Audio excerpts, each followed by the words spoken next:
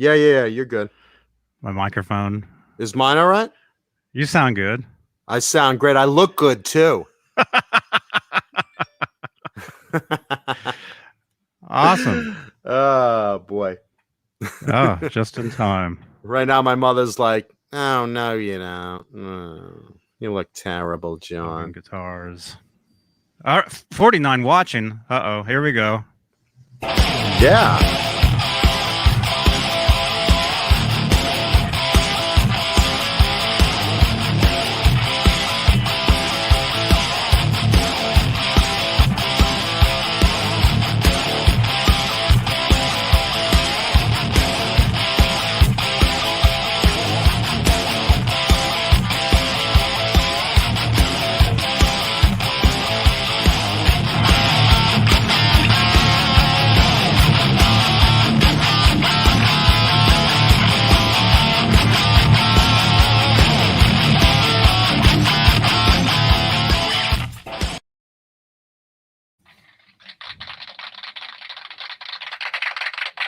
Thank you so much.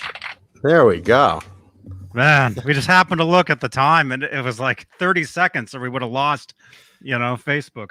Wait, Johnny, I still have time to have sex. There's 30 seconds still. Less than 30 seconds. That's about right. I mean, man, I'm logged out of everything. Dang it. darn it. You're having your issues. I'm having issues here. Welcome to Tech More on Tuesday, everybody. Oh my gosh. We're having a tech storm from hell. All right, this is almost useless. Like me. There we go. Here we go, Bonnie. Here we go. All right, that'll help. All right. Hey, everybody, this is Johnny Beane and John Mancuda. It is Talking Guitars and 80s Metal Live. Live! Thank you for being here. And quick reminders, this is also a podcast, so you can listen to this over on iHeartRadio, Spotify. I should have this stuff memorized. TuneIn, Stitcher, radio.com, SoundCloud, Google, Apple, probably everywhere you get your podcast, you can listen to these shows. We are the darling of iHeartRadio. They love us. Yeah. So make sure to do that. And also we are live on We are live on YouTube, of course, where we have executive producers like Charles Green, Wayno, Joe Christian, Michael B., Thomas Santiago, Music Therapy Laz, Bent Tom, The Chad, James Gum, Michael Smith, Stephen Franklin, Dad Halen, John Moronic, Jim Ray Hawkins, Mike Neese, and Steve Carmichael. Steve Carmichael? That's the top tier of channel membership here on YouTube. If you'd like to become a channel member, click the join button below. And I can't see any thumbs because I'm not logged in. Those are the big bosses. Yeah. So make sure to join. Join. I can't see my thumb because it's out my rectum. Oh my gosh. And what else? You can help support the channel with the lights. Any super chats will change the color of my lights. It's very, very exciting. It's the latest in brand new technology. And Lenny Lou is in the Discord. Yeah, right send money to my PayPal and it turns my balls blue. So if you want to have some fun, there you go. And also we are live on Facebook. We're on Johnny Bean TV Facebook page. We have Facebook stars. And we're also live in the Van Halen 1974 to 2020 Facebook group where we are approaching 50,000 members. 50,000? And they're all watching right now? Well, yes. Probably. Yeah. Yeah, why not? Yeah, why not? Hundreds are added daily to that. Hourly. It's incredible. There's like 37,000 Nigerian princes in there alone. Well, yeah, we have filters for that stuff. But no, it's slowly becoming one of the better Van Halen Facebook groups. It truly is. We have amazing people in there. So I'm gonna have to make a card for it to show on the screen. Next show, I'll do that. Yeah, I'm not logged in, so I can't. Is Nightbot even here? I don't know. Is he? I don't know. And Neanderthal should be along a little bit. Yeah. All right, I'm gonna try to log in because I have to log in on this other computer to be able to run these shows. So. Yeah. So while you're dealing with that tech problem, I'll tell everyone why I'm looking cross-eyed today. So we got a pollen season coming out here in California now, and I have allergies to pollen. So the last few days, my eyes have been totally swollen, and there's just pollen getting in my eyes, and so like my eyes are all raw right now. So I'm like squinting, and then of course. I'm thinking, hey, I'm going to have the chat today because, I got my new iPad up and running, and I'm thinking, oh, great. I'm going to plug in, get the chat. And like an hour before we go live, which is usually when I like review the latest music news, I realized I don't have one of these.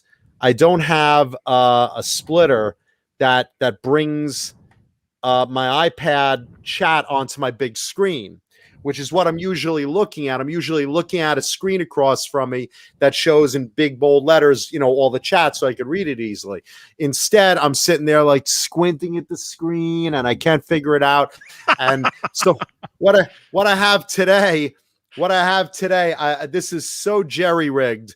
This is like MacGyver level shit. I have a guitar case propped up next to me with my iPad duct tape to it so I could see a chat window. It's still small, but at least I have a chat window.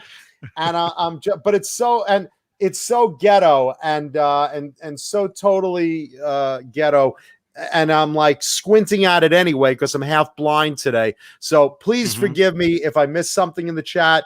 I'm trying to pay attention to it, and please leave thumbs up anyway. And speaking of thumbs up, look who's here, boys and girls.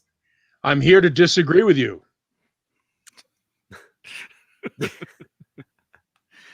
Yay. Yep. David Scher. Thank you, man. Speaking of thumbs. Good to see you too, Black Salami. I'm glad that I'm appreciated. Thank you, Black Salami. That's very nice. Yep. I'm not sure if he's the Statler or the Waldorf to the show, but God love him. He's a Siamese. There's my buddy Mike Mers in the chat.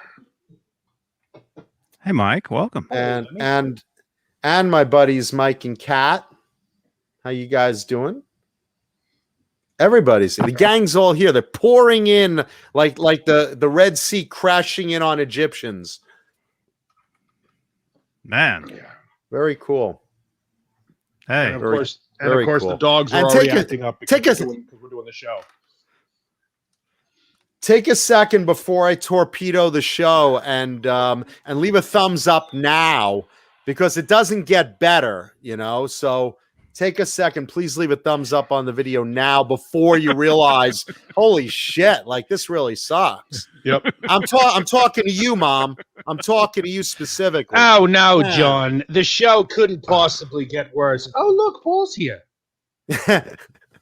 I thought the show couldn't get worse. Well, thank goodness that Neanderthal is here to save it. Yes, he's here to make sure that John is as disappointing as I believe him to be. I was making out my will the other day, and I left it all to Neanderthal and John Biel. Yes, it all goes to John Beane. I mean, I don't want it to, but that seems to be where everything ends up anyway. I like the way those lights change, so I'm leaving it all to Johnny Beane. Yes, and in increments of $5 to be deposited every 9.5 minutes so that the colors change. I find it makes the show festive. I do like those lights. It brings me more entertainment than John does. I've been He was seeing lights talking for of- weeks now. I'm walking toward He the was- light, the one in the corner. he was talking about me with the Dolphins flippy and floppy last week. I wasn't entertained. That was a traumatic moment for me. So should we start the show off with some stupid motherfucker paid like 30 or 40 grand or something like that for that 50 grand. 50 grand for that fake 50 guitar. grand. Yeah. Yeah, for that fake Van Halen guitar. Yep. And right now someone's thinking, yup, that's the one that Eddie played. It's Frankenstein. No, it's not. So, it's fake. It's Fakenstein. Fakenstein. Yeah. So that happened. Thank you, and, James Gump. And other than that, there's nothing else to talk about. Good night, everybody. Thank you. Oh, I knew I should have left a thumbs down early. Thanks, Mom. Currently at 4. Yeah. For what? Well, my mom, Johnny, Black Salami. Jay Hannon, and Black Salami. Yeah. Okay. Yep. So there you go. By the way, the Kirk Hammett's guitar went for 100K. 90,000 plus juice, 100K. That's insane. For a guitar he only played in a video. But it's real, at least. Sure, I can see and by that. the way, there are 4 more Van Halen guitars going on the auction block that apparently one of his techs has decided to make money off of. And there's another Kirk Hammett guitar. Now, which auction house is handling all those, Paul?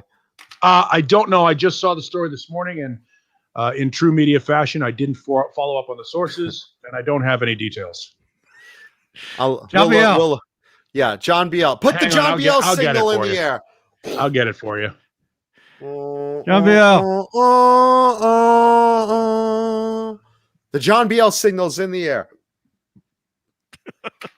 And to John Biel, you were my favorite John other than Johnny Beane. There are lots of Johns, and you are one of them. Yeah, the only one I don't like is my son. That's not nice. Wow. I didn't do it. The online auction house is called GottaHaveRockandRoll.com. Really? And the estimate, oh boy. I told you that before we started. There are 4 lots. And lot number 5 is allegedly a Kramer Beretta, personally owned, signed, and heavily stage played. They're estimating between 6 and 800K. The stage played Tic-Tac-Toe Charvel art series, which is, for those that don't know, the Charvel art series was something that Eddie did in between sort of guitar deals. He cut a deal with Fender to do these Charvel guitars that he hand painted and would play for one song on tour. And this one is one of those guitars, I'm assuming, that he played at one of the shows, and it's said to be expecting to go between 200 and 250,000. The Eddie Van Halen striped and played Frankenstrat with Eddie's cigarette butts, and apparently there's authenticity. What I don't understand is how this personally owned, signed, and heavily stage played guitar is supposed to go between 6 and 8, but the other one is only supposed to go between 1 and 150. They're essentially the same guitar. They have almost the exact same, if not the exact same, stripe pattern, a little bit different, but not much. I know the stories with these guitars. And then, of course, there's a No Bozos. Looks like a Music Man, but I haven't looked at the headstock. I think it's an Oh, there you OLP. Is it an OLP? I think so. Yeah. Hang on a second. I'm going to zoom in. Yeah, it doesn't say, but I'm going to guess it's OLP. Let me look at the trem. Yeah, that's OLP. Mm-hmm. By the way, do you notice in the chat there's like a couple of new fake names that are obviously the same person? Now, You know, I rarely pay attention to the chat. Which one? It's like Black Salami has like 5 accounts. Oh yeah, all saying the same thing. sure. Oh, like this one? There you go. And you sit back. The great part about it is you got to figure, in order to have that many names, you have to be signed in on 4 or 5 different accounts on YouTube. So how many windows do you have open to make that happen in real time? That's something. That's commitment. It's like what that is. It's like Ozymandias in Watchmen looking at 10 different screens, and he's like, must sabotage the Johnny Bean show, must leave bad comment, must call Mancuda cheap. Tube Supio is asking, what is OLP? OLP is called officially licensed product. It's an Asian manufacturing plant. My guess is Cort and or Samick, who built guitars licensed by Ernie Ball, but they're built out of very inexpensive Asian parts in order to have an affordable version of the Eddie Van Halen Music Man. Mm-hmm. And they don't make them anymore, and they're actually, for the dollar for dollar, they're as good as any entry-level guitar, if not better than most. And again, personally owned by Eddie Van Halen, right? I don't know if that one was owned by him. It was owned by like somebody's like a friend's kid or something. And he Ellie? signed it. Ellie? Is it Ellie? Hi, Ellie. Is that Ellie's guitar? My guitar is gonna go for a fortune. I am not thrilled about this product placement here at all. No bozos. No bozos. Funny thing is, I bet I'm the only one on this show that owns that book. Which book? No Bozos. I don't have a copy. Do you? Yeah. Johnny? No, I don't. Yeah. Oh, there you go. You're in. Just curious. Could someone do roll call, because I could barely see it? No Bozos. Nice. Awesome.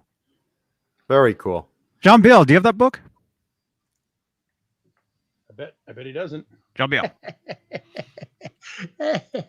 I'll bet Caleb has a copy. I bet no. Let's see. I bet I'm No, the you only don't one think? of us. I bet I'm the only one of us that has that. Wow. Mm-hmm. And I found it by accident, for 50 cents in a cutout bin somewhere. And to my friend Wow. Mancuda, I bequeath the No Bozos book. That's There the you funny thing go. about it is, for something that is as famous as it is, that picture and that T-shirt and that phrase and that logo and all the shit that comes with it, I bet most people don't even have the book. Mm-mm. All right, let's do a roll call, because I want to see who's in here. Right now, if you're in the chat right now and you want to hear your name, please type in your name right now, because I'm going to start right off the gate with my girl Sandra Picorni. Connie, Connie, Connie, me love you long time.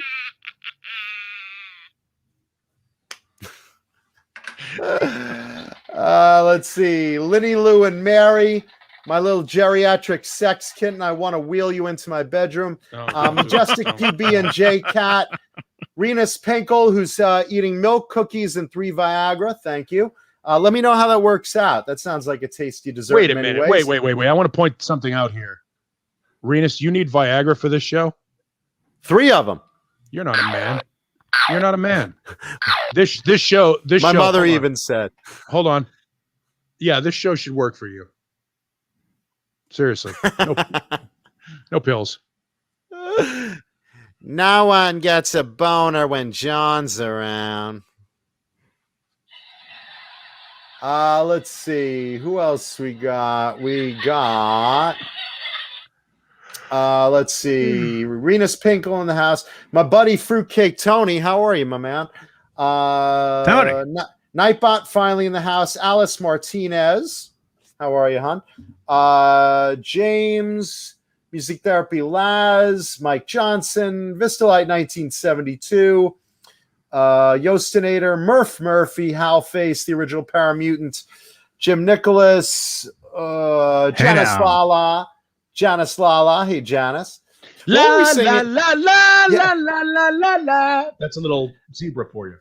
La A song la called la The la La La la Song. la la la la. Yep.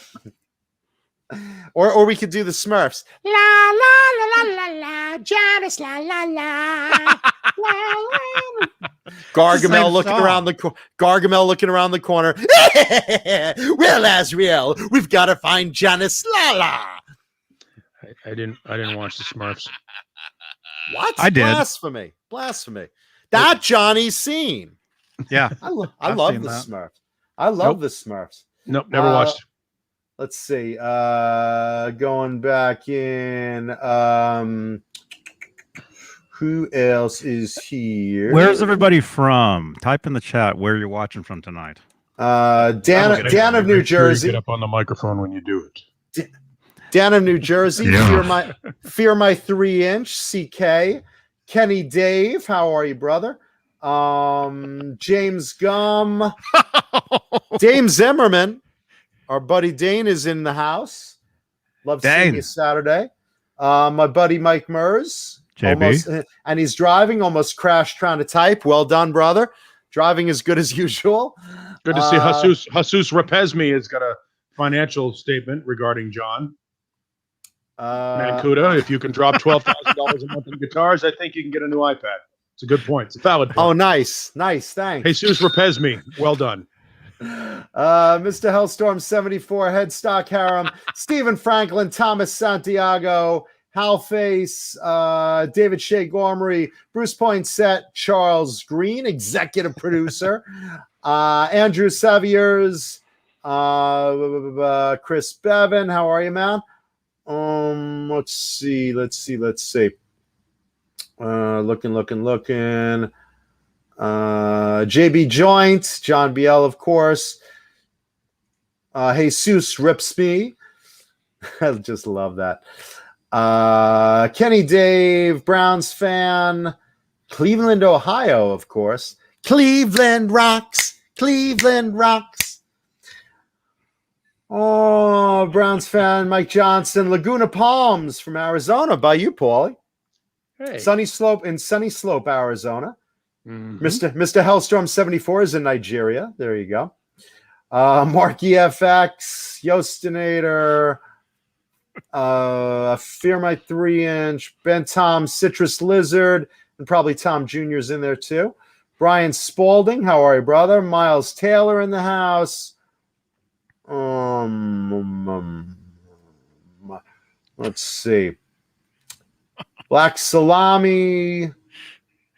And everyone else. Everybody's here. And the Everyone. rest. And the rest. Here on Johnny Bean's Isle.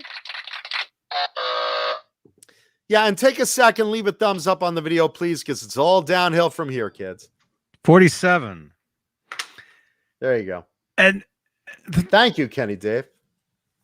yes. Oh, Thank and you. by the way, here is my t-shirt of the week, my new, out of the new bunch, Pink Trans Am, baby. Pink Trans Am, like Sammy Hagar said, Highway Wonderland. Yeah, look at that. I had a couple of Trans Ams over the years, and I always loved them. And I love that screaming chicken Firebird symbol. So I saw it in pink on black. I was like, those are my colors, baby. You bet. I had my next door neighbor growing up had one of those, had one of the 6.6 liter, like the Bandit Love deal. them. And occasionally she'd drive Was me it to black school. and gold? Yep, black with the Black, gold, nice. with the gold trim. Bandit. And occasionally she'd drive us to school. And that car was always fun. Rattled a lot. They were very rattly.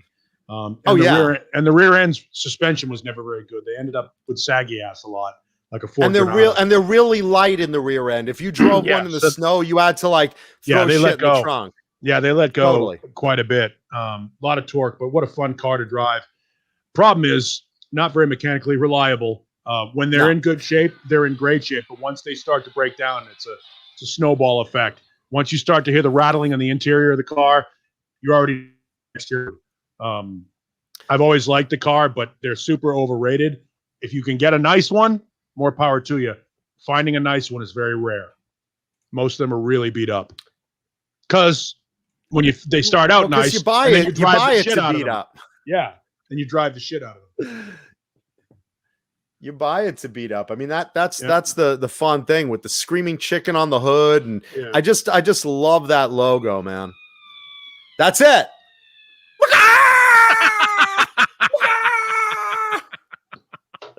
Yeah, I want to put like dark. I want to buy a black one and put like Dark Phoenix on the logo. You know, put like Jean Grey, Dark Phoenix from the X-Men across the hood instead of the actual Firebird. It looks very similar. Yeah. Or maybe Paulie, Battle of the Planets, the Fiery Phoenix. Yeah, that'd be cool. The spaceship. You know, it was one of the things that's cool. If you look at the city of Phoenix, its logo is a Firebird coming out of it's in a circle. Yeah. It's pretty cool. Nice. It's a pretty cool logo. You see it on all the cop cars and shit like that. Oh, that's cool. While you're All running. the cop cars are Trans Ams, yeah. You look in your rear view. We gotta loot him. Hey, look at that logo, man. By the way, Lemmy has decided her ass must be shown to everybody. Everybody, there's Lemmy's ass. Good girl. Hey, Lemmy. Lemmy is very old now, so she's getting a little slow. That's okay. You give her that ball. Drop. She just wants this. See, Ace is give it to her. She's a good girl. Yep, she's gonna get Ace, and Ace is gonna get pissed about it. Here you go, Lemmy. Have fun. Ace is like, "What the fuck did you do that for?" What the fuck? Oh, he gets so mad. What the fuck? He's so jealous because she doesn't really have to work for it. That's what my parents used to do on holidays. It's like, oh my God, you got me a Millennium Falcon. No, I got it for the neighbor's boy. There you go, Tommy. You get a crab apple. Trust me, this guy gets more than his share of affection, clearly. He's a good boy. Fruitcake Tony says, if you didn't have a Trans Am or Camaro back in the day, you had a small pecker. Actually, Tony, I had a Trans Am and a Camaro back in the day because I had a small pecker. And one at a time. One at a time. Joker, and a triple. No whammies. Small peckers. Stop. Oh, you're impotent. Yeah, well. You got a tiny dick. I've always loved that show. I thought the whammy was my favorite. It was my favorite way to lose on any that and The Price is Right. Boom, boom, boom. What was that? The Joker's Wild? Is it? What? Press Your Luck. Press Your Luck. Okay, that was Press Your Luck. The whammy was the greatest loser. That was it was the first time I'd ever watched a game show where they mocked you for fucking up. They're like, you suck! Like all the time. Oh, well, there's the whammy. You're the mailman sleeping with your wife because you suck in bed. Normally it was kind of like you'd have Bob Barker would be like with his long fucking microphone. Well, that's unfortunate that it didn't work out for you there, but we'll see you again in the Showcase Showdown. But in Press Your Luck, it was like, you fucking loser! It was the Sam Kinison of game shows. Bob Barker was always so polite with that big, lean little stick mic. And he's like, okay. And the washing machine says $89. Is it higher or lower? It's lower, Bob. I don't think you should say that. You want to take another guess? It's lower, Bob. $89. Do you know of any washing machines that are $89? Lower, Bob. You sure that's your final answer? Wrong game show, Bob. Lower. And it's $740. Oh, I'm sorry. We will see you when you spin the big wheel. I always love in the beginning, the first item up for bids, everybody bids, and one guy goes, $1. You know what that should say? I can't afford it. There's always one person that goes $1 or like just over the top.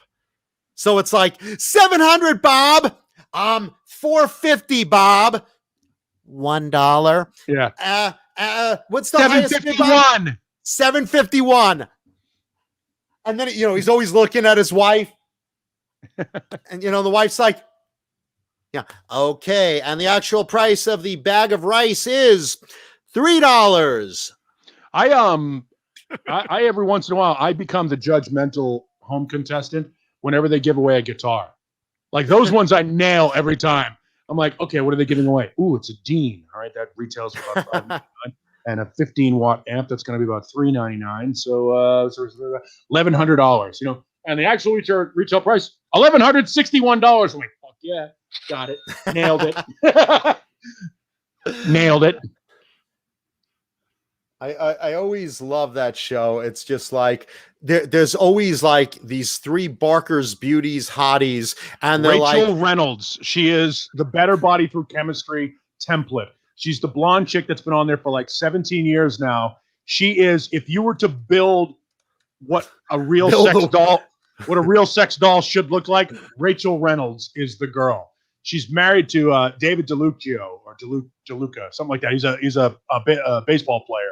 But she's ridiculously perfect, and every season she comes back, you can see a little more nipping, a little more tucking, a little more. It's like she's like Mr. Potato Head. They work on her in the off season, and every year she comes back, she's perfect. What's her name? Rachel? Rachel Reynolds. She's from Mandeville, Louisiana. I could just see like Bob Barker going, and let's welcome our hostess, Rachel. Rachel looks like she had a little work done. Let's see.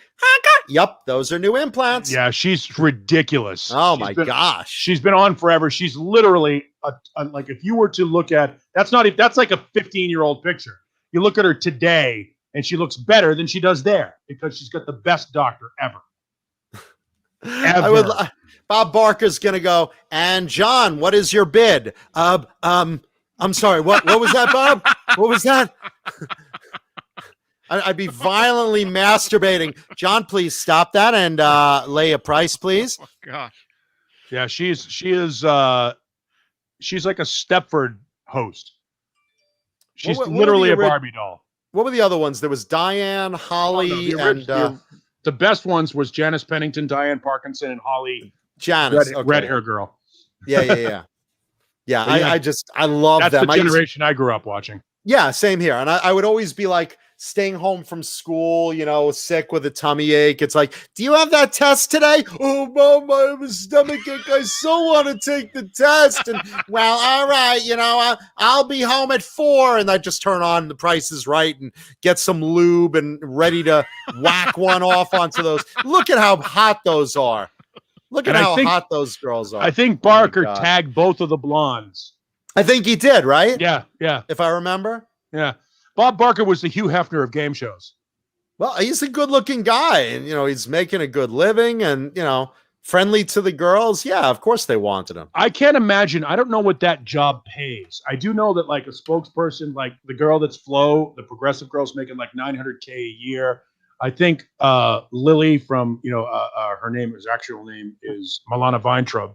I think she's super hot. Super hot and super genius. Like, I have a super crush on her. She's smart. She's funny. Yep. She's got everything. Great. She was great on At Midnight. She's making like 7 figures. She now has like content control over those commercials. That's why you see her not wearing as tight clothing, and she's behind desks now, so it doesn't show off her body, because she's one of those women that like took to the internet about being objectified and having all of her pictures manipulated and all that shit. Because she is super, super hot.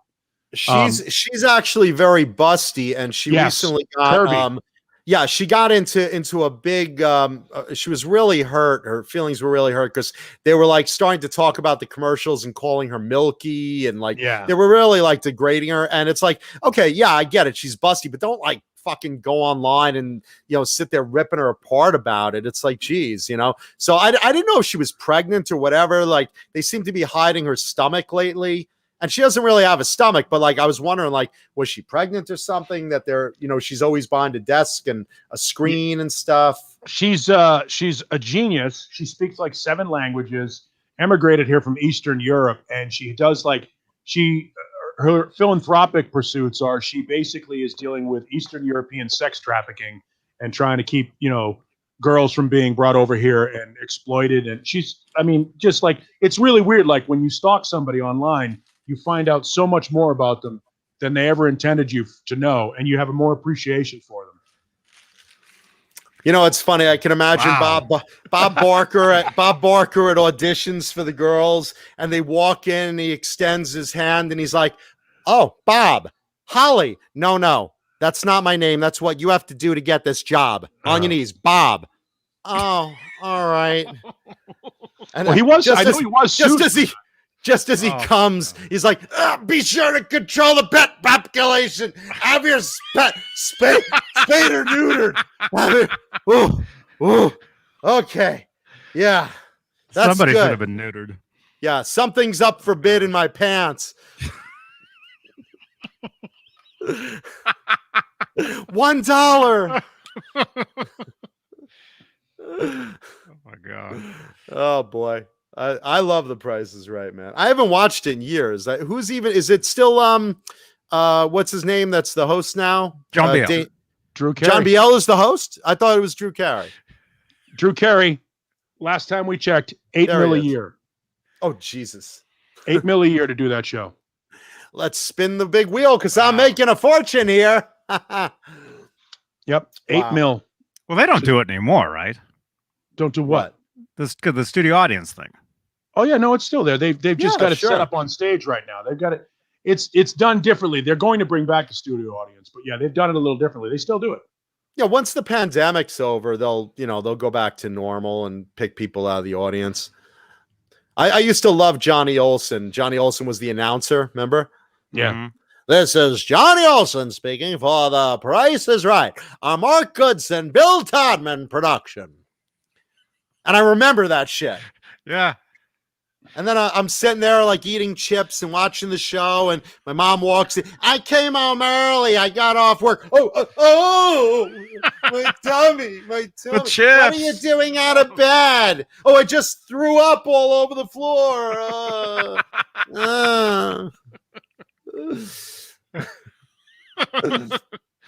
Hey, Will. Welcome, man. Welcome, Will. Speaking of 80s guitars, Jeez, my eyes are like so fucked right now. I'm like squinting to see this little jerry-rigged chat I have up here.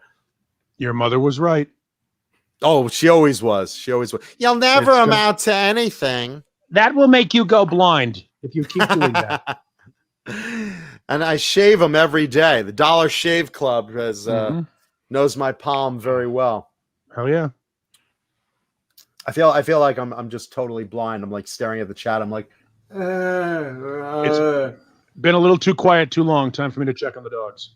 yeah, my eyes are swollen, among other things, thinking of Barker's Beauties. mhm. I used to watch that in reruns on Game Show Network. Like, Oh, at that's fun. Like at midnight, they would run that and like marathons of it, and it'd be from the 70s, 80s. You know, I get horny at midnight, so that works. That's okay. Let's see. Yeah, no, Alice Martinez. It's not a nearsighted or farsighted thing. My eyes are like really swollen from like there's a crazy amount of pollen here in LA this week, and they're like all red and swollen, and now I'm over here and Johnny's over there. I don't even know how that's happening. helps for the little banner there. Okay, well there you go. Your face, it was like blocking your nose. Oh, good. Well, what are you saying about my nose? Oh, yeah. Well, now at least I have the live timer feed right here, so that's good. There you go. Yeah, I'm like fucking every 5 minutes I'm like clearing it out with saline and just like rinsing my eyes, and I'm like, oh, now I can see the chat, and it's like, let's see, what does it say? The show sucks, Mancuda. Oh, good. Glad I watched that. Thanks, Mom. Let's see. Arena says Big Bush. Yeah, right on topic, brother. Jim Nicholas wants to know hints on tonight's show and tell guitar. This was the guitar I was going to show last week, and the same clue. It was a dark and stormy night. So there's your clue for what tonight's show and tell guitar will be. It's going to have Snoopy on it. It was a dark and stormy night. I love that. Every time Snoopy would start writing a book, that was always the beginning. Yep. By the way, for those of you who are always looking for new music, it's not necessarily new, but one of the best bands in the past 15 years, Rival Sons, have re-released their first 2 records on their own label. For those that don't know who Rival Sons are, they're about 5 records deep into their career. Band out of Long Beach. Jay Buchanan may be the best singer in rock today. Jay Hannon? No. Jay Buchanan and Oh. Richie Kotzen may be the two best singers in rock today. And Rival Sons are a fantastic band. They opened for Black Sabbath's last tour. And their very first full-length album, Before the Fire, has been re-released. And their EP that they put out on their own label way back in the day has also been re-released because they have their own imprint on Elektra Records now called, I forget what the name of the Sacred Recordings or something like that. And so, if you are a fan of Rival Sons and you haven't been able to find their early material, go pick it up. It's well worth it. So there. Very cool. Yeah. Let me just plug this. Let me just plug this. Yeah, there's nothing in it for me. There's nothing in it for me. I just think you're a great fan. No, listen, we like to recommend good music. I mean, I was listening to, I know you don't like them, but I was listening to Rock's Gang this week. I love that song, Schools for Fools. Right. Or, I'm sorry, Too Cool for School. Too Cool for School. Yeah, and I love that I have song. the Rock's Gang record. It's not one of those ones. I did do this, though. I did put Def Leppard on shuffle the other day. And I don't know that all of it, just the band. Okay. You could take the band and hit shuffle and you hear. I came to the conclusion, and correct me if you disagree, or debate me if you disagree. Early Def Leppard, On Through the Night, High and Dry era Def Leppard is absolutely the United Kingdom's equivalent to Riot. If you go back and listen to those songs, the riffs and the song structures, Riot went from Long Island over to Europe and became embraced by the new wave of British heavy metal. And obviously, Riot predates Def Leppard. I am of the opinion that the guys in Def Leppard, originally Steve Clark and Pete Willis, were big fans of what Riot was doing in the early days. And that's what On Through the Night, Get Your Rocks, High and Dry era Def Leppard sounds like. And then obviously Mutt Lange came in and polished everything. But I would venture to say, for those that haven't done so, go back and re-listen to early Def Leppard music and then put on Narita and Fire Down Below by Riot and A-B them next to each other. And I think you're going to hear a lot of similarities between the two bands. You know, I never put two and two together like that. I will say similar guitar work, but I like Riot better. I think Riot was better writers. Early on, definitely certainly Riot was a better band. You know, but I honestly think Def Leppard heard that and said, we want to be that style of band, a very similar style of band. And you listen to stuff like, Wasted and Hello America and a lot of that stuff. Now, obviously, they had a different melodic sensibility and developed and went into their own direction. But man, early Def Leppard sounds a lot like Riot to me. And then the later Def Leppard stuff with Vivian Campbell, which gets a bad rap. I listened to the Yeah record the other night, and Jesus, they still know how to write songs. Even though I prefer the Steve Clark stuff. Yeah. There's some great stuff in there. It's different. It's just different. Yeah. I mean, you could probably break Def Leppard into three areas that, pre-Pyromania, after what's the one with the eye? Not Hysteria, but Adrenalize. After Adrenalize. Yes. And that's it. Those three eras. There's the first two. The middle one the best. There's the first two records, the middle four records, and then the rest, everything that's in the rest. There's definitely three different versions, almost like Van Halen, except with way more success in the later part of their career. I mean, could we call it the Vivian era? I mean, you have to. Vivian Campbell's been in the band as long as anybody has ever been in the band, with the exception of Joe Elliott and Rick Allen. You know? So he's, I mean, it's a, and I think later Def Leppard, because they are, and by the way, they're chameleons. They're a band that has been able to reinvent themselves, not unlike Bon Jovi, and remain relevant. They make more money now. Def Leppard makes more money now when they play than they did in their heyday. How weird is that? Look at what they're getting for that stadium tour. I mean, think about that. That's insane money. Yeah, agreed. But again, there's the thing that it just sort of clicked to me when I was listening to the early Def Leppard stuff. I'm like, God, this sounds just like Riot, except with a different singer, obviously. But the riffs and the song structure, very paralleling of Riot. And I want to believe that they heard Riot when they went over to England and said, yes, this is what we want to be like, because they're very similar. I could definitely see it with the guitar Mhm. work. Again, slightly different writing and melodic, but I could see definitely the influence. And I love David Shea Garmery bringing up White Lightning on Adrenalize. I love that song. That's their tribute to Steve Clark. Right. And I thought that was an incredibly powerful song. Steve Clark's super underrated guitar player. Reminds me a lot of Billy Duffy from the Cult. Has a ton of riffs in him, but is not overpowering in the way he played or the way he wrote. His songs groove. Very quiet as a personality too. Right. You know, obviously everyone knows, you know, Joe Elliott and Phil Collin and Rick what's his name? Rick Allen and Rick Savage. And Rick, right. So The Ricks. But for some reason I don't even think I heard Steve Clark really even talking, much less being a character during an era of characters.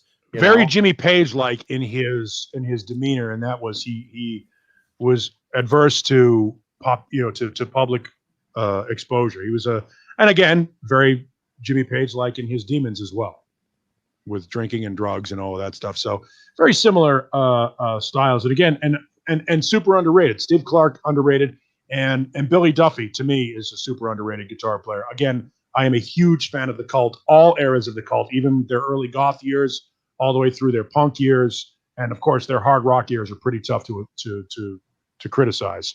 They were as good as anybody out there at the time. I like the Cult. They were again one of those bands that was just very, very I guess quiet as characters. You didn't notice them as much. I mean, obviously they had a big hit. To be mysterious. They had a big hit with Firewoman. That was like, you know, everyone noticing them, but they didn't like, you know, break out other than, you know, just, you know, a single here and a single here, but you never really thought of them the way you think of, oh, Bon Jovi, I can name every member in the magazine. Right. You know? Well, it was, I mean, look, the Cult is the three things that you notice about the Cult is Ian Astbury, obviously trying to be a modern day Jim Morrison by design. Billy Duffy with amazing hair. Yes. And a fantastic voice, a better voice than he gets credit for. Billy Duffy looked like Billy Idol playing what do you call it? Guild? No, he played Gretsch guitars. But it looked like Billy Duffy looked like if Billy Idol played Brian Setzer's guitar. And a super, but it's Ian, Billy, and everybody else. They had multiple different rhythm sections. They couldn't keep the band together because Ian is very difficult to work with. Matt Sorum played drums on a bunch of records for them and really laid down a good back line for them. Again, a band that I'm a huge fan of. I believe that She Sells Sanctuary did in 1984-85 what Smells Like Teen Spirit did in 1991. It was one of those songs that brought that form of alternative goth, sort of under the radar college music, to the mainstream. I think that She Sells Sanctuary opened the door for bands like REM. JB Joint brings up Racer X. What's our opinion on Racer X? Obviously, I love Paul Gilbert, and you know, it's basically the pink and green attack. I never noticed Racer X back in the day when there's Johnny's photo. I never noticed Racer X back in the day. They were not a band I took notice of. I first found Gilbert when he was in Mr. Big. I didn't notice him in Racer X. Nowadays, I have those albums, and I love, you know, that song Into the Night, or was it Into the Night, right? And their cover of Heart of a Lion is fantastic. I mean, you know, it's Paul Gilbert. I mean, he's a well-known guitar hero, you know. But in the day, I didn't notice them. I never heard of them back in the day. It's interesting because bands like Racer X and Cacophony, at the time, seemed like a little too much too soon. Ahead of their time. Yeah, the musicality in those bands were so. They were so far ahead of everybody else. It seemed like, you know, we were so used to seeing great lead singer, great guitar player, That David Lee Roth, Eddie Van Halen, Mike Tramp, Vito Bratta, you know, Stephen Pearcy and Warren DeMartini, you know, Doc and George, that kind of deal. when you had a band that had a singer with like a 5-octave range, 2 shredding guitar players, a bass player, John Aldrett plays like, or Juan Aldrett plays like Billy Sheehan, and Scott Travis and drums. I mean, everybody in that band was a virtuoso. It was almost like too many notes crammed into one 4-minute song. At the time, it was so contrary to what we were used to hearing. We were used to hearing these Motley Crue, Rat, Dokken type pop songs. More blues melodic kind of bass. It was way too intense, I think, for most people to get. In hindsight, you look back on it and go, oh my God, this is brilliant. Yeah. But at the time, it was a very small, it's still a very small audience of people that love that band. I happen to love all of Racer X. Finding the first 2 records on CD is very difficult to do. Street Lethal and Second Heat are very difficult to find. Now, but when I first looked for them, which was again in the 90s, they were very easy to find because everyone was getting rid of their CDs. Yeah. Everyone was getting rid of this. I was filling in blanks at the used record store. By the way, for those that don't know, here in Hollywood, Amoeba Music reopened like 2 weeks ago. And to this day, every day from morning till close, there is a line around the block to get in there. I mean, like multiple blocks down the block. And it's like, wow. I mean, we're talking, everyone's so hungry for like feeding their music collections now. Well, that's because they only let like so many people in at a time, probably. Sure. But I mean, understand, these people waiting hours. These people waiting hours. Didn't used to be like that though. No. Used to cram people in there all the time. Sure. But I mean, think about it. I understand, we're, pandemic and social distance, yada, yada, yada. But right now you could go on eBay or Amazon and get old music. The trick is they love to go out and literally flip through the bins and have it in hand. There's something fun about it. And it's a visceral experience. It's a visceral experience. Music is not bottled water. It's not soda. It's not sneakers. It's very personal. And it's almost like, again, we've talked about this before. How many of us bought Iron Maiden without ever hearing Iron Maiden because we saw the record cover and went, cool. Well, there are a lot of times I would also look on the back of a record and go, oh my God, this is produced by the same guy that produced Judas Priest. It must be good. Like you start to look for that common thread. And I think that's there are certain bands, like for example, as I mentioned, Rival Sons earlier. Rival Sons records, their first few records were released on Earache Records. Now, Earache Records is like a death metal hardcore label. It's not a label that you would hear a traditional hard rock band on. So when you see Earache Records and you see Rival Sons, you go, well, this must be hardcore, or it must be death metal, or it must be, extreme metal, something because it's on Earache. You don't think to yourself, why would that label have a traditional hard rock band on it? That's part of the visceral experience of flipping through the records. You would say to yourself, oh, look, a hard rock band, they're on Geffen. I probably should buy this. Or they don't sign I remember Combat also. Combat was also very thrashy and stuff. Yeah. So I was like, okay, I'll pick this up, But I know, I would look for, obviously Maiden's album covers are super cool. We've talked about that before. But I would look for anything in the genre that had either a name, a logo, or a design on the cover that just looked 80s metal. So like I would see like, okay, what's new this week? Silent Rage. Okay. That sounds metal. Yeah, but here's the thing. I'm pulling it out my ass. You look at that Silent Rage record, you go, oh, Silent Rage. This guy's naked on the cover. He's going to chant. Then you flip it over and go, produced by Gene Simmons. Gotta have it. Gene Simmons found Van Halen. Gene Simmons produced Keel. Gene Simmons produced Black and Blue. Gene Simmons produced House of Lords. This must be good. Well, Gene Simmons gets a fart once in a while because Silent Rage was not good. I think I liked but his average was still pretty good. I think I liked one song off of that album. But, look, it's one of those that I could put in the background somewhere and just, play through. And, it's just guitars going in the background. It's not when I'm going to sit there, with the liner notes really saying, wow, this is a great song, I try that with some of those records. And I have some, like the Roxgang record. I don't listen to the Roxgang record. I just don't. I have it, don't listen to it. Don't know why I still have it. Have it because because I'm a curator of this style of music, and I love this style of music, and I feel like it's my responsibility to have an archive of that. Like, as a curator of that kind of music, if you love that kind of music, in order to be somebody that is not, you don't want to speak about shit you don't have any knowledge on. You know what I mean? So you should at least have an informed opinion. Even if it's a negative opinion, it should at least be an informed opinion. There's nothing worse than shitting on a band you've never heard before. No, absolutely. I mean, always give someone a chance. Dane Zimmerman brings up, he always looks for everything on Lookout Records. It's a punk label.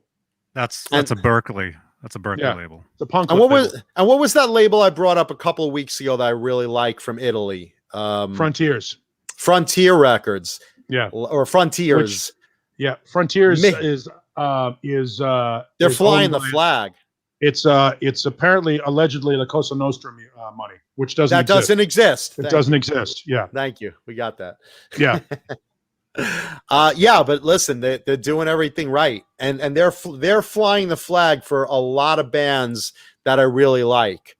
Yes. And, yes. Look, if it weren't for Frontiers, we wouldn't have Mr. Big. We wouldn't have Burning Rain. We wouldn't have Extreme. We wouldn't have. I mean, there's a lot of these. They've picked up a lot of the slack where all these major labels who are looking for the next, I don't know, Shinedown. What record? What rock band do we give a fuck about this week? We don't really care because rock music right now is not in favor. So until some band like Nirvana or a Rage Against the Machine, a band, and I don't mean a band that's been around for 30 years, a new band comes in and lights up the collective cash register of the music industry. Until that happens on the rock side, and it's unfortunate because there are bands that are trying to do that, like Rival Sons, like Dirty Honey. There are bands that are very, very good, but for whatever reason, because of the way music is consumed these days, they are not highlighted. Maybe, I mean, I'm hopeful that the Mammoth record. Here's the thing: I'm hopeful that the Mammoth record does well. I think we are more excited about the Mammoth record than the general public is. I think it's not the general public's general public style of music. Hip hop is, and R&B are the two, dominant things in country and whatever, but regionally at least. I would love for it would be a beautiful sense of irony and justice if Wolfgang Van Halen were a guy not unlike his father did in 1978, a guy who brought rock music back to the center. Because remember, when Van Halen came out, we were listening to bands like The Knack and Sniffing the Tears. New Wave and Skinny Tie Rock were sort of the flavor of the month, and hard rock was not in favor in 1978. And then all of a sudden, the Van Halen record comes out, and the pendulum moves back towards the middle. It would be great and justice if Wolfgang could do that. There was less genres of music, than there are now, especially with rock music. You're absolutely right. So much more now. Yeah, the fragmentation doesn't help. I think the hottest band that's going to come out to bring music back is Gizmachi. That's the one. Well, Gizmachi's been around for 20 years. That's the funny thing about it is they've been doing their thing for a long time, and that's great. And I certainly wouldn't shit on Jay or his band. I think they're fantastic. But I think it's interesting. Hi, Ellie. Yes, hi, Ellie. Shit on Daddy. I think it's interesting that most Stop play. It's very difficult for a new band. I mean, a band that's been around and had to pay their dues is what's getting, what's moving the needle right now. People like I just saw, and I posted this to Johnny and some friends earlier today. Dave Grohl is working with Mick Jagger right now. Dave Grohl is quote unquote the savior of rock music, and yet he's been around for over 35 years. Like, the idea that it's been over a generation, and there are young kids that still think Dave Grohl is the tits and good. Hi, Ellie. And it's great, but he's been around 35 years. There's got to be, as much as I'm not a fan of Greta Van Fleet, I believe any band that causes any kid to walk into a store and head for the guitar wall versus the sampler wall or the software aisle is a good thing. I do not like Greta Van Fleet. Make no mistake about it. And I sound like Gene Simmons when he was talking about Anthrax. I love the energy and I love the inspiration that causes guys like, kids to go grab a guitar and want to play like Greta Van Fleet. More power to them. No, I agree. And, you know, bands like Nerd Halen, for instance, are blowing the doors off of the top 40 lately. And David Grohl is truly one of the nice guys in music. And again, he has great reverence for the history of music. Think about this for a second. Dave Grohl is clearly the most talented guy that was in Nirvana. All right. He's made a record with Paul McCartney. He's making a record with Mick Jagger. He was in the most important band of his generation, and unfortunately, I don't think he was on the original record, but he's the guy, he's involved with changing music. He was a guy who changed music, and he's now recorded with two of the greatest living rock stars. And oh, by the way, Lemmy too, three of the greatest rock stars in the history of the recorded form. It's pretty cool to see he's now become that elder statesman. Well, he's up there in almost Bono territory with his status. Yeah, he's becoming, Yes. He is the next Mick Jagger, the next so-and-so. The next Paul McCartney. He's becoming that guy. He's becoming such a powerful figure and I don't want to say it, not like power, like he's egotistical, but a reverential figure. I'm gonna look at him a lot like Slash, because similar. Yes. Slash also loves to collaborate with like all different genres and cross-pollinate on his albums and his projects and other people's projects. And I'd say also you could say George Lynch, but Lynch to a lesser extent because he doesn't have the recognizability of someone like Slash or Grohl. I'm going to take the bait, CK. You're absolutely wrong on this. Bono is the kind of guy that can meet with world leaders with a phone call. There's no way. Yeah, no. Bono's Dave a Grohl humanitarian legend. Yeah. It's different. Bono is Mother Teresa level.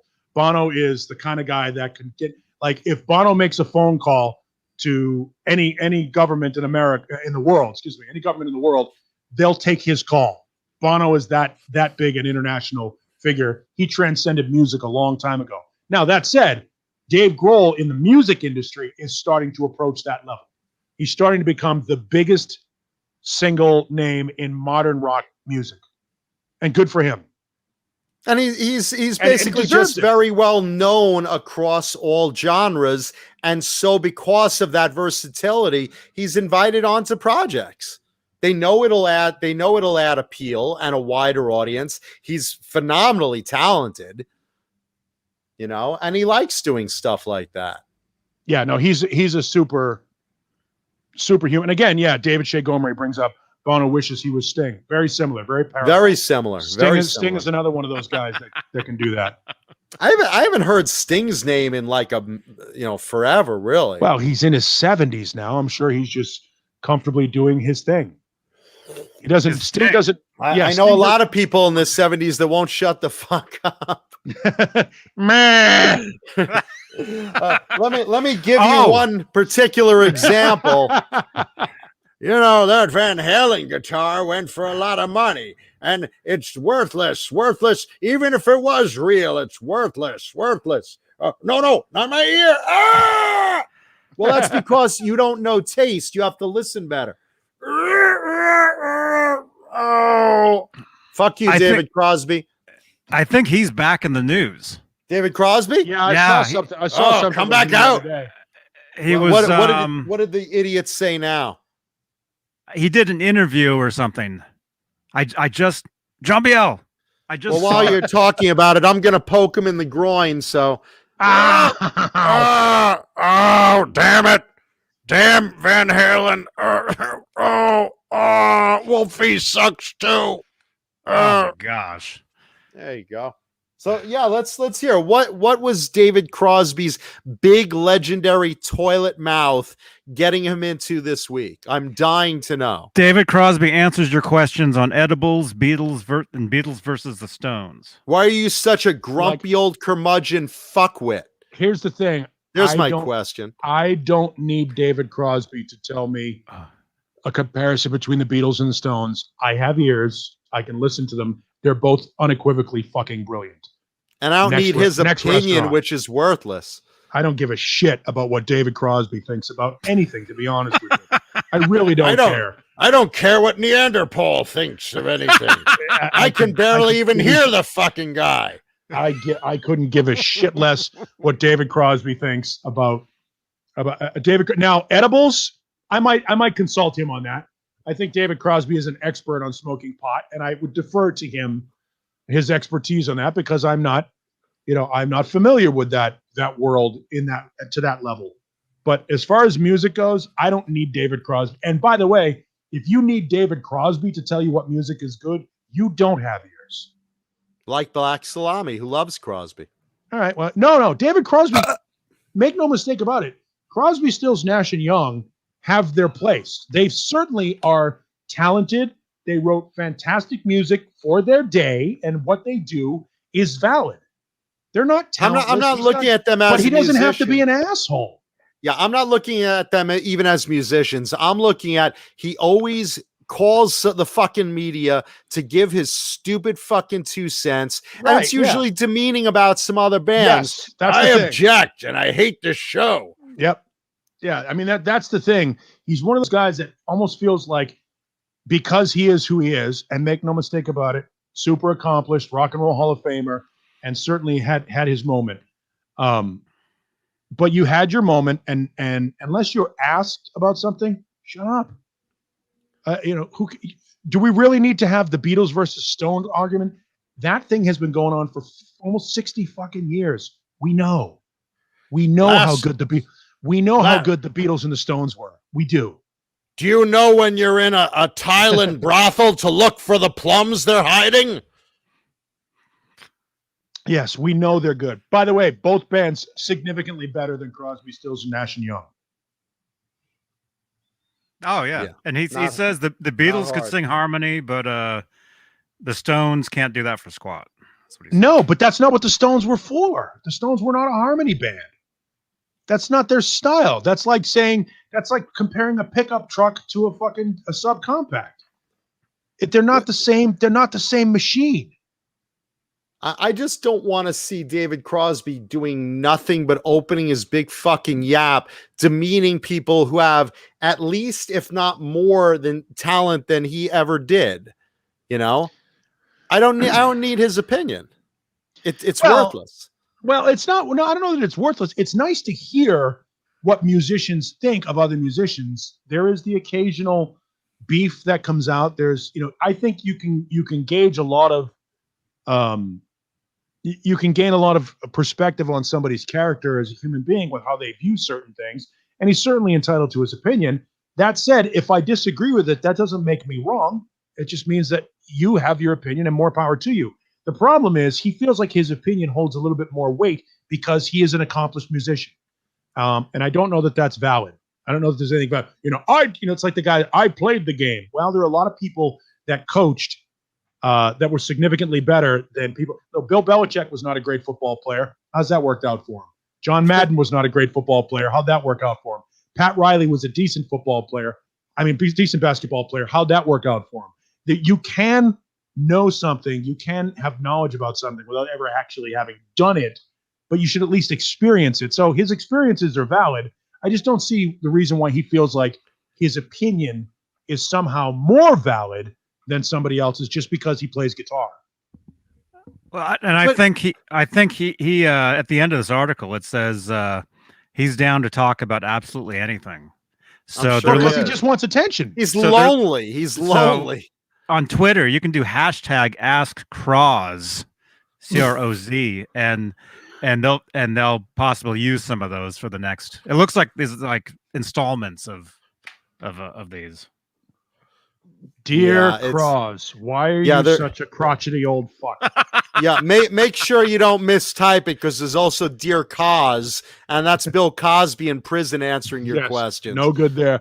I would just like to say I love all the children.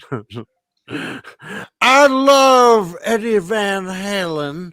I think he's terrific, regardless of what David Crosby says about him.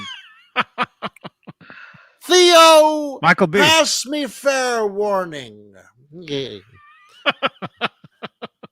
Yeah, I don't know the I don't know that David Crosby's can validate or invalidate anybody's opinion. As we've said a million times on this show, do what you love what you love. Who gives a shit what anybody, even us, about what bands we like and what bands we don't like. That's just an opinion. If you like your band, then like your band. Enjoy your band. Embrace your band. Mm-hmm. Especially Gizmachi, because Jay is here. Yes. Now that the greatest band in the history of. I don't like them at all. I don't like them at all. And thank you, Michael B, who says better ignore any entertainer's opinions. I don't mind someone's opinions. I'm fine with it. Look, we give opinions on the show, but he's just constantly negative and berating about just about fucking everyone. It's and exhausting. He's nasty about it. And he calls press conferences to say it. It's because he got that attention. Right. So now he knows he can do that.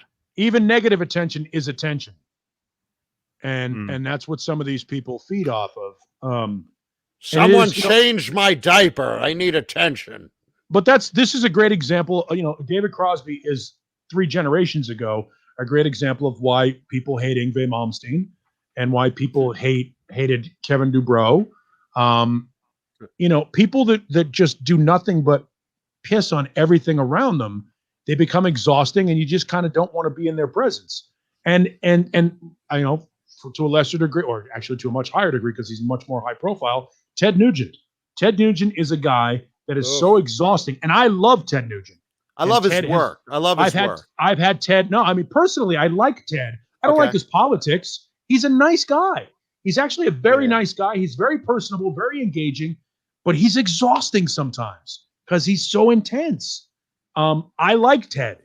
I don't want to be shot by Ted. I really do. But I think, using Ted Nugent as an example, there's a guy whose musical output is so overshadowed by the intense hatred that people have for him, because everything that he says politically is so outrageous and so supercharged and negative towards certain people, and so intense that people just go, shut up, it's noise.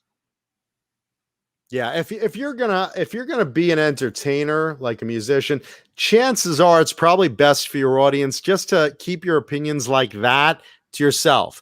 But he loves diving into politics and whatever, and Christopher Soa asked the question, and I'll get into it. Why wouldn't you like Ted's political view? I don't like Ted's political view because he's destructive with it. It's destructive. You can disagree with somebody civilly. Ted has a lot of beliefs that I actually am in line with. He's got a lot of beliefs that I'm not in line with. It's not necessarily the message, it's the messaging. And the way Ted does his is destructive and divisive, and I don't think it helps. And that's okay. I mean, it's okay. I just don't think it helps. And Dane Zimmerman likes Ted Nugent and his politics, and more power to you. That's great. Dane and I are very good friends. We can disagree on this and yet still be good friends. That's the problem. The problem is guys like Ted Nugent have this tendency to say shit that's so absolute that it basically just goes, I am not open to having a conversation about this, and it shuts doors. And I think that's why I disagree with Ted's politics sometimes. No, not because of his position, but because of the way he voices it. I agree, because, look, I mean, you and I talk off the air, regardless of like what political discussions I have with friends that are on other sides of my views, we can have a discussion. We can agree to disagree, and we could agree to disagree on the idea that, what politics work for me here in Hollywood are not going to work for someone in Kentucky that has different needs. Right. I can respect that. States. But you could discuss it civilly and agree to disagree. Ted's not like that. But the thing with Ted, and again, not to focus on the politics part of it, the thing with Ted is a lot like David Crosby. The way he voices himself has a tendency to obscure his contributions, because people they can't separate the two. For example, a different example, just to get away from politics because it's so divisive, Michael Jackson. Michael Jackson was a horrible human being, but his music is phenomenal. And to be able to separate the two, is a very difficult thing to do. And I think that sometimes your real life behavior obscures your contributions to music. Mhm. Hey, Michael. Yeah, Carver. just don't be a weirdo. And, Well, and just don't be an speaking of- asshole. Just don't be an asshole. Speaking of separating the two, I have put voodoo pins into each one of David Crosby's nuts so that they're. It hurt already. Yeah, so one is to the left, one is to the right. Hopefully, we could meet in the middle. Imagine this guy by himself. with a box of tissues and some lubricant. By the way, thank you for those super chats, everybody. Thank you so much. And Lenny Lou, thank you for on Twitter. She's tagging on Twitter. Thank you, Lenny Lou and Mary. And Mary. Let me tell you something. I walk in to see Mary, and suddenly the desert is not dry anymore, baby. It was dry for years, and all of a sudden it's moist and like a Duncan Hines cake. Oh my goodness. Yeah, baby. Yeah, baby.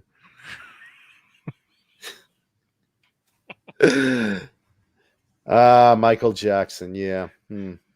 Speaking of those that like young boys, Bang Energy drink has a delicious new flavor. Look at this. Delish Strawberry Kiss. This is so good. Delish Strawberry Kiss. If you guys like strawberry, this is the best strawberry you could dream of. They did such a good job. Brand new flavor. Not to be confused with their new Dingleberry flavor coming soon. But Bang Energy drink, delicious Strawberry Kiss. Try it. Look for it in a beautiful pink can. Bang, bang, bang. Thank you, Bang Energy drink. Wow. Fantastic. Yeah. Thank you. And thank you, Lenny Lou. Yes, David Crosby's grundle deserved to be pierced violently. There was a girl in Memphis, Tennessee, when I was working in Memphis radio. Many of them. Yes. There was a girl who used to show up at a lot of clubs. I don't remember her real name. It was Mary Ellen something.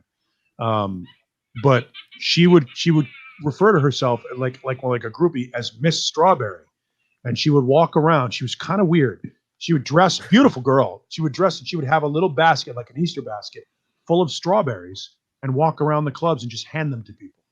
And I don't know if they were drugs or whatever was going on with it, but I just remember Miss Strawberry in Memphis. As soon as you started talking about strawberries, I'm like, I remember that girl. She was pretty cool. Anybody that's ever lived in Memphis and dealt with the clubs in the late 80s, early 90s, mid 90s, probably remembers Miss Strawberry. Mary Ellen, fuck, I can't remember her last name. There was probably a Quaalude in the center of each one. My guess is that they were probably laced with something. I have no idea. But Miss Strawberry was kind of like just sort of a weird. She was sort of a weird flighty girl that you would just see and everything.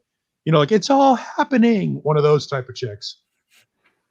Speaking of happening, it looks like this Friday, our own Jay Hannon of the band Gizmachi has a very special unboxing. And this, I believe, correct me if I'm wrong, Jay, I believe this is that mystery guitar that you were going for and for weeks now and all excited about. So if this is what I think it is, yeah, that's probably a big deal. It's the guitar he probably chose to buy over my Ibanez Gem 7 DBK that I offered to him. He was like, very bad mistake, Jan, and very bad mistake. To get Jay to say no to an Ibanez, it has to be a very special guitar. So congratulations to Jay. Hopefully he has that on. It has to be another Ibanez. I was going to say Jay either that, or it has to be a guitar special. He's not planning on returning 72 hours later. Oh, wait a minute. Uh-oh. What? Cursed it. Cursed it. What happened? I didn't say whose it was. I didn't say whose it was. You didn't have to say whose it was. It's just a very special guitar. It's a very special guitar. It's a big deal. I'm sorry. Does anybody expect on a show that involves music and guitars somebody not unbox a guitar? What do you think? He's going to unbox another bag of Colonel's popcorn? How many times have we seen that? It's not even a thing anymore. Oh, speaking of Colonels, that's good stuff. Graphic. Colonel's delicious gourmet popping corn. Let me change that comment. Delicious Colonel's gourmet popping corn mention Johnny Beane or Jay Hannon, and you get more product. So if you order a bag of popcorn, you get more popcorn than if you didn't mention them. So why wouldn't you? Colonel's has chocolate, candies, all sorts of fun stuff. So Colonel's Gourmet Popcorn, check it out and get something to binge TV with. Watch the Johnny Beane Show on Friday for Jay's big unboxing because it's definitely popcorn worthy. And thank you, Brent. Thank you, Brent, the Metal Funk Pearson, with a rainbow unicorn. Yeah. Oh, we love rainbow unicorns. Thank you, Brent, the Metal Funk Pearson. Yeah, we're coming up on Pride Month soon. It's cool. That's a month-long celebration of the African American country artist Charlie Pride. Not sure people kiss an angel good morning. And Jay says I'm the only one that knows that song. Son of a bitch. Jay says it does not come with a return address label, so that probably means it's going to be a keeper. This is definitely going to be a very special episode. I think it's a very personal thing for Jay, and for him to be making this announcement this early to sort of lay the groundwork. It's something that it's going to be a very special Friday evening show.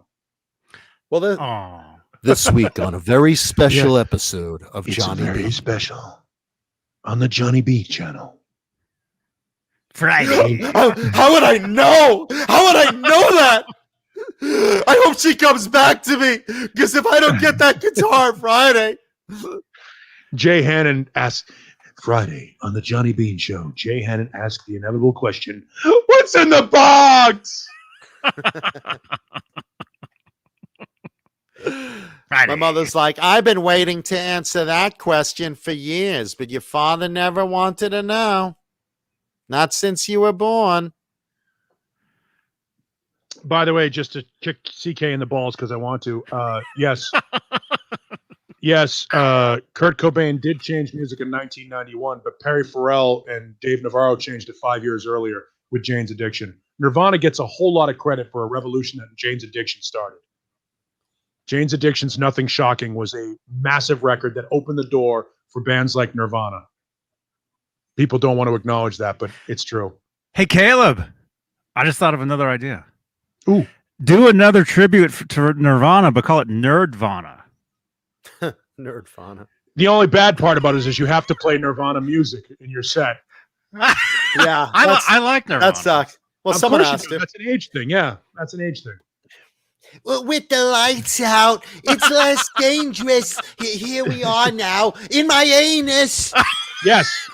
Your mom, Faith No More as well. Yes, Faith No More and Red Hot Chili Peppers and Jane's Addiction were bands that were so integral to the changing guard in music. But Jane's Addiction was like nothing we've ever seen in 1986, 87. It was, while everybody else was listening to Motley Crue, you saw Jane's Addiction like, oh my God, what the hell? The problem is Perry Farrell and Dave Navarro kissing on stage wasn't very marketable in 1987, 88. So what David Geffen did was he found a cute looking kid looked like he was from the Midwest with blonde hair and blue eyes in a sweater and marketed him to America, and it worked. Mm-hmm. But none of those bands really had hits till after Nirvana did. Right? Jane's Addiction?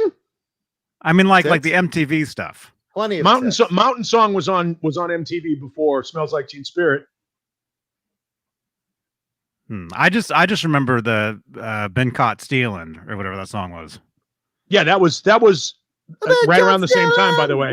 Been Caught Stealing was right around the same time as Smells Like Teen Spirit. Mm-hmm. But Mountain Song and Jane says, welcome Laguna Palms to thank you, being Laguna a channel Palms member with the Frankenstarter package. I'm Rosie Palms. Taylor 315 asks about Mother Love Bone. Mother Love Bone is the unfortunate part of Mother Love Bone is they're a name drop band. Because Andrew never lived to see the success and the fame of Mother Love Bone, they happened after the fact. Mother Love Bone probably wouldn't be as notorious as they are or as well known as they are had Pearl Jam not been so successful, because Pearl Jam comes out of the ashes of Mother Love Bone. Even though Mother Love Bone was on the precipice of being something, along with Jane's Addiction and another band that I really love called Warrior Soul and Saigon Kick. they were all very, very similar in that very difficult to pigeonhole into a sound. Jane's Addiction, Saigon Kick, Warrior Soul, Mother Love Bone. They had elements of glam, elements of metal, elements of alternative. It really was its own thing. Unfortunately, a lot of those bands, because of drugs, never really happened. Same thing with Sublime. Sublime was another level of ska and hip hop mixed in with punk that should have been massive, but of course Bradley died before they could ever become famous. They became legendary in spite of the death of their singer, as opposed to because of the talent of the band. And it's unfortunate because Mother Love Bone was a fantastic band, and Andrew Wood was an amazingly talented guy. I never liked your father's bone at all, much less his wood. No, CK, Jane's wasn't similar to Nirvana, but Jane's opened the door for Nirvana. They were a band that was so different and so anti-glam, anti-hairband, anti-everything that was going on. They were pioneers in changing the scope of what was happening with popular music. They wiped it all out. It was gone after they broke. But Jane's was the first band to do that. Jane's Addiction was almost like Tool in the mid 90s, where people go, "Oh my God, what is this band?" Jane's Addiction was a jaw-dropping, different experience. We were so used to Bon Jovi and Whitesnake and Aerosmith and Kiss and all the glam and hair bands, and right in the middle of that is Jane's Addiction in 1986, 87, and that Nothing Shocking record came out, and people were like, "Oh my God, what is this?" Mountain Song and Ocean Size and Jane Says. I mean, these were amazing songs that were being thrown in between Round and Round and Talk Dirty to Me. And people go, "What the fuck is this?" It really did throw a wrench in the machine at the time. But it never hit the same way Nirvana did. Nirvana was a meteor. But just like the Beatles weren't the first rock and roll band. Sure. I mean, they were basically slipping in Jane's Addiction song here. It was just kind of blending in like, oh, that's different. That's different. When Nirvana came out with Smells Like Teen Spirit, that was where it was like, what was that? But nobody would have been looking for something like Nirvana if a band like Jane's Addiction hadn't happened first. And again, to a lesser degree, Warrior Soul and Saigon Kick.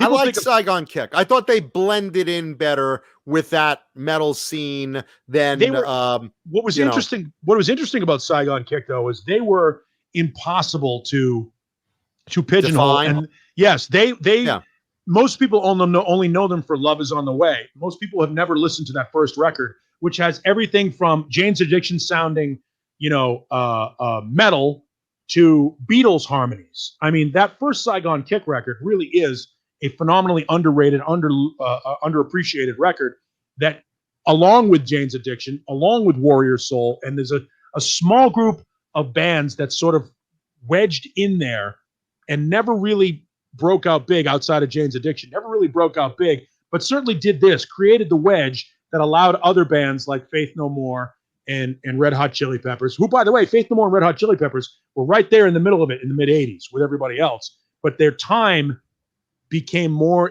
their opportunity presented itself when Jane's Addiction sort of opened that door and allowed them some space to move in. Mr. Hellstorm brings up Blind Melon, and I think the thing with Blind Melon was that they were very tied with Guns N' Roses, because I think wasn't Axl friends with Shannon Hoon? Shannon Hoon, yes. Yeah, that was like, and who was in, someone was it? Together. Yeah, and also wasn't he in like the Don't Cry video or something? Yeah, they were all friends with a guy named West Arkeen, who was a songwriter that wrote with both bands as well. There was a little circle of friends that sort of hung out together. And yeah, suicidal tendencies. Jesus, absolutely. That's the band that invented nu metal. I was asked years ago in an interview in a radio trade magazine what I thought the biggest crime in music was, and that was the fact that Fred Durst got rich off of music pioneered by Mike Muir. I mean, you want to talk about crossover thrash hardcore bands: Suicidal Tendencies, Cro-Mags, DRI, Murphy's Law. Those are bands that changed again. Right around the set. This is what goes back to what Johnny was saying earlier about the fragmentation of music. When 1978 happened and Van Halen did their thing and brought hard rock back to the masses, now the door is open. Now different elements start to come in. And in the early 80s, you started to see hip hop show up. So the hip hop elements that were coming out of New York, Mike Muir grabs a little idea of what's going on with hip hop and says, okay, what Run DMC are doing is good. Why do we need to have a DJ create those guitars and sample it when we can just write Join the Army? And Rocky George writes Join the Army. And then they get Robert Trujillo in the band and they start adding the elements of Faith No More and the Chili Peppers and that funk element to Suicidal Tendencies. A groundbreaking band that doesn't get anywhere near the kind of credit that they deserve. But you're right. Rocky George blew me away when I saw them Fantastic live. And they were with Queensryche on the Empire tour as the opening act. And I remember seeing them live and I was like, wow, they're really, really, I mean, live, they're a terrific fucking band. Yep. I saw them on a double bill as Infectious Grooves and Suicidal Tendencies. Oh, that must have been great. At a bar in Boston called Avalon. They came out, they did the Infectious Grooves set. And of course, Mike's got the Sarsipius lizard head on and the whole deal. And then they did like a 40-minute set change and came out and did a Suicidal Tendencies set. And it was fucking awesome. They were so good. So good. Just a fantastic band. Again, another band that helped bring thrash and hardcore and crossover. And I believe Suicidal Tendencies are directly responsible for the rise of nu metal. Michael B saw that tour too. That was terrific, right? Phenomenal Yes. stuff. I loved when they paired up a really good opening act. I mean, there was some, tours that you saw and they had just really, really meshed a great bill together, either a 2 or 3 opening act bill with good bands back in the day, because there was so much product. You had all those bands to select from. And I was really glad that Suicidal, which was very unique at the time, came on to a tour like Queensryche, which, Yes. I look at as thinking man's metal. That was really a the good mix. Clash of the Titans tour, or no? Building Empires. Yeah, Building Empires. Interesting. Original Paramutant brings up Fishbone, another band that takes what the Specials and the Beat and a lot of the ska bands did before them, added a little bit of flavor, a little bit of funk, a little bit of punk to it. And Fishbone, another singular band, a band that, you start to look at the bands like Fishbone and Suicidal Tendencies and then Living Color. And there's a connection with all of those bands. There's a funk vibe and a groove to those bands. And there's another band, if you weren't into 24/7 Spies, Psychofunkopus.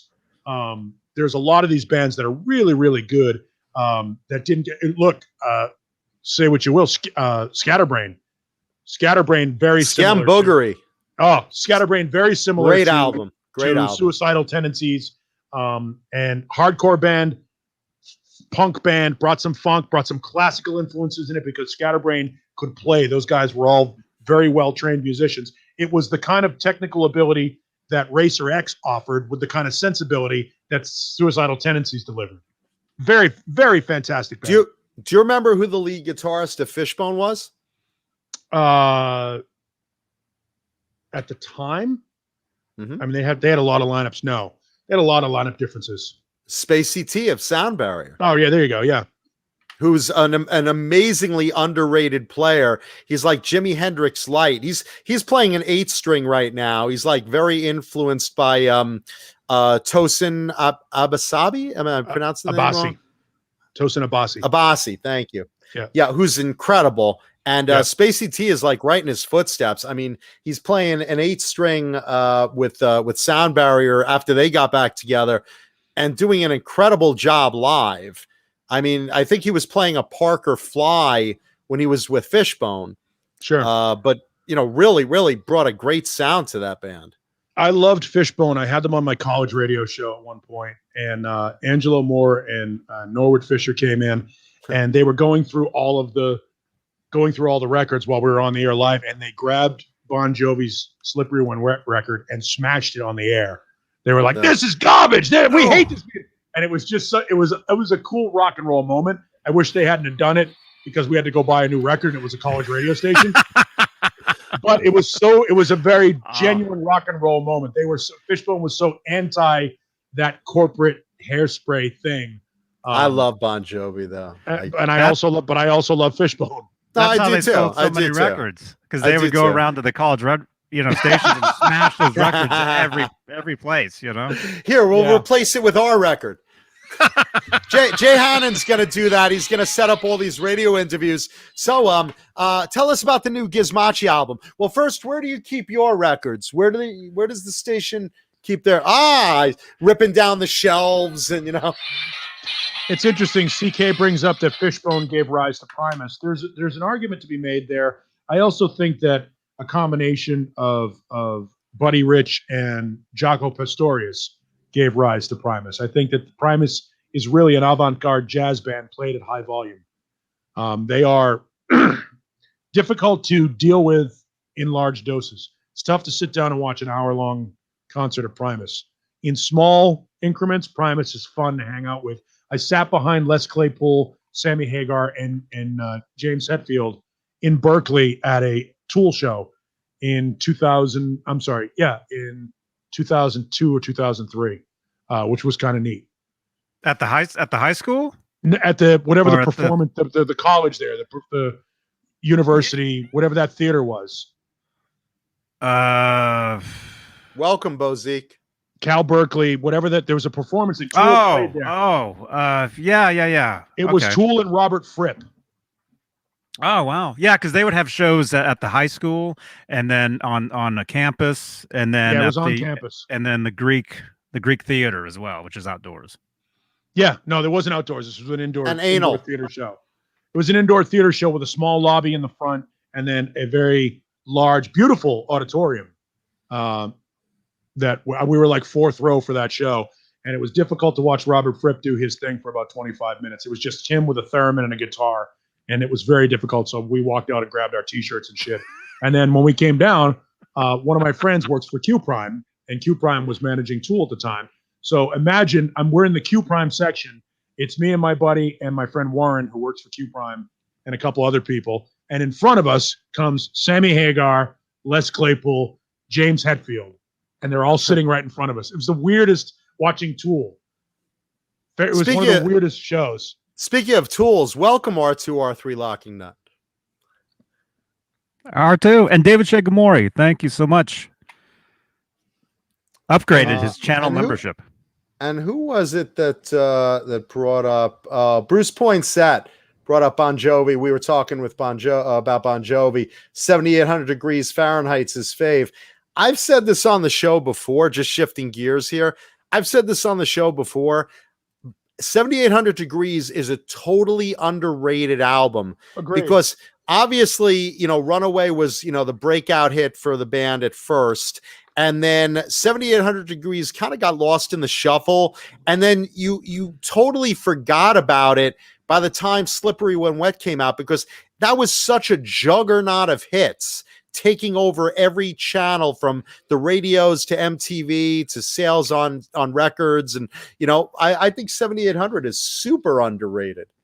My four favorite songs on that record, and my absolute favorite Bon Jovi song is on that record. Silent Night is my favorite Bon Jovi song. Beautiful song. In and Out of Love, Tokyo Road, and King of the Mountain are all fantastic songs. Tokyo Road should have been a massive hit. Should have been a huge hit.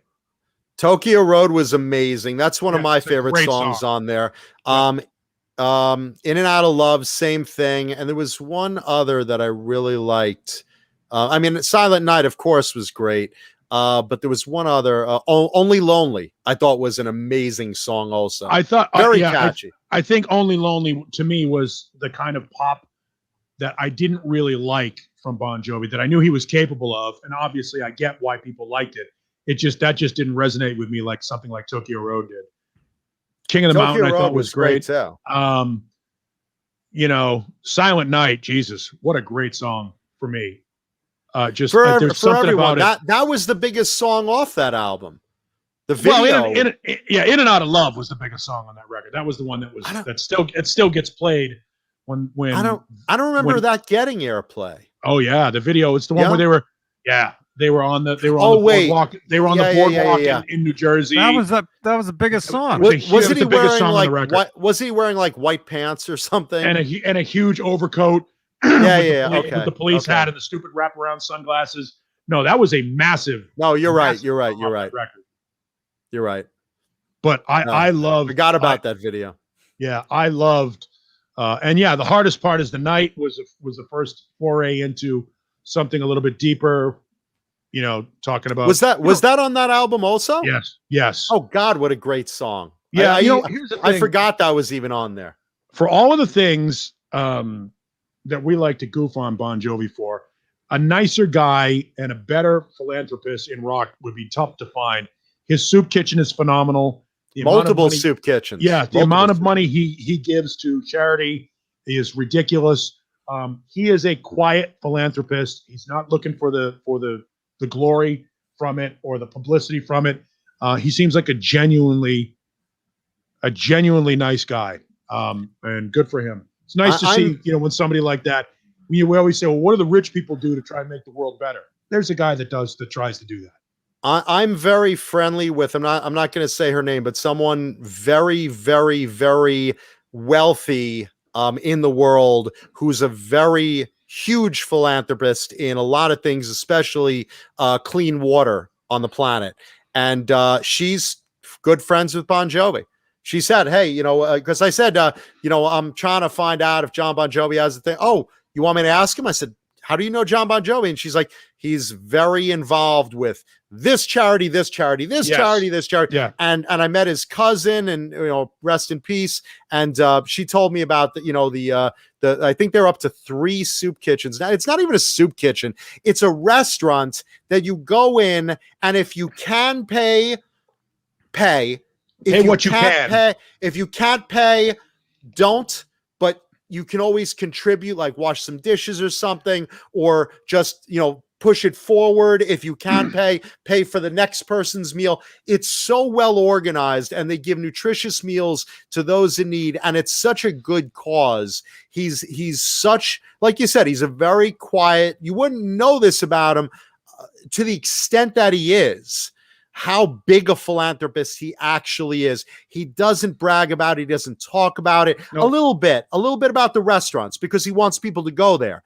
But you never know how it's about much dignity. Yeah, how involved he is in the world's clean water supply. It's shocking.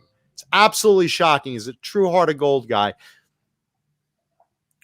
And yes, David Shea Gomery, pay whatever you can. Yes. Yeah, Jamie H2O11. My response to your comment is the same as the response I have to David Crosby. I don't give a rat's ass what Donald Trump thinks about anything. I have my own thoughts and my own opinions. Same thing with David Crosby. I think if you have to badmouth anybody that's doing something nice for society, you need to take a good look at what you're doing for society. And I'll leave it at that. I mean, I just don't see why shitting on John Bon Jovi, who is providing free meals to people who literally are struggling. I think that's a very philanthropic and noble endeavor, and I can't see any reason why you would shit on somebody for that. If he's done something wrong, then we'll call him out for doing something wrong, but he's doing everything right now. So yeah, Bozique, like I said, I know some very serious philanthropists, and Bon Jovi, like I said, he doesn't brag about it. And a lot of these people don't need to do it for tax breaks. A lot of them are beyond taxes with the current laws. A lot of people are not paying taxes in that upper 1%. So just FYI, yeah, sure. Some people I'm sure do it for tax breaks, not Bon Jovi and not the other person that I'm talking about. They give way beyond what they have to give, beyond anything that would be tax breaks. And humility, I know it only because I'm friends with this person who's friends with Bon Jovi, and that's why I know the extent of it. But just trust me on this one. Bon Jovi is generous beyond his words, and it's not for a tax break. Yeah, philanthropy is not supposed to be done for publicity. Yeah. You do it just because doing the right thing. The difference between publicity and philanthropy is doing something when people are watching versus doing something when people aren't watching. Doing the right thing is always right. Doing the right thing when the cameras are rolling is opportunistic. And look, as long as right is being done and people are benefit, I won't damn anybody for trying to get a little bit of publicity out of it. If it raises awareness and causes some fundraising to happen outside of your own little circle of machination, great. More power to you. I think those are great.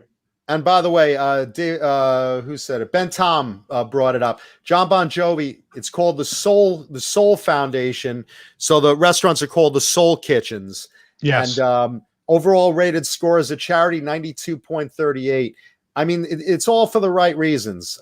Absolutely, would love to go there and just give some free work there at some point. Alice Cooper does that here in Phoenix. It's amazing. Every Thanksgiving, Alice Cooper and his wife Cheryl, who are again, you want to talk about a philanthropist.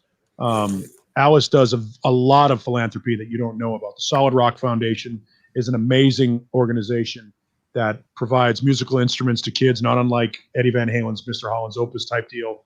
They provide musical instruction and instruments to kids who are underprivileged, give them a place to go, a teen center, place to go to keep them off the streets. Alice serves meals every Thanksgiving at a soup kitchen here in Phoenix, and no makeup, none of that shit, just hair pulled back in a ponytail, just serving meals, gives of his own free time. Most people have no idea who he is. It's amazing to watch. I've done stuff like that on both Thanksgiving and Christmas at various years. I didn't do it this past year. I know I talked about it on the air because, obviously the pandemic. But I walk in there and all the people are like, oh, my God, let me serve you a meal. You look so down and out. Yep. And I'm like, all right. Can we get you a clean shirt? Maybe something actually not pink. Can we get you some pants? I'm actually here to work. Yes, would you please put some pants on? I'm actually here to work. Yeah, my pants are all shredded, so I look like a homeless person coming out. I got the knit hat, I got a t-shirt and shredded pants. And they're like, "Let me fix you a plate. Welcome." I'm like, "I'm here to work." Sure you are. Let me get you some rice. I'm like, but yeah, there are some people who do philanthropic endeavors who partake in those. Just to increase their public image and make them look good. Sure. And again, like I said, I'm not a fan, but if they do it and it causes more fundraising or raises awareness, then okay. As long as some good is being done. As long as some good is being done, who gives a shit? Yeah, it's going back to what I said be good. What about Trump and David Crosby? Who cares? Who cares? As long as the good things, if you can do good in the world every day, if you can do a little thing, baby steps, to quote Dr. Leo Marvin, if you can do little things every day to make the world a little bit better place in your little circle of people, if everybody did that, we'd be all right. It's a little thing that makes a big difference. And John Bon Jovi does big things that make big differences. Good for him. I prefer to quote Dr. Nick. Hi, everybody. Hello, everybody. I'm baby stepping, Dr. Leo. By the way, take a second, leave a thumbs up on the video, because why not? This is what we do it for, is to keep you guys and girls laughing and entertain you. So give a little love in the thumbs up area, please, while you're here. Why not? Right? Why not? We have 8 thumbs down today. What the hell is that all about? What is this? We have 8 thumbs down. 8. Well, you know why? Because it's Black Salami with his 5 accounts. Oh, it's possible. There's 5 trolls in the chat, all talking like Black Salami, saying the same thing. Right. It's really funny. In fact, it's like they're even talking like the same sentences. Good for them. Yeah. Listen, if you've got that little of life that you set up 5 laptops here, and you're not part of the show, because that's what we do too. You should be watching porn. This goes back to the attention thing we were talking about earlier.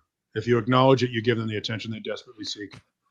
Oh yeah. He's going to leave more of those now, mm-hmm. since you mentioned it. Mm-hmm. Whatever he does, everyone else will leave a lot of thumbs up and counterattack. Whatever. There you go. Yeah, one pump chump. There you go.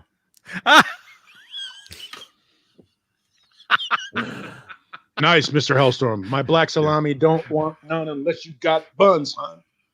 Baby got back. Baby got back. My mom twerking. I like big butts, and I cannot lie. I cannot lie. I like big butts, and I cannot lie. Oh my God, Becky. Look at her butt.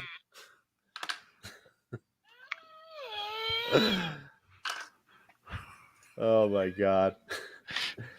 Yeah. Anyway, 7800 Degrees, Bon Jovi. Very, very, very underrated album.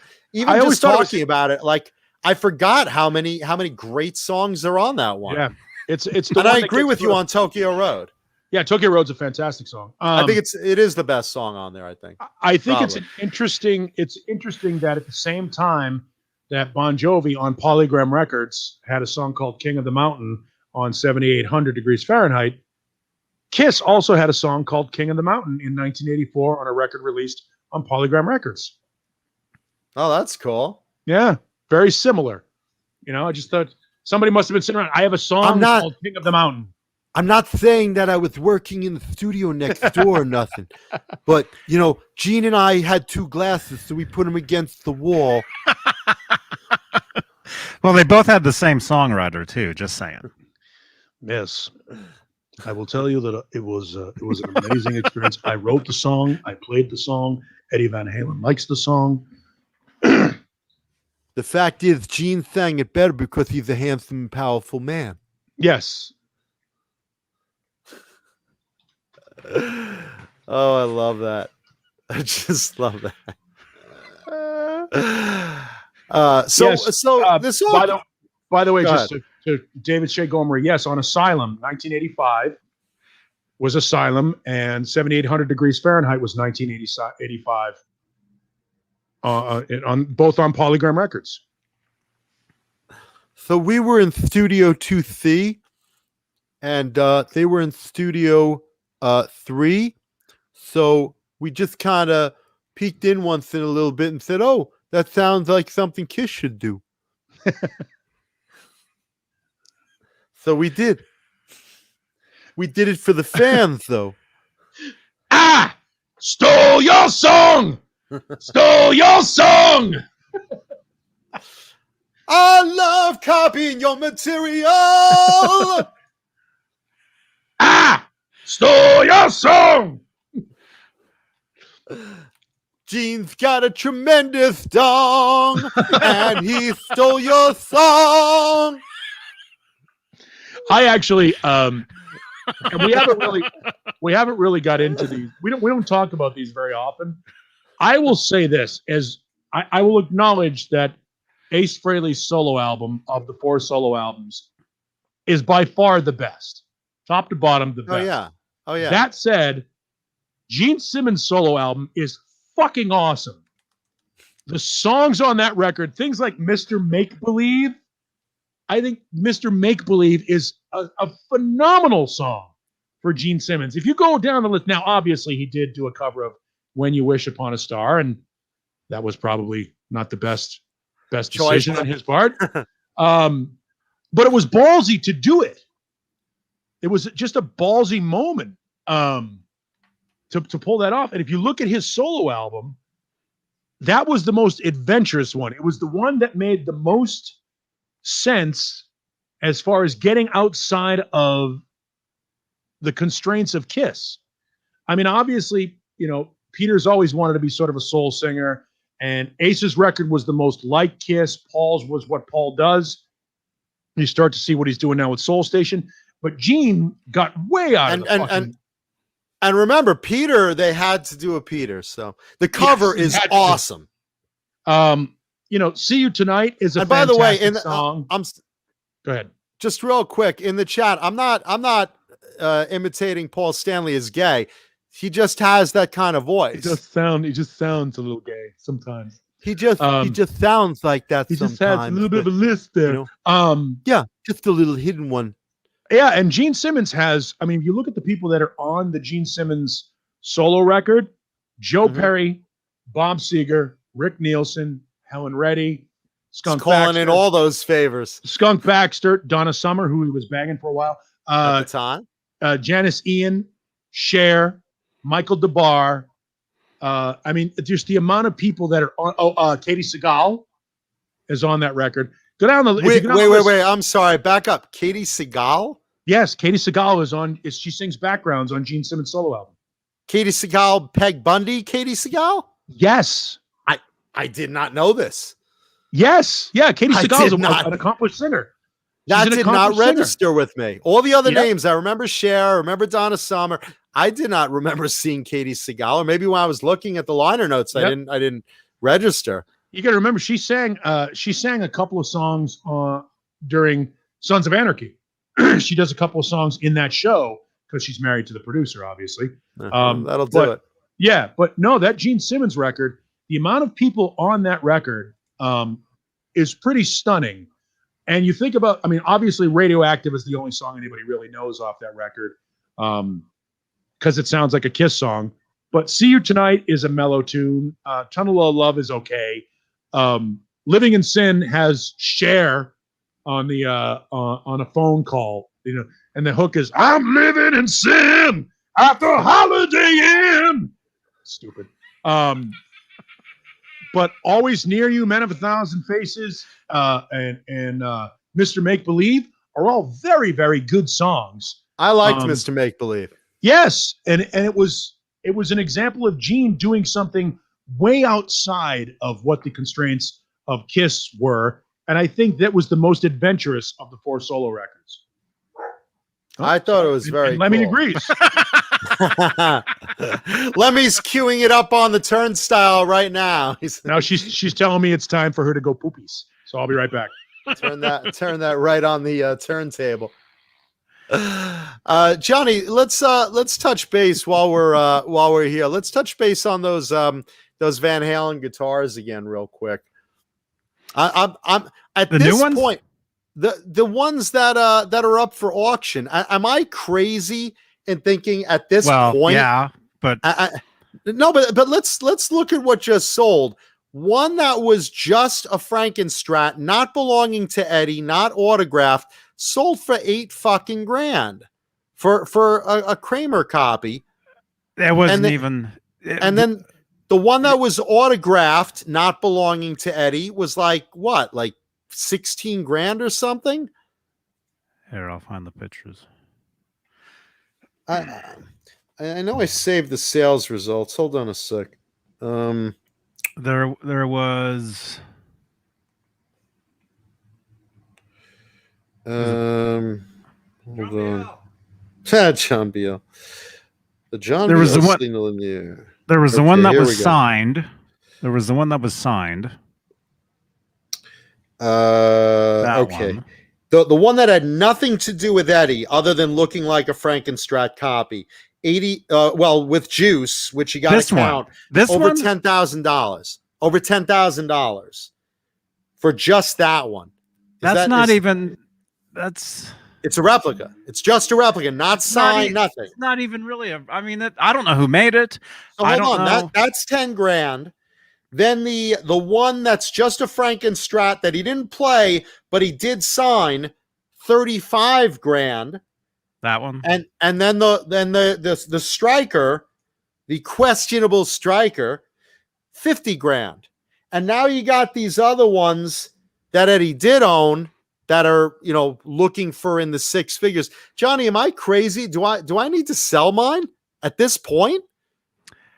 I'm thinking of putting up the Rhodes he signed at the golf tournament. Oh, the one that you erased a signature on. The one I erased the front signature on, that the back is still there. Yeah. The one that will be a public humiliation because it'll say in the description, used to have 2 signatures on it. Now just has 1. But there's a photo of him with it. So, I mean, am I crazy that I'm considering selling that right now? I don't think so. And the one that has nothing to do with him. I have one that has nothing to do with him also. I put that up, and then I'm wondering, can I get 6 figures for the one he drew all over? Absolutely. I mean, I got to talk to this auction house at this point. Because, I mean, look, I hate to say this, and I hate to do this, but this is real money, boys and girls. It's a house. It's my house.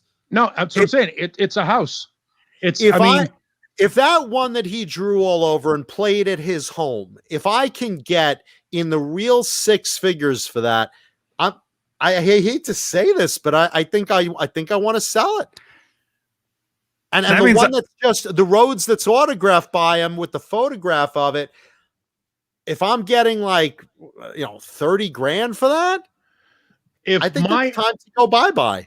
if that's my not- Ernie Ball Music Mans are getting between 8 and 14,000 right now, and they're not signed. They're just signature guitars. So the idea that an actual guitar that was signed, touched, played, doodled on by Eddie Van Halen can get you 6 figures. If you've got multiple, here's the thing: if you've got multiple guitars, all right, you pick the one you want that you really love, and sell one. And I'm not a fan of that. I'm not usually a fan of that, but I'm looking at these numbers, and this is real money, boys and girls. I mean, I say to myself, would I, in this day and age, would I pay 100 grand for the one he doodled over and played at his house? Would I pay 100 grand for it? I love it, but I would not reach in my bank account and pull out 100 G's to do that. Now, if it goes for even more than that, am I crazy to think, it's time to get rid of that one? Am I crazy that, the Rhodes that he signed and, is photographed with at the golf tournament? Am I crazy to say, hey, for 35 grand, maybe I should part with this? I think that it's a matter of, and I struggle with this as well. Your memories, what are they worth? In the end, do you really think that guitar will increase in value? Because why do you own it? Do you own it for an investment? I like it. I just like it. I'm a fan of Eddie, enjoy the guitars. Okay, but you're a fan of Eddie and you enjoy the guitars and you own it and you owned it and you had the experience. What are you going to do with it? Well, and that's this. I'm not trying to convince you one way or the other. No. I'm saying, like, this is the discussion you have with yourself. For me, I don't have any kids. So I say to myself, okay, so at some point you say, okay, I'm going to hang on to this guitar for another 20 years, 30 years. I'm going to die. And then what's going to happen to it? Or you had the guitar. It's like a trophy. You like trophy hunting, or, you got it, you had it, or art. You've had the experience with it. And now you say to yourself, I can give that experience to somebody else. It moves forward. Somebody else will have that experience. And you'll be compensated for it. And like I said, if you've got multiple, and this is where I struggle, is if you have multiple of something, then you have one and you still have that experience. And I like it. And it's still that sort of token of history that you have. Multiple guitars, you say to yourself, ask yourself the question, I can only keep one. Like, put yourself in that scenario. I can only keep one. And you say, which one is my favorite of the two? I like them both, but if I can only keep one, I'll keep this one. Then you're ready to sell the other one. If you can choose between the two of which one is your favorite, then you're ready to sell the other one. I mean, I have 3 Halen guitars. I have the Sandy Miss Charvel that Eddie never played, nothing to do with him. I have the pre-pro Charvel that he played at his house and drew all over, and and autographed, and wrote Van Halen on, etc. And I have the golf tournament Rhodes that he signed and took a photo with.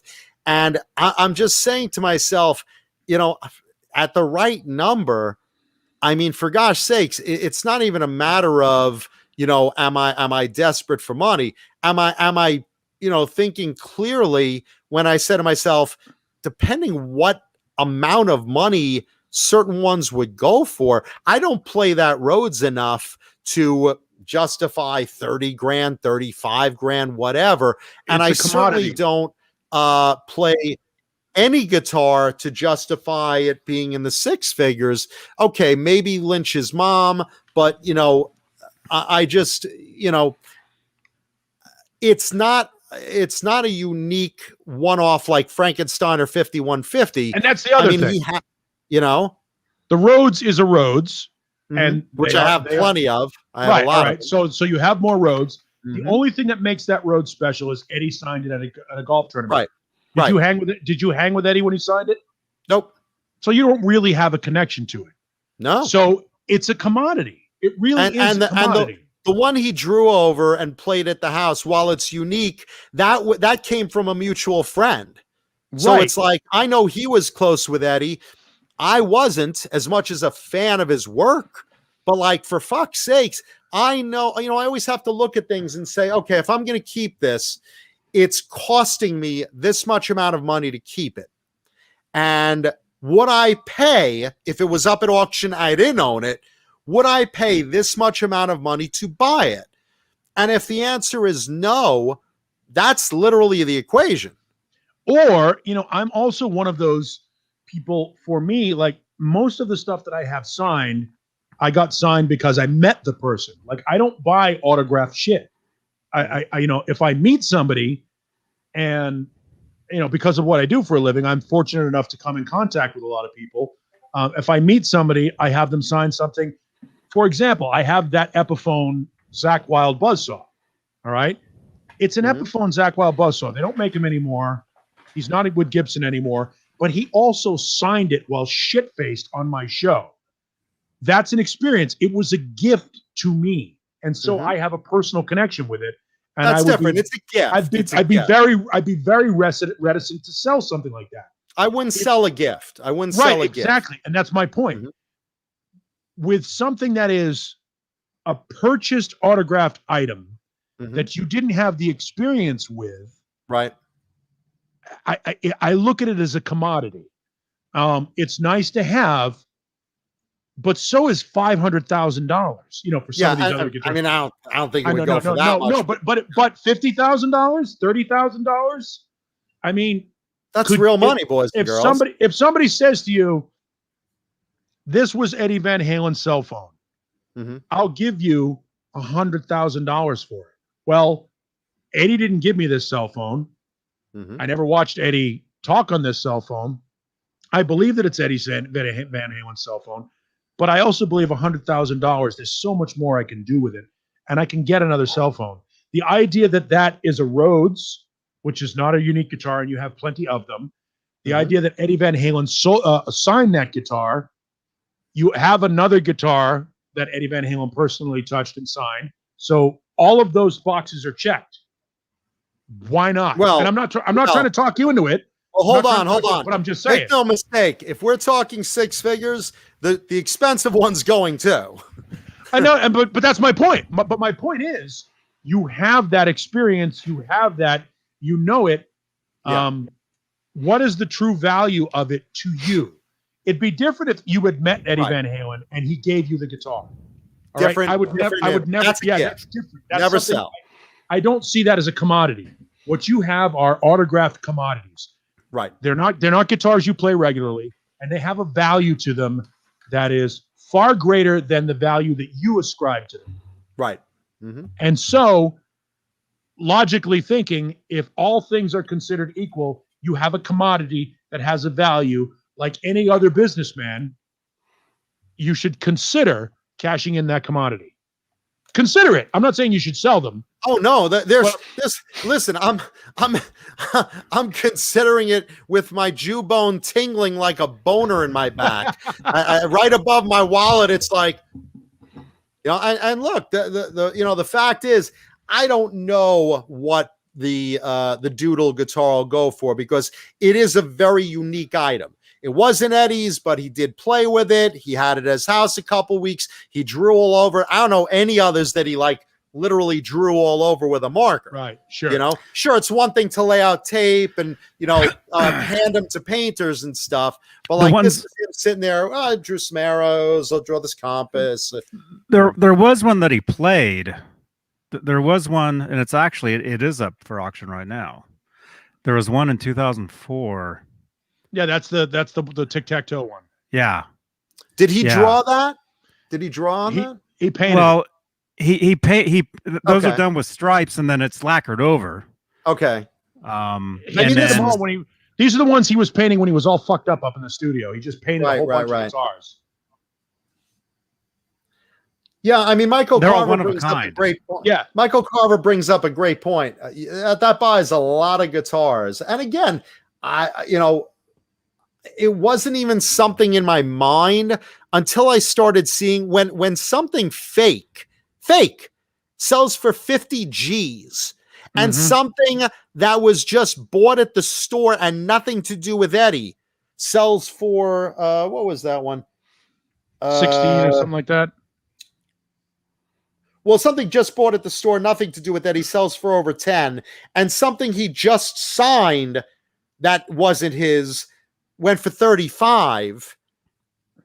I mean, you know, I'm sorry, but this is something that, like, all of a sudden, like, someone's smacking me in the face, like, "Hey, Mancuda, wake up, stupid." Well, I think there's validity to there, and you have to have that conversation with And yourself. again, obviously, when he passed away, would have been the iron hot best time. But I wasn't gonna be a ghoul, you know. But it's like, you know, it's half a year after, and I'm just looking at these numbers, and I'm like, what the fuck? And yeah, I mean, and Bozique brings up a point. Do you think that, you know, it's an overinflation due to Eddie's passing? Absolutely. This is capitalism gone awry. The market bears it, and you know, there's a certain amount of ghoulish behavior. I think that, and I've talked about this last week, with selling guitars that you try to gouge people for. But if the market bears it, how can you be faulted for? Nobody says you sold your house for too much money. Nobody said you sold your car for too much money. But for whatever reason, when we have these artist signed guitars or a piece of memorabilia, there's this guilt or the shame that we like to throw at people. Look, that's America. If you want to sell something and you want, this is Gene Simmons speaking now, and literally he told me this when I was 20 years old. If you're a sandwich maker and you make the best sandwich on the face of the earth, and somebody might have read this interview because it was on, Michael Brandvold had an Kiss Otaku website way back when. And my interview with Gene Simmons from 1988 is up on that site if it still exists. And Gene Simmons said to me at 20 years old, that I learned this early on, if you're a sandwich maker and you want to make the best, and you make the best sandwich in the world, that's great. If you're a musician and you want to make the best music in the world, that's great. I want to be paid significantly more for my music than you do. If you feel great about being the best at something, have at it. But if you want to make money and you shouldn't be faulted for wanting to make money. No, I mean, look, like I said, I'm not, you know, it wasn't something that I even considered until literally recently watching that fake. Yeah, Bozique, I said that fake went for the alleged fake. Went for 50 G's, and one that he had nothing to do with, that, you know, it's his style, but it was signed like 16K, went for 35 G's. 10K was the one that was just store bought and had nothing to do with him. And you have a picture of Eddie signing the Rhodes, right? I have, here's the fun part. I have a picture of Eddie signing the Rhodes on the front, and that's the one that I wiped off. I kept the one in the back, but it's documented. It's documented anyway. And I'll include a photo also of it being signed in the front too. But you know, but either way, did you have a photo of you cleaning the signature off? Yes. I do. Not of my face, but literally I have photos of the guitar with the signature, then the turtle wax next to it, then the signature gone and the turtle wax next to it. And it's like, I mean, now I feel so stupid, because how many twice signed guitars did he do? But look, it is what it is. There's a photo of him with it. It's clearly that guitar. I have photos of it with the signature and the signature on the back. I only kept one signature because, being the schmuck I am, I didn't think it looked good with the signature on the front. My mother right now is looking in disappointment. Oh, and I'm not leaving you anything, John, so you better milk this. Yeah, thanks, Ma. That's there's a that's disapproving David Crosby. I think there's video of him with that guitar. You should. I think you're an idiot. It's all worthless, man. I think I had video years ago of him with the Rhodes, possibly signing that guitar. There are photos in magazines of him signing that guitar, because I think that was, that, to my knowledge, that's the only Rhodes I know of him signing, because apparently he went talking about Randy Rhodes, and, or even just holding. As he's holding, he's talking about Randy Rhodes. I think he, ran his fingers up and down at whatever, but like, he never played in concert, but like standing there, oh, cool, let me check this out. Cool. Where do you want me to sign it? Oh, right here. Okay. And then he brought it back 2 years later for him to sign it again. and he took photos with it. And it's like, I mean, it's known in the lore, you know. I would consider Amanda Coombs. I would consider it. I deal with this. I deal with this every night when I go to sleep. I think to myself, all right, I've got some guitars I probably want to sell. And I've got a couple of the Ernie Ball Music Mans, and I'm like, do I want to sell a couple of those? Because you only need one. Like, pick your favorite and enjoy it. And if you want pick the one that speaks to you the most, play them all, and the one that feels the best and speaks to you the most, that's the one you bond with, and then maybe sell one of the other ones. Not all of them. The best, if you've got multiple ones. The best playing one is definitely the pre-pro Doodle guitar. The problem is that's the one that would garner the most money, because that was at his house for weeks being played. That's but with that said, look, as much as I love Eddie, I would love Eddie very much if he, if Eddie Van Halen gave you 300, if Eddie Van Halen gave you $300,000, you would. I would really love. I'd stripe my front door as a tribute. It's like, hey, who's that guy with the red, white, and black striped door? Oh, that's Mancuda. Van Halen paid for the rest of his mortgage. Oh, okay. Yeah, I mean, there's a legitimate argument to be made for that, John. Only you can make that decision. I'm one of those guys. Again, I've met almost everybody I'd want to meet in during my career, but I don't have pictures with any of them because I've had the experience and I didn't do it for the glory. I've got pictures with some of them, but I didn't do it for the glory of getting a picture with somebody famous. And I don't have a lot of signed shit, because when they come into the studio, we're shooting the shit. We're talking. And I always say to myself, I'll get another time. I'll do it another time. I'll do it another time. I do the same thing. Same thing. And then another time never happened with Dimebag. Yeah. And so then I started to go, okay, I'm going to take an opportunity to capture this moment in either a photograph or something signed or something like that. I got a chance. I sang with the guys in Anthrax in Sacramento when they were on my show that we did Antisocial, and I sang along with them. So like, I have that experience. I don't need a photograph of it. I don't need an autograph of it. Like, that's all. It only means something to me, and I can't cash in on it. Mm-hmm. You have commodities. Sure. They are not your experience. Like the mom guitar, George, you have the guitar. And that's something I've looked at, as a kid. It was hung up on my, in pinups and magazines. I always drooled on it. I saw it play live. Yeah, but when you know somebody, also there's that sense of connection, and he knows you have that guitar, and there's a certain amount of there's just like, when it's a personal experience, I think that makes the decision that much harder.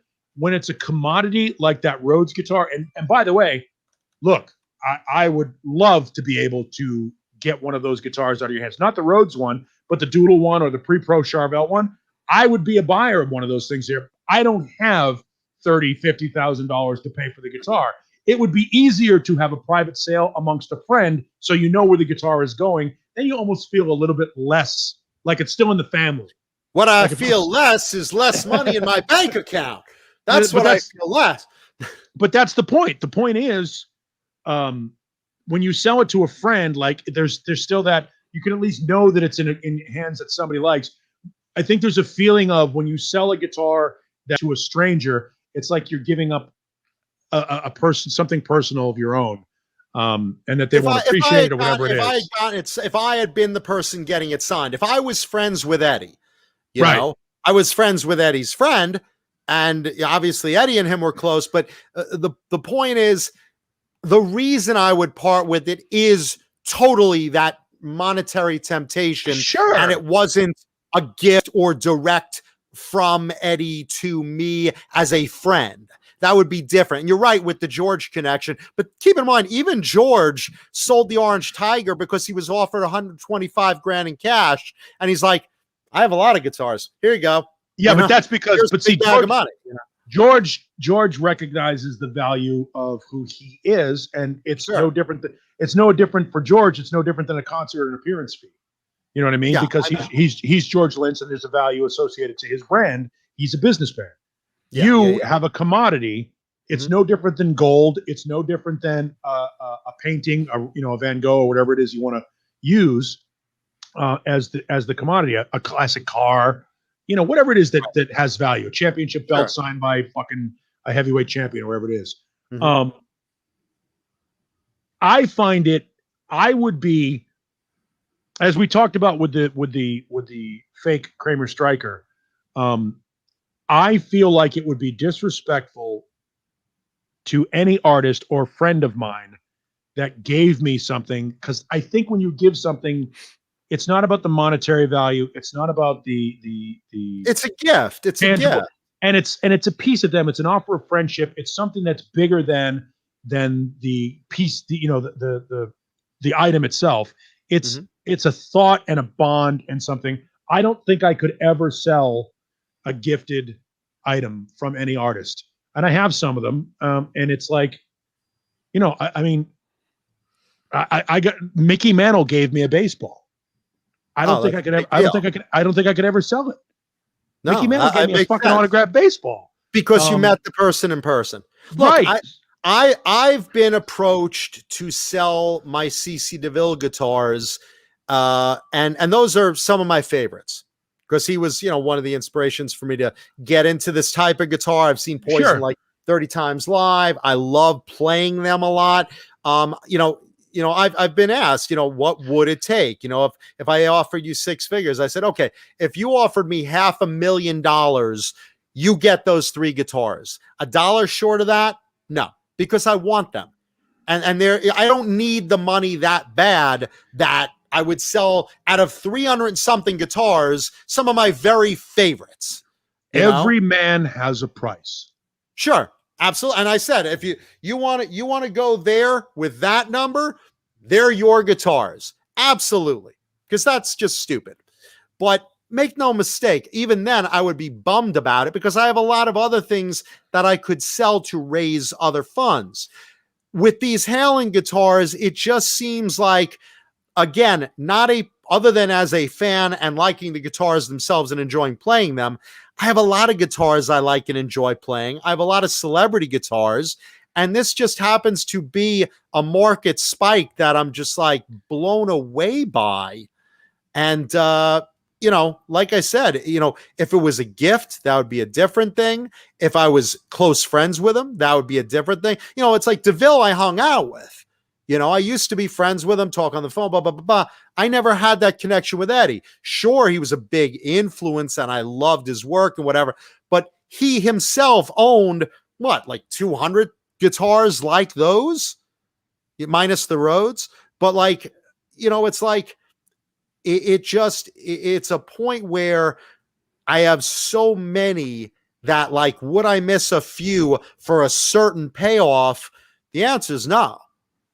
I'd miss them, but it would be well worth it if certain numbers came through. Yeah, and I've gone through that where there's been a couple of guitars that I've sold that I regret selling, but I find that I get over it pretty quickly when I realize I have the money in the bank. And I've always thought of my guitar collection as security. Les Pauls don't go down in value. They at least hold their value. And so I know that, if I were somehow unemployed and ran out of money, I know I could sell a couple of guitars and that would sustain me for a couple of years. So you say to yourself, it's like having money in the bank. It's like having money in the stock market. Certain guitars will never drop in value. Sure. And so it's a good investment. Now, most people they will tell you, don't invest in guitars. If you don't know what you're doing, don't buy a guitar because most guitars don't hold their value. Certain guitars do. Rare guitars, certain vintage years of guitars, as we know, they hold their value, and a lot of them will increase in value. And so I have a bunch of these Eddie Van Halen guitars that are signature models. I've got all the Charvel Art Series guitars, and I've got a couple of the Music Mans and a couple of PVs and some of that stuff. So I sit back and I go, okay, I know what the market is going to bear realistically. So you multiply the amount of guitars that you have by what the realistic market value of that guitar will be after this boom happens, because the numbers are going to come back down, John. Those guitars are not going to. I agree. You're not going to get $50,000. So sell high, buy low, that sort of a deal. The guitar will probably always be worth $10,000. I'm just using that as a round figure. Sure. Always be worth $10,000. So you say to yourself, Mhm. I've got 3 Eddie Van Halen guitars or Van Halen related guitars. That's $30,000 in tangible value. I can use that. Now you say to yourself, what's the market bear? What is that? I use that as, okay, this is what they're going to be, the low ball of what they're going to be worth.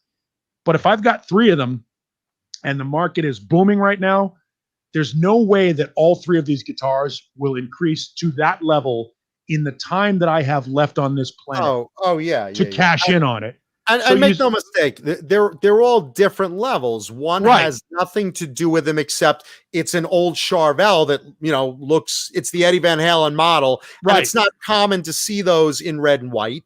The next one up, going up the echelon, is the Rhodes. Obviously, he's been photographed with it a few times, played it for all of 20 seconds maybe, and documented, signed, and whatnot with a photo. And then the one that's the wild card is the Doodle, because that's very unique. And even if he hadn't passed away, that's worth a lot of money, just not probably as much money as now. CK asked the questions. Why would you pay $50,000 for a guitar worth $10,000? Because that's what the market bears. Yeah, I've paid a lot of money on certain guitars. You look at the stock market. What is the stock market? What is, like, I own stock in, the fuck is the name of the company? Hypnosis Song Publishing. That's a company that a lot of these bands, it's Motley Crue, Nikki Sixx, a lot of these guys have sold their publishing to this company called Hypnosis Song Fund. So I own some stock in it. I think it's worth $1.60 a share or something like that. All right. Tomorrow it could be worth $5 a share. If I say to myself, my value has now increased 5-fold, if I sold 25% of my shares, my value has increased 4-fold, and I have income that now supplements that increases. You sell when the market is high. So in a situation like this, if that $10,000 guitar that we know is really $10,000 and will always be $10,000 at the current time is worth $50,000, then fucking sell it. Yeah, I agree. That's just capitalism. That's how the stock market works, and that's how people make millions. And hey, Colleen, how are you? And Sandra brings up a good point, and I've always said this: we are caretakers of these unique collectibles. Yes. It might just be time to let someone else make some good memories with this stuff. That's what I was saying earlier. You've had the experience. Now you're passing. It's almost like any other artifact. People look at Greenie. Look at Kirk Hammett now owns Greenie. Great point. Gary Moore once owned Greenie. Like now now Greenie, because it passed through so many different hands, Peter Green and whomever else owned it, and then Gary Moore, and now there's a provenance to it. And now it's not just Greenie. It's Greenie that was owned by Peter Green and owned by Gary Moore and owned by Kirk Hammett. And now there's a story and a legacy that's attached to it that makes it makes it an artifact. It makes it something cool to say, I had my moment with it, almost like the Stanley Cup. Your name is on it forever. Your possession of it, you will forever have owned that guitar. You'll be able to say, I had that guitar. It was mine. And that's the thrill of the chase. Sometimes you buy a guitar, any other guitar, even if it's not Eddie Van Halen's guitar. You buy a guitar, you like the guitar for a while. I'll give you a great example. I may sell this guitar. It's not worth a whole lot of money, but I've had it. I played it. I've had it. I played it. It's pretty cool. I'm not really attached to it. And it might be time. Somebody else might like it. Do you have that strung up as a righty or? No. It's strung up righty. It's okay. That's what I was asking. Hendrix. Yeah, it's a Hendrix. Yeah. No, I know what it is. I know what it is. It's a Hendrix, which is a lefty. I didn't know. Did you have it strung up righty or did you have it? No, it's strung up righty. Yeah. So, and this was owned by it was built and owned by a guy named Chris Hyatt, who's a guitar player here in town and does nationwide, does like a Stevie Ray Vaughan, Jimi Hendrix show. Now, there's not a whole lot of value to that, I don't think, and I wouldn't try to gouge somebody for it, but I've had the guitar, I played the guitar, Sure. It's cool. It might be time to pass it on to somebody else. Yeah. And there's something to be said for that. I mean, look, it's like a story. I mean, look, right now, I was literally talking about like one of my closest friends. I was saying to him, I said, I'm thinking of cutting loose a couple of guitars, and he's like, I came into some money recently. I would like a new guitar. What do you have? Let me see what you have. So I showed him a few that I'm considering cutting. And he's like, oh, wow, this, and one of them, the one he's looking at it's a rare Les Paul. It's a rare 80s Les Paul. It's in a color that like they barely made. And I bought it because I love that color. But, it's one of those, okay, which of my Les Pauls do I play the most? These three. So I'm going to cut one loose out of the four. Right. Even though I love the color, this is one. And I said to him, I'd rather cut a better deal for him than, because I could probably, pop it up for 8 and get somewhere in the 6s. And for him, I'd get, I'd sell for like in the 5s. And I said, I'd rather give it to you because A, I know where it is. B, you could probably sell it back to me down the line, once I get my head out of my ass and say, oh, I missed that guitar. And C, I don't mind cutting a deal where a friend can make money too. So it's and that's the thing I'm having. The conversation I'm having with Caleb Rappaport right now. Mm-hmm. Caleb Rappaport is in the market for an Ernie Ball Music Man.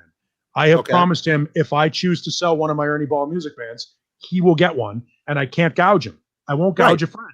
Better to give a friend a better deal. Yeah. That's what I'm going through. Literally. Yeah, I won't gouge a friend. If it's a stranger, the market. Look again. I'm guessing. Don't get me wrong. If you've got a guitar that's worth $30,000, you should get as close to $30,000 as you can get. But you'd give it to a friend for 25, because that. If a friend approached me and said, "Hey, I hear you're going to auction that guitar.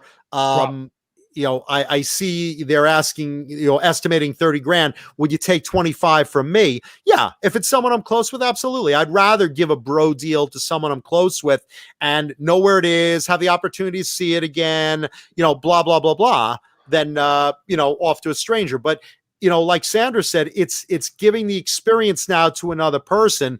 I'm just saying, like that Les Paul, even though I could make more money just putting it on reverb and waiting a few weeks, here's my buddy that I can go over his house and play it, and sure, I've lost, whatever, a grand less, but, let him make a grand or two, whatever, Well, and the other side of it is too, there's a sense of, and I know it sounds weird, but there's a sense of giving something to somebody that would appreciate it. And there's a value for appreciation. I would be bummed if I sold Caleb a guitar for a decent amount of money, for a fair amount of money, and then he turned around and flipped it for like a $3,000 profit. That's exactly what I'm trying to say about. Good night, Janice.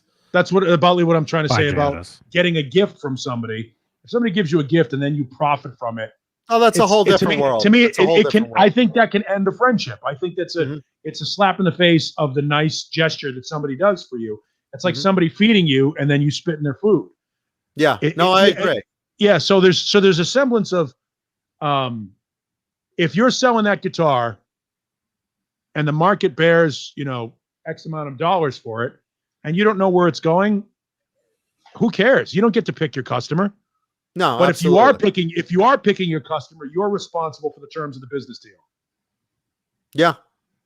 And again, the auctions are such a wild card now. I mean, just the numbers some of them are reaching. Like I said, just specifically on the EVH guitars, and I have a lot of cool guitars that are not for sale. So it's not like I'm gonna miss 2 or 3 of them if I pop those out and get. Well, that's what you have them for, though. Way John. over. Yeah, you have them for a rainy day. Well, I have them because I enjoy them. But yes, do I enjoy it 30 grand worth for that particular Rhodes? No, and that's the thing. I have a lot of other Rhodes that I play way more. Right, and that's the thing. Will the cost of that guitar, the amount of money you bring in from that guitar, be equal or greater than your enjoyment of that guitar? And if the answer is anything but no, then get rid of it. No, that's my thought. That's literally my thought. Look, I don't buy guitars to sell. I buy guitars because I like them. Right. But with that said, there are times that people have offered me, a stupid amount of money for certain things, and some I've turned down because I just like the guitar that much. And once in a while, I've said, you know what? How much do I play it? How much do I like it? Would I miss it? Would I miss it that much? And this is one of those cases. This is just one of those cases where it's like, I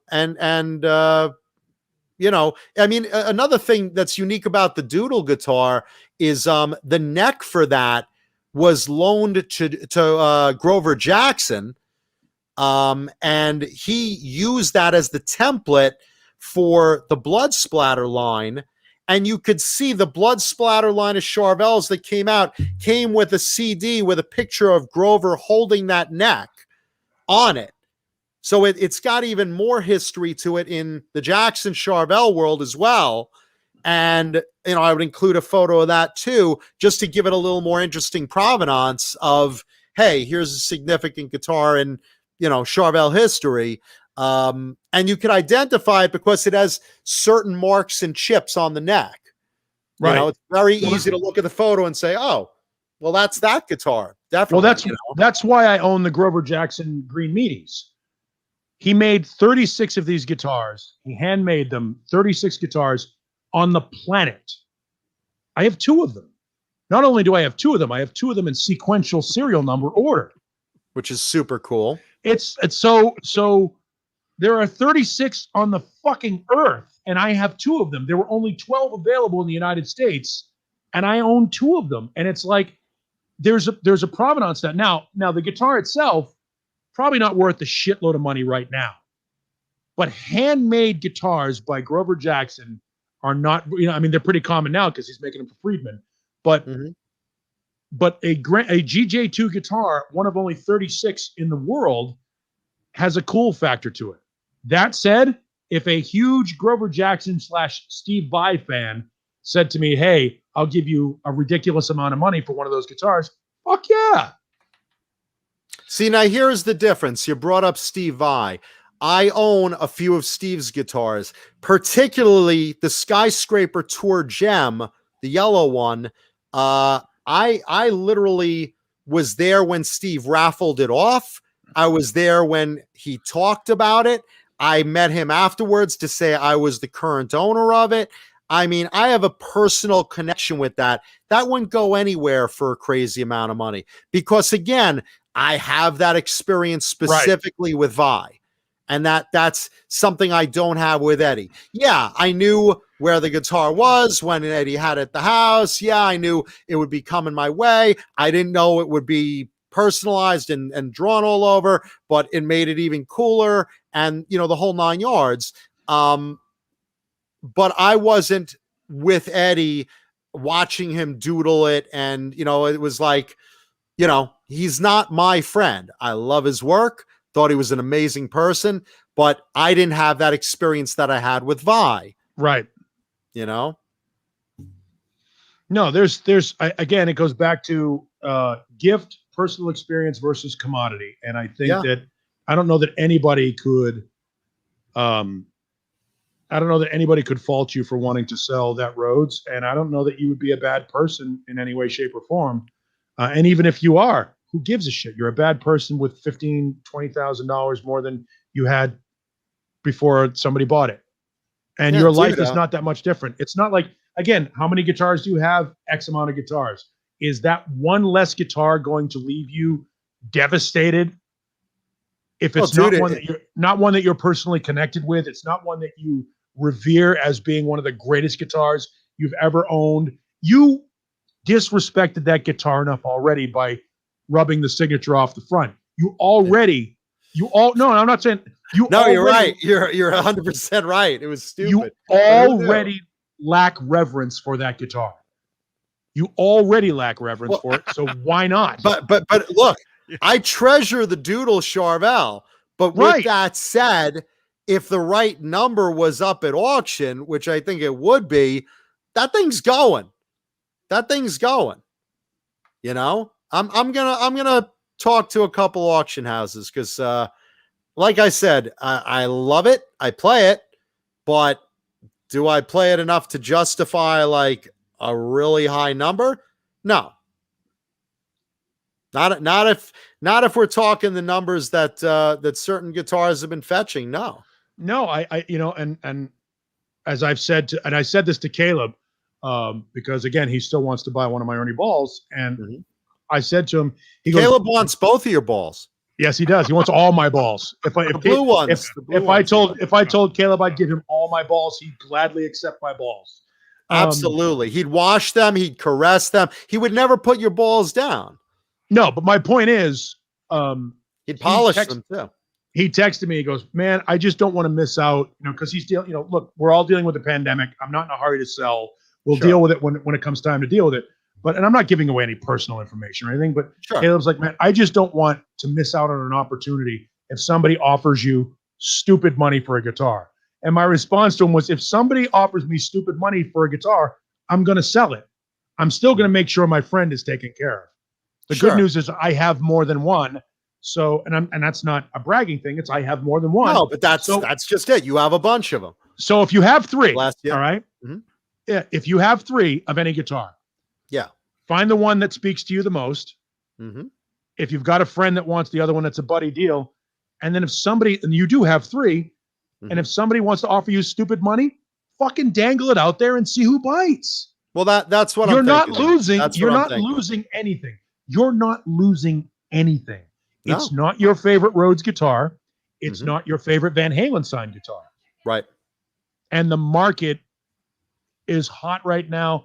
Again, I'm not trying to talk you into it. But No. I'm not going to talk you out of it. I brought this onto the show. I brought this into the air because I want to bounce it off everyone. Am I crazy that I haven't even done it yet? Am I, and after seeing what's been going down lately at the auction houses, I'm just, it's like an epiphany. It's like, hey, stupid, as much as you like those guitars, you have three of them. If you sold even all three of them for the right money, you'd be stupid not to, and you could buy another one. It's like, you know what I'm saying? I mean, look, I have four Van Halen guitars. That Blue Shark, even though it's a home job, never touched by Eddie, nothing to do with Eddie other than it's a replica of a Shark done in blue. Look, I mean, that's just a crazy kind of thing. I could keep that one and be happy, More than the other ones? Well, listen, if one goes for 35 and one goes for 80 or 75 or 100 or whatever, and the other one, even if the other one just goes for like 10 or 15 when it's not worth 10 or 15, all three of those would go. All three of those would go. I would be very happy keeping the Shark and a 6-figure check. Yes.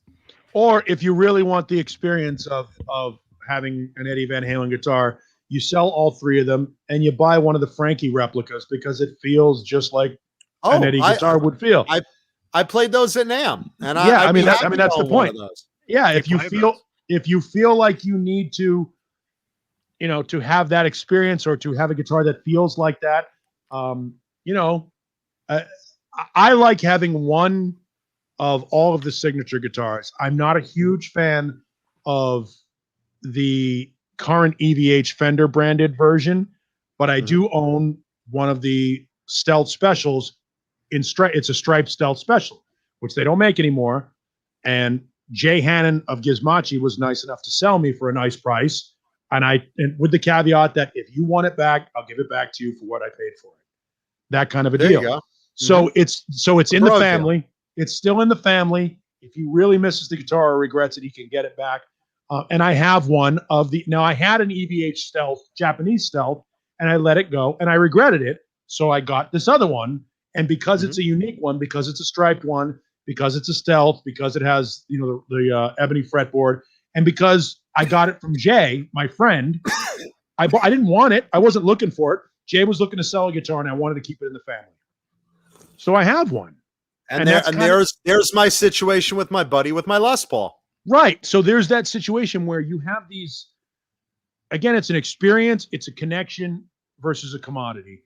And dude, when I see a fake selling for 50 grand, I would rather give something that actually Eddie touched, played, wrote on, whatever, a real piece, and see that in a collector's hands than see someone get burned by someone's fake. And that's the thing. I mean, that's I think that selling fake guitars obviously is unscrupulous. I think that beyond words. Yeah, I just and call me somebody for lack of a better term. I have a conscience and a moral character, and I just can't screw somebody in that way. I just can't do same it. here. Same here. If you have the opportunity, again, I would consider it. If it were my guitar, I'd probably list it. I'd put a reserve on it for a number above which I think it should go for realistically in the market, given the way the market is working. And if it doesn't meet that reserve, then so be it. You pay the auction house their listing fee, and you take the guitar home, and there's nothing lost. But if it does, if it does exceed that reserve point, then A, you got what you wanted. And if it goes above, anywhere above that, that's fucking gravy. Use that extra money. Use that extra money. It's like betting off the top in Vegas. If you hit aces and eights for $10,000 and you only had, $1,000 bet on the table or whatever, then you're fucking $9,000 ahead. Take 8,000, put it away, piss away 1,000, and you're still $9,000 ahead. You know what I mean? You're still playing with house money in that situation. I don't think that there's any negative to be taken from it. No, I'm thinking the same way, man. I'm thinking the same way. And like I said, I've had let's see, 1, 2. I've had all 3 of those guitars on this show. Yeah. I've talked about them. I've documented them. I've said what they are pre-Eddie's passing. I like these guitars. I'm very clear about what they are, not making them something they're not. But at the same time, this seems to be the time that when fakes are selling for up here and real ones are selling up here, and mine would be probably in the middle because, it's real, but not like his personal own stage guitar, yada, yada, yada. I mean, I think it's kind of a no-brainer at this point. Dude, if somebody walks up to you in the hallway of your building right now and says, I'll give you $10,000 for that Rhodes, the Rhodes Eddie Van Halen signed guitar, you'd be an idiot to say no.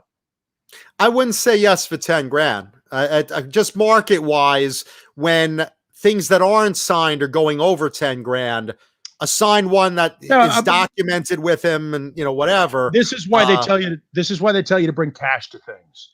Very few people, if you walk up to somebody, like if somebody wins a Harley Davidson or somebody wins a car at a radio station festival, I've seen this happen at a giveaway. Somebody wins a pickup truck or something like that. It's a $50,000 pickup truck. All right, which you have to deal with taxes and licensing and all the shit that comes with it.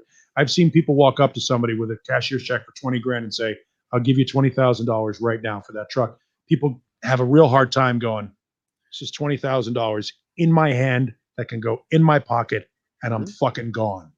Yeah, well, tax-free also. A lot of people don't realize when you win a prize like that, you're paying taxes, boys and girls. But that's my point. My point is, very few people can walk away from cash. If somebody walked up to you with a bag full of money and said, I'll give you this bag full of money, and I don't know what the number is, your go-to number would be, it's very difficult for somebody to look at that amount of money in their hand and go, nah.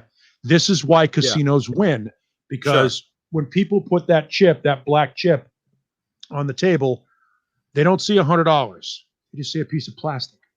So you don't see the value in it. You don't understand the value in it. It's just a piece of plastic. Right. So you put 4 or 5 of those on the table, and you don't realize those 5 pieces of plastic are a week's pay for some people. And you piss it away. You piss it away in 4 seconds. That's why casinos don't give you cash. That's why you don't play cash in the casino. That's why they take your cash and they check it in for these little colored pieces of plastic. Because it disconnects you from reality. It disconnects you from the value of it. So if somebody walks up to you and says, I've got this stack of cash, and it's the difference between cash and a check. If I have $10,000 in cash or $10,000 in a check, people are more likely to grab the cash. It's a visual, it's a visceral reaction. So take the guitar, put it up, put a fucking stupid number on it. And if it goes, it goes. And if it doesn't, that's literally what I'm going to do. That's literally if it doesn't go, you're no worse off than you were 2 hours and 49 minutes ago. Yeah, because there are certain numbers that I'd want to keep them at, and certain numbers that it's like, well, if it hits that much, okay, they go bye-bye.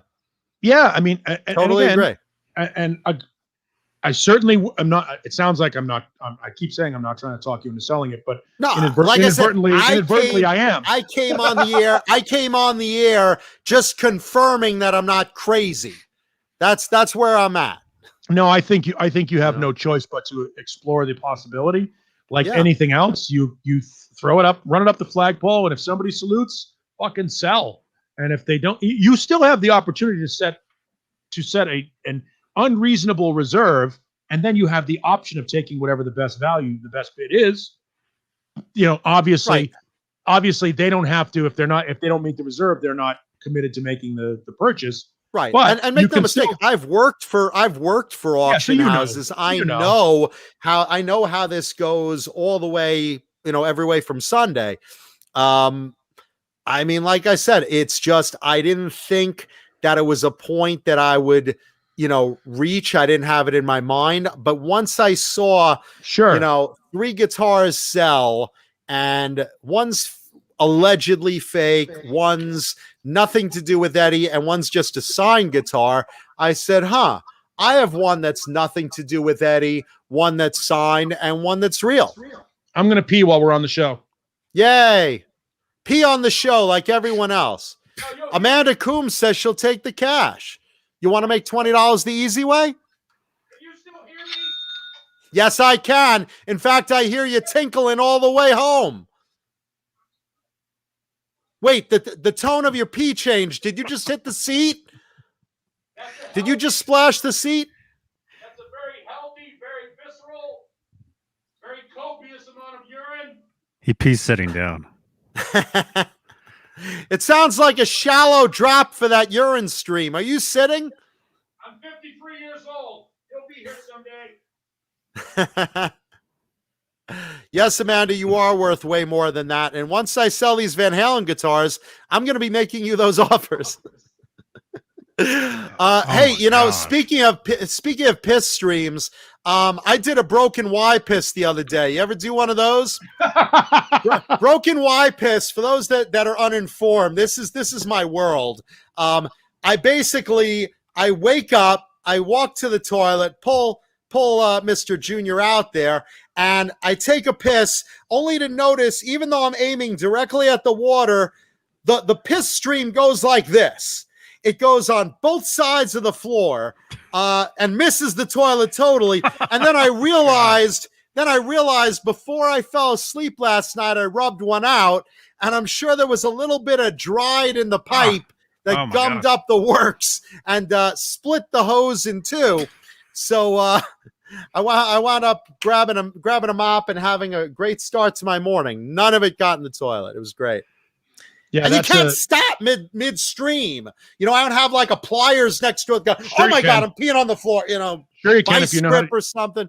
If you have any control over your urethra at all, you can stop midstream. It's a talent. Not when I wake up. When I wake up, it's like a fucking fire hose. It's like if I just let it go, it's all over the wall, and No, this is that morning piss. I'm letting loose the I've I'm been there. easing the sea back. It's just going. I've seen your walls. You've seen my wiener? What? Your wall. Yeah, my walls are covered in piss. That's why. He's not kidding. No, it was so ridiculous. It was just like I'm half asleep. I take a piss. I look on the floor. I see 2 puddles for me. I'm like, what the fuck? And then I'm like, shit. Wait up. Yes. Hey, Wayno. Wayno did something very cool. I'll explain on Saturday.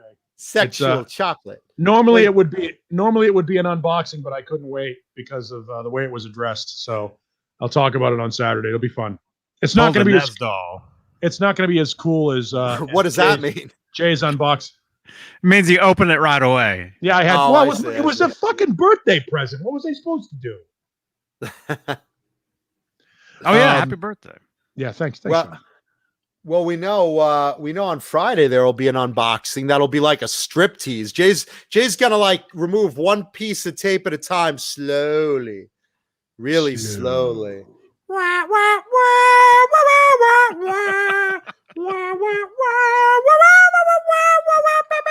Oh, it's going back.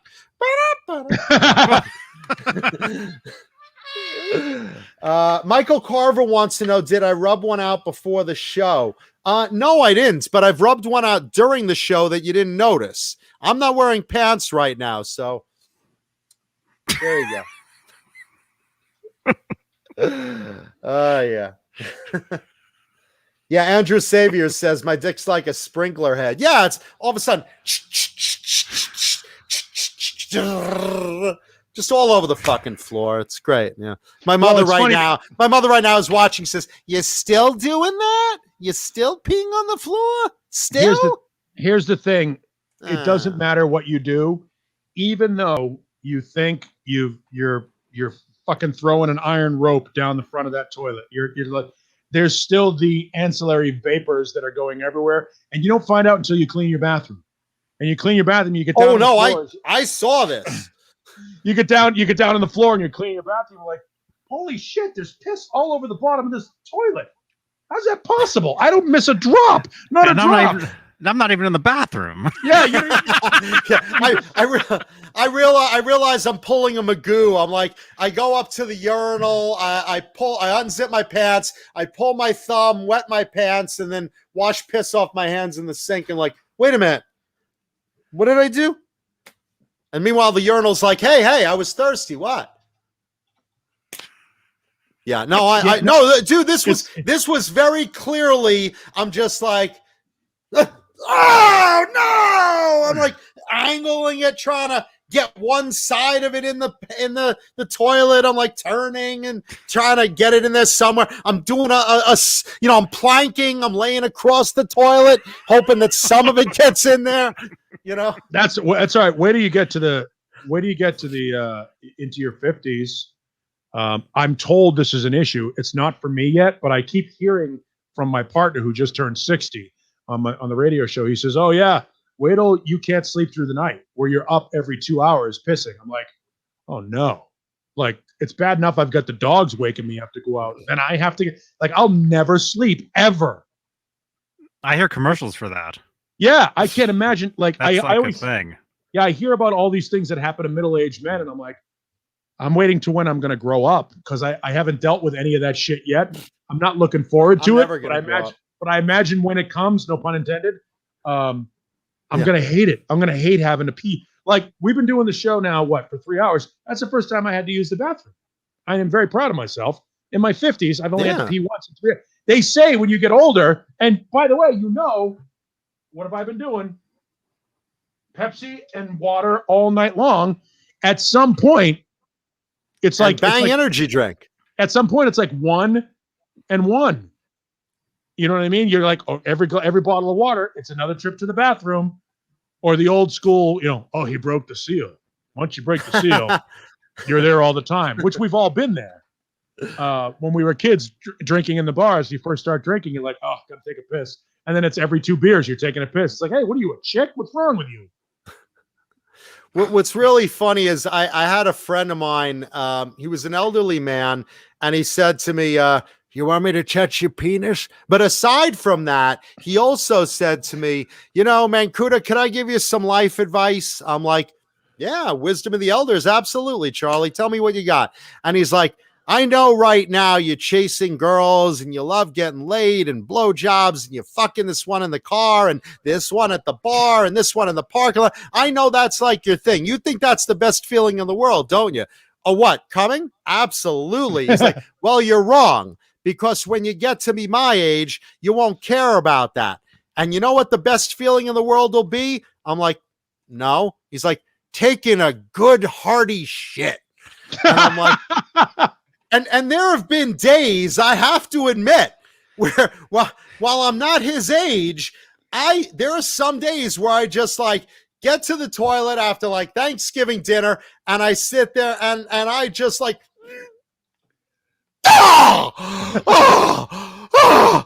I look up and I'm like, "Charlie, you were right. You were right, man. Rock on. You were right." Yeah. Go figure. Yeah. I never knew. And, and then other times I'm laying in bed. You're talking about laying in bed every 2 hours, you wake up and piss.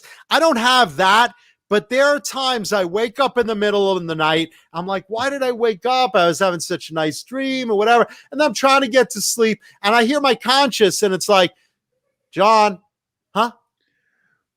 John. I should not have, Yeah. I should not have even gotten up.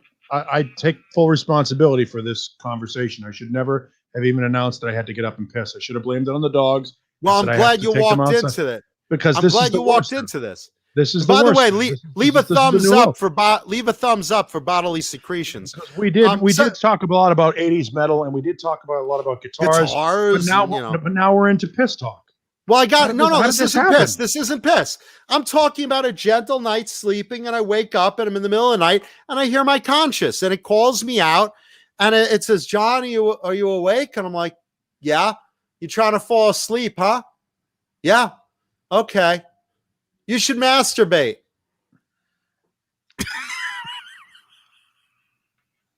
And it's right. It's right. It's right. And there I am. You know, It's never right. all right. And I turned Blue Rhino away, and he's like, "What's going on?" Nothing. Don't worry about me. Don't worry about me. You know? And I think about, Lenny Lou and Mary and Amanda and Colleen and Janice, and Renus and,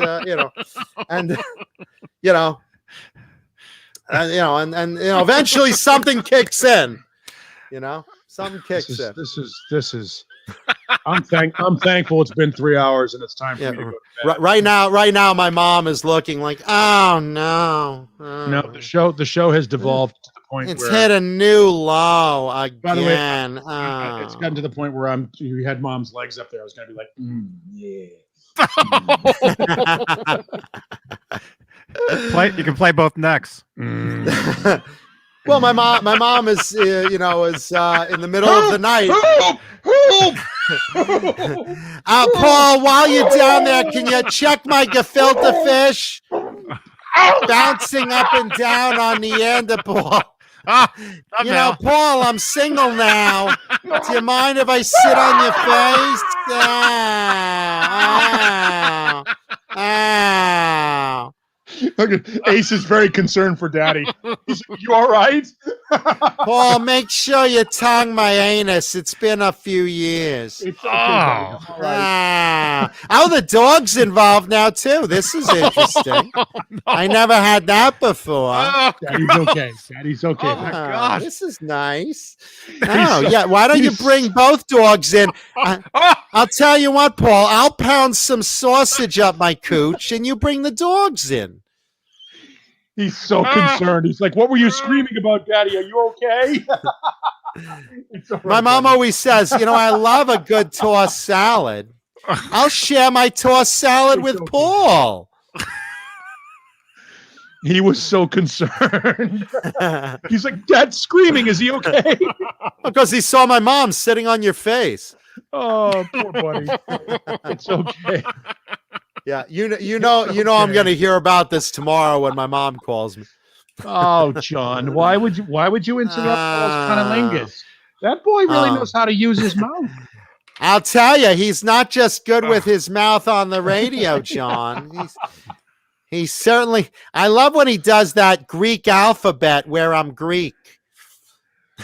Yeah, Lenny Lou brings up a good point. We should have a Mom Kuda icon.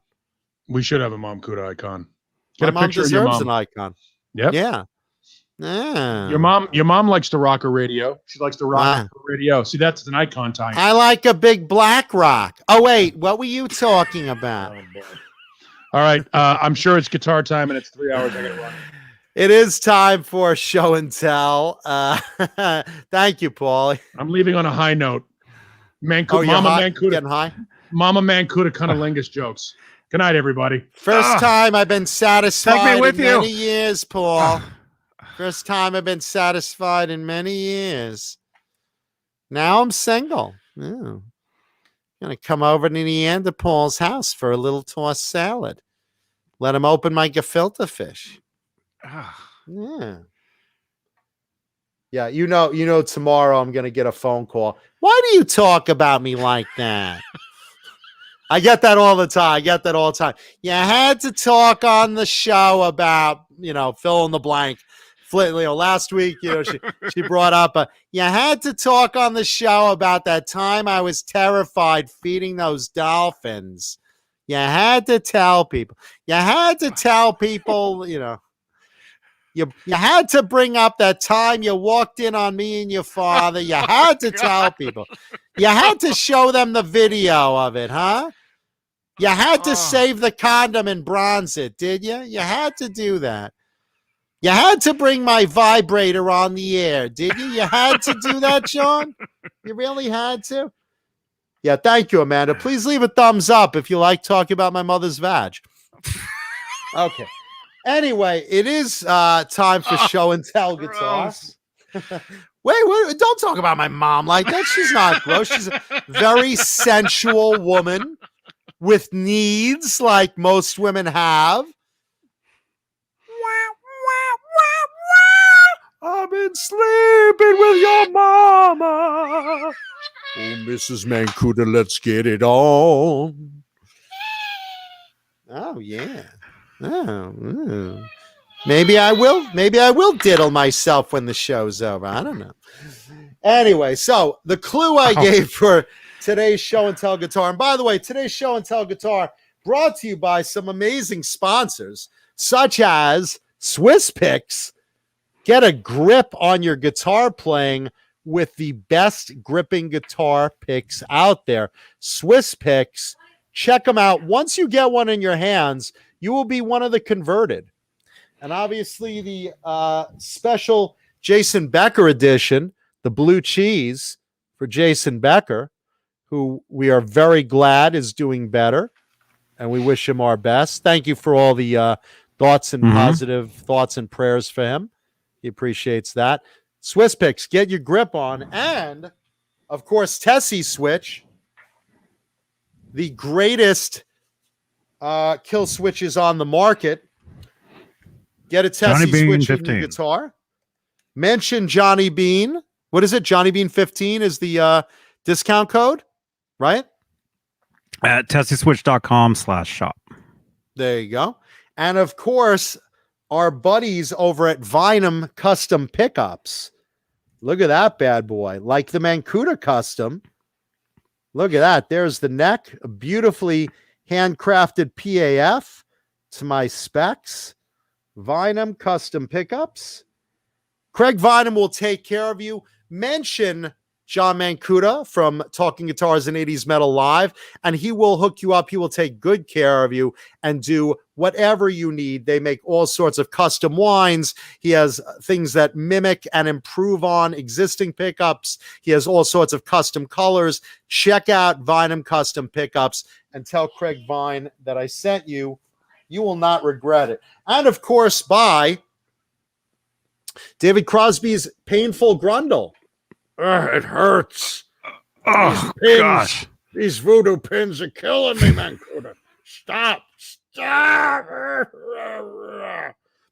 so there you go. So today's show and tell guitar, boys and girls, I brought on a cool one. I was going to show it last week. The clue was it was a dark and stormy night.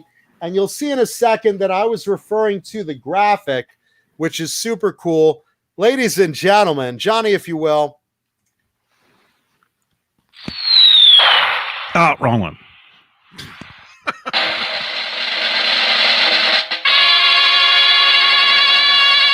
Oh, look at that thing. Nice. Johnny, take this thing down here. This little. Get out of there. Get out of there. Get out of there. Trying to get a thumbnail here. There it is, John Biel. There's a headstock. No, put that back. Now it's got a headstock. That's a headstock, kids. That's a headstock. Okay, so what this is, let me get a good thumbnail going. Hang on. Right. How about there? Wait. There. Got it. Okay. This is a 1988 BC Rich Gunslinger, and this has a very cool, unique finish.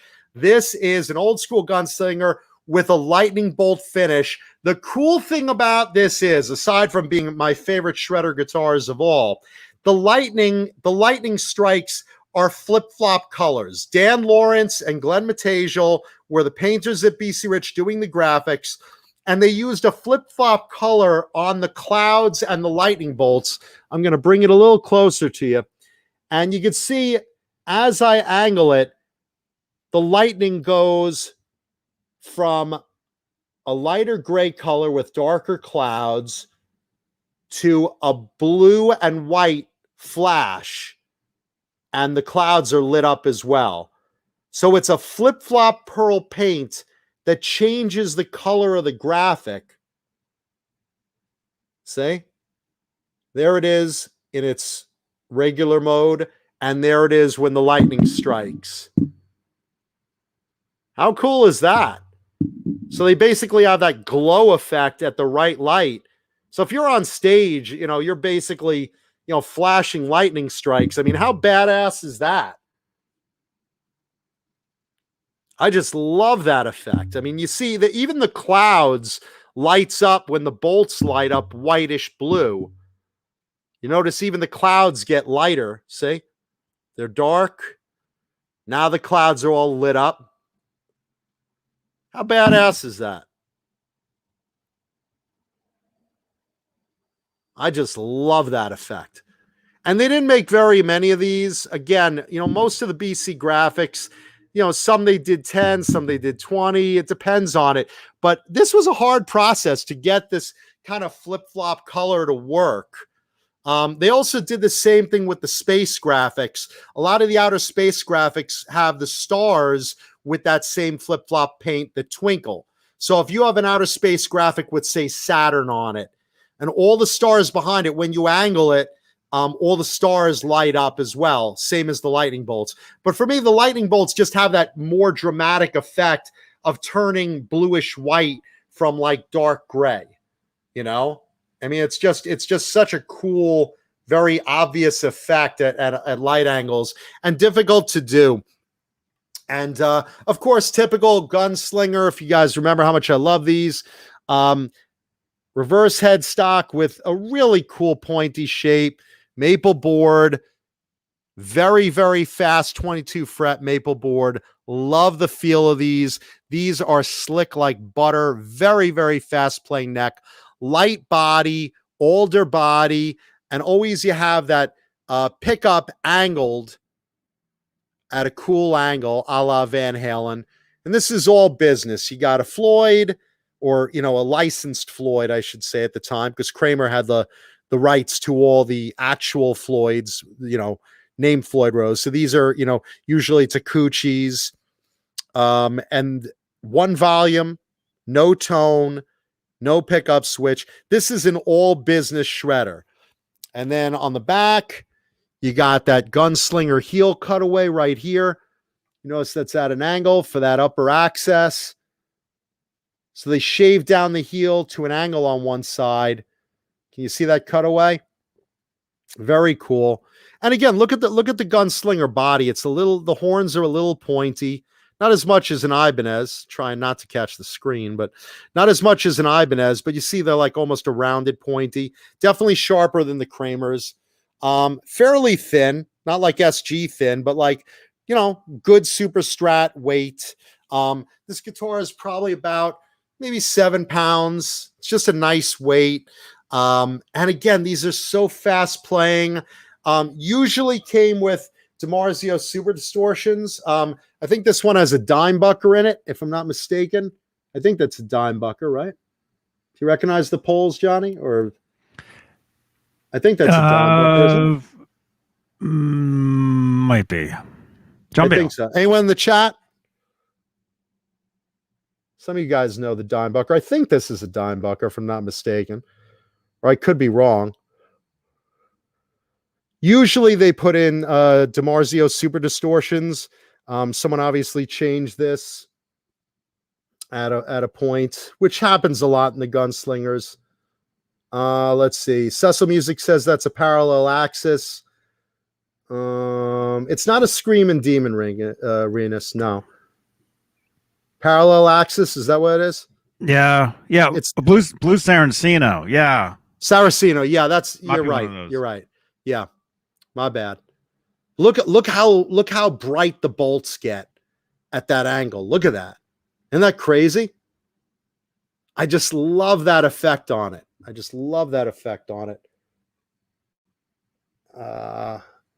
Depending how the light hits it. Just so cool. There you go. Just dark clouds, dark lightning, and then boom, lightning strikes, baby. Just that bright blue white that applies to the clouds and the bolts. I mean, it's just a great playing guitar. These guitars are just some of my favorites. I have a ton of these gunslingers. I love them. I reach for them all the time. There's always at least one out. I keep a couple of guitars out at a time and rotate them, but I just love these. And again, they had the coolest graphics.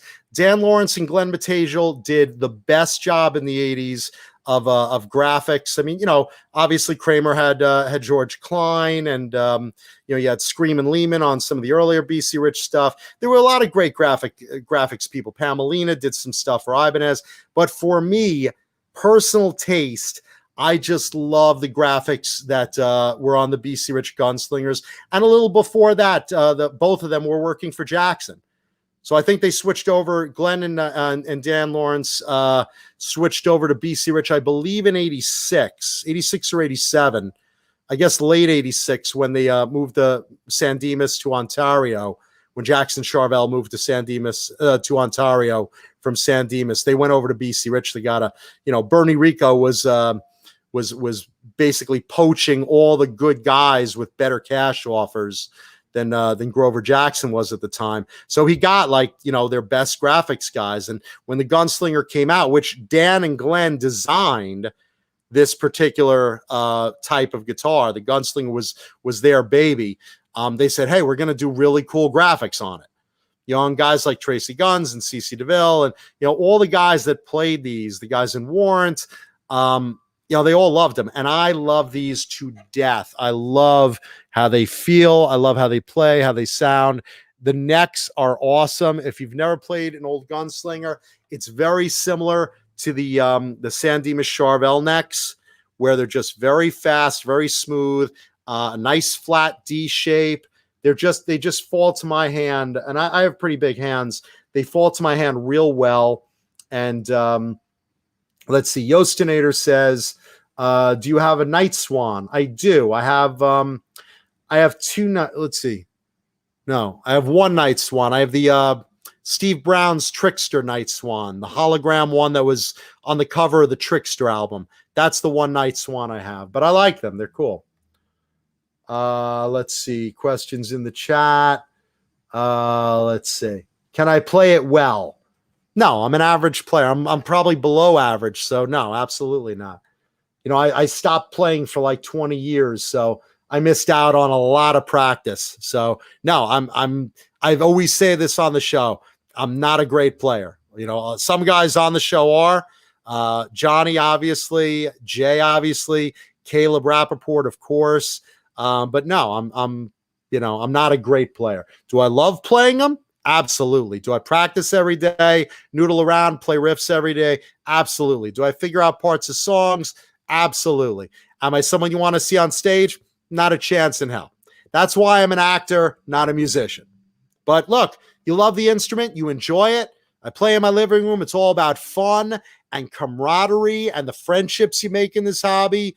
And look, when you love the instrument, you got to admit, it's addicting. It's really addicting, And no, CK, that's not correct. You say I'm a collector, not a player. I am both. I don't buy them to hang on a wall or put in a storage area or leave in a closet untouched. Every guitar I have gets played. And I've talked about this on the show before. They need to get played. You need to play guitars. They can't just sit like in the Hard Rock Cafe rotting on a wall hanger. They need to be maintained. Strings need to be changed, need to be oiled, necks need to be adjusted, bodies need to be polished. Don't buy guitars if you're just gonna, do what some Japanese collectors do with big money, where you're like, oh, it looks good, I'm gonna hang it up in a glass frame, or I'm gonna stack them in a storage area. That's not enjoying a guitar. I enjoy my guitars. Am I great at playing them? No. Do I enjoy playing them? Parts of songs and riffs and little solos and whatever I can do? Absolutely. They're fun. And that's what you should be. You should be enjoying it, whatever level you're at, whether you're beginner, intermediate, professional player, whatever it is, you have to enjoy the guitars for what they are. They are instruments, they are tools. And yeah, I love the way they look. I love the way they feel, but I also love the way they play and the way they sound. And it's really important to distinguish that. So every guitar I own gets played, even the ones that are valuable, even the ones that are famous rock star guitars. And people say, well, man, Kuda, how could you play that guitar? It's so valuable, whatever. Because the fact is, if George Lynch can't hurt it after 1,000 shows, what damage am I going to do to it in my living room, noodling around on it? When I'm playing Dokken songs, what am I playing? Once in a while, George is playing it every night for 2 years. I'm not going to hurt it. So all of them need to get played. All of them need to get maintained. All of them need love. That's it. So yeah, collector, yes. Player, yes, because these are addictive. When you really enjoy playing them, gas is real. Guitar acquisition syndrome, or gear acquisition syndrome, as some people say. That's the reality. It is something that gets very addictive. Blue Rhino does not play guitar. Gail Blackman, hello. Blue Rhino was a member of our band in Popcorn the Band when we were together. Johnny, myself, Paul, Blue Rhino, and JoJo the Chimp. But no, Blue Rhino he played drums. He occasionally played the triangle, but he's more of a drummer, definitely, right, Johnny? Johnny's fainted. Johnny went to rub one out. He was like, oh, that sounds good. I bet I have 20 minutes of him talking. I could go rub one out. No, we were talking. Blue Rhino was the drummer of Popcorn the Band. Right. Because Gail in the audience asked if he plays guitar. So no, he does not. Let's see. No, he does not play. He does not play. He has played drums. He has looked at guitars very often. He admires them while eating ice cream because he does love ice cream. But no, Blue Rhino does not play. But anyway, yes, I know where he is. Gail points out he's right there behind you. I do know that. That's his spot on the show. But absolutely, let's see if he can play. I'm going to ask you, Blue Rhino, can you play guitar? You know I can't play guitar. I play drums. That's right. So let's try it. I don't want to. Well, here we go. Here, let's try it. I can't play. How's it sound? This is stupid. I know. Just proving a point. I can't play. I know. See? He can't even reach the fretboard. Told you. There you go. So yes, he's our drummer from Popcorn the Band. Blue Rhino, everybody. Leave a thumbs up for Blue Rhino. This is awesome. Anyway, yeah, so, I just love these. And, I think this particular one has just such a cool graphic. I wanted to share it with you guys and gals. Let's see. Leave a thumbs up for Blue Rhino.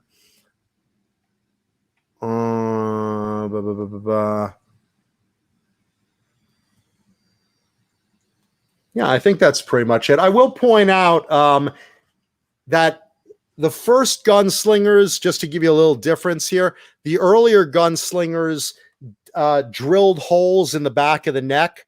This is how you tell, or one of the clues that you tell in 88 from an 89, which were the two main years that BC put out the gunslingers en masse. And 88, they drilled holes in the back of the headstock, but then they realized they didn't have to drill them that far, and it weakened the headstock. So in 89, they switched it, and the 89s don't have the drill holes, just in case you're keeping track. There you go. Let's see what else. I think that's pretty much the gist of it. What do you think, Johnny? You like that one? 1988 BC Rich Gunslinger with flip-flop lightning graphic on it. Shred Heaven. There you go.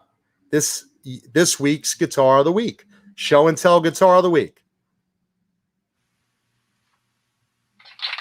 Thank you. Thank you. There we go. What do you think, Johnny?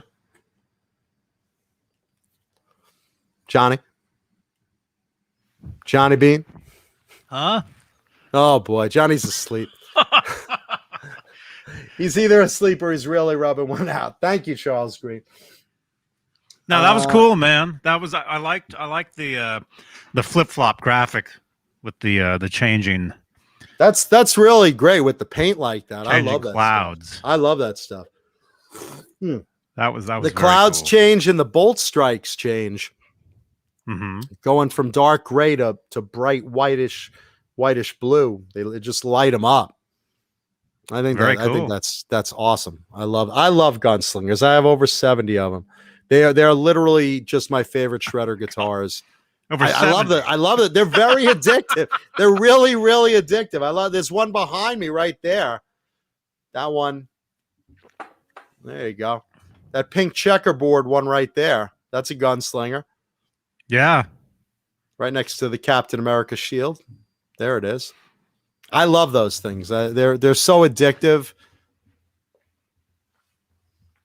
Let's see in the chat. Let's see what else is going on. I didn't have a lot of time to play in the music news earlier because I was saying I was having problems hooking up the chat. I was still having problems with my itchy eyes. That's why I'm playing Magoo, staring at the screen at points. So it's killing me, but I'm trying to get through it for you guys.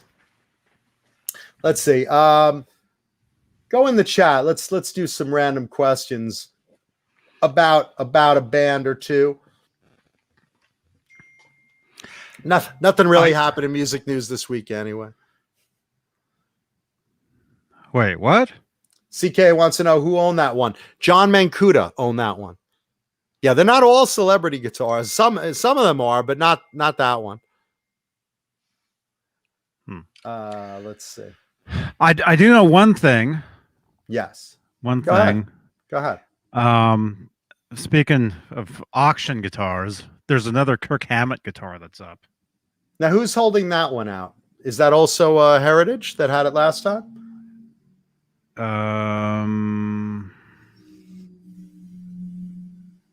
What was that? Thank you, Lenny, Lou, and Mary. Got to have rock and roll. So it's the same one that has those other Van Halens. They also have a Hammett guitar. Which one? Let's see what it looks like. It's which the one? Here, let me. Man, some of these websites they're just now. Correct me if I'm wrong. The 4 Van Halen guitars that are going up for auction. Those are from one of his roadies. One of them belonged to one of them years ago. Mm-hmm. Well, here we got. Let's show these. Oh, so do you think you could track down that video of Eddie with the Rhodes guitar at the golf tournaments? Maybe. Let me know if you can. Because I'm thinking I had that video like years ago, years and years ago, and if I had saved it, it would be somewhere. I know I've seen a bunch of photos of him with it, and like I said, we played it for like all of 30 seconds, and just checking it out. But I'd love to have more photo options. I have a photo or two of him with it, but I am curious to see if there's a video. That would be cool too. I'm thinking there is. I'm thinking I saw one. Here, if anyone in the chat knows of it, send to my Facebook. Send me a private Facebook message with it at Jonathan Mancuda, Mankuta, on Facebook. Send me a private message if you have a link to that video, or you have additional photos or whatever of him with where Eddie Van Halen is at one of 2 golf tournaments with this particular dark red Randy Rhodes Jackson. Probably the only one I've ever seen him with, and just signing it on the front and on the back. So if you have photos of video of that guitar, I'm anxious to see what you have. So please send me a PM. I appreciate it, or DM, private message, direct message, whatever you call it. That was signed back in 1994. Yeah, there was one in 94 and maybe one in 96, I want to say. They were like 2 years apart, I think, that the signatures were. And I believe it's dated on the back. The later it got, Eddie started dating his signatures in the late 90s. Late 90s is when he started putting the dates, I think. I'll have to look. I'll have to see. Actually, I think I have a photo of it here. Hold on. Give me a second. Let's see. Collection. Jackson CD. Jackson Rhodes. EVH. Okay, let's see. So the SIG on the the SIG on the front was dated 90. Can't even read that. What? 90. This was the one. This is the one I stupidly erased. This was in the front of the guitar. What does that look like to you, Johnny? 93, 98? What does that look like to you? Oh, wow. Yeah, I know. I was stupid to erase 96. Okay, so that was 96. The one on the back. And here's let's see. Here's a photo of him with it. The picture that you have is definitely from 94. Okay, here's a photo of him with it. Well, I don't know about that because the guitar is signed on the front in this photo. There's a photo of him with it, and it's signed on the front if you look by the bridge. So it is signed. So that might be from 96 then. Unless that photo. Well, because you see it's signed on the front, and on the front, if it's dated 96, and again, that signature is no longer there, but this is the one that is there still. Hold on. He didn't look like that in 96. Because the one that I kept on the back of the guitar is from 94, and he wrote Eddie Van Halen 94. So that was, well, let's see if I can angle this. There you go. See that one he also wrote the band's name and dated it 94. That picture is definitely from 94. It can't be because the front is signed, and the front, maybe the front is signed 93, unless you're reading that signature wrong. Could that be 92 or 93? It could be 93. What does that look like to you guys? That looks like everyone's saying almost 99. 99. It could be, but that's what that when that photo is taken. Because if you look at it, the front is signed. The front is already signed on that guitar. And if it's dated 99, then that photo is from 99. That photo is not from 99. Well, but the signature. But hold on a second. Whatever that front guitar is dated, it would have to be. It would have to either say 93 or 99. Whatever it says on the front, because obviously the back is clearly 94. The back is very clearly 94. Well, here's a picture. What, is he wearing a King Cobra hat there?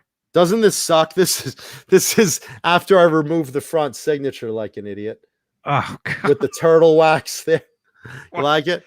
You like that? So you documented I did something. document it because I knew it would have a value, and I'd want the proof of it. Is that the same shirt? Same shirt, same hat that he's wearing Let's see. in that picture? It's a peach Yeah, shirt, it is. Same hair. baggy Same hair. pants.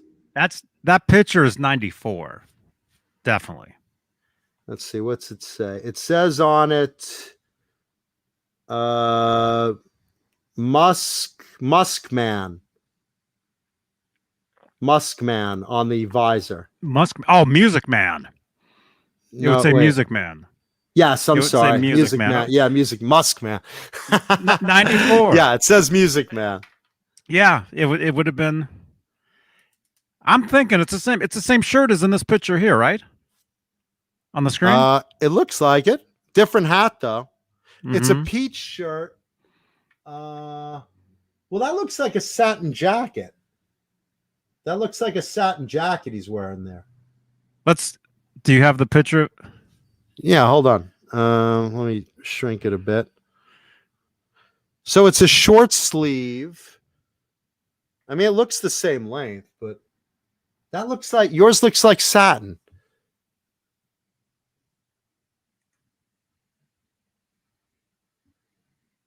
The one I'm looking at is a polo shirt. To me, they're the same shirt. What do you think in the chat? I think it's the same shirt, same day. And CK wants to know why I removed one of the signatures. Here's the thing. It was signed twice, once on the front, once on the back. I didn't see a need for it to be signed on the front as well. Obviously, I wasn't thinking about it as, value or anything like that. I was just like, I don't like signatures on the front of guitars, and it's already signed on the back. So what would be the harm of removing one of them? So I did remove the front signature, and left the back one. And the back one had his name and Van Halen and a clear date. So I left that. The photo has shows that there was a sig on the front at one point. So whenever that photo of the front is, that must be 93. It must be. When you think? If it was 93, it would be early. No, it'd be late 93. But that picture's not from 93, unless he wore the same picture. What am I saying? Well, let's put it this way. Unless, are you sure the signatures are a couple years apart? Because it could have been two different tournaments wearing the same shirt. It was two different times. Two different hats, times. Like months apart. It was two different tournaments that he signed it, because he wouldn't sign it in the front and the back. He signed it twice. I only have the one photo of him with it. I'm sure there are others online. Let's see. Eddie signed this one in two places when he was still with Ernie Ball. He wasn't with Ernie Ball in 96. Okay. Or 99. Okay, so it would have to be 93 and 94. 93 and 94. And I guess I got rid of the 93 signature because I'm stupid and I didn't know. No one expected that, that he would pass away and it would be, worth more. But like I said, I took the front one off. Just because I didn't want a signature on the front. I figured it's still signed by Eddie on the back. I still have photos with it. And I documented photos of it with and without the signature. So, so that it's still legit as known to be that guitar. Still very valuable guitar, very cool guitar. Have you done that before? Do you have any other guitars or memorabilia that they've removed a signature from? Well, what I have removed is personalizations, like the Eddie Van Halen Bob. Doodle guitar. The Eddie Van Halen Doodle guitar was also personalized at one point. It said to and then his friend's name. And I got rid of that because I'm like, if I ever did get rid of it, no one's going to want this other person's name on their guitar. They just want Eddie Van Halen, and Unless blah, it blah, was blah. their name. Yeah, I mean, his name was Hassenpfeffer, so I don't think But- it was a common name. What? No. It is kind of, I don't know. I mean, because I have a poster that he had signed. Not to me. It was from the NAMM show '91 when the Music Man guitars first came out.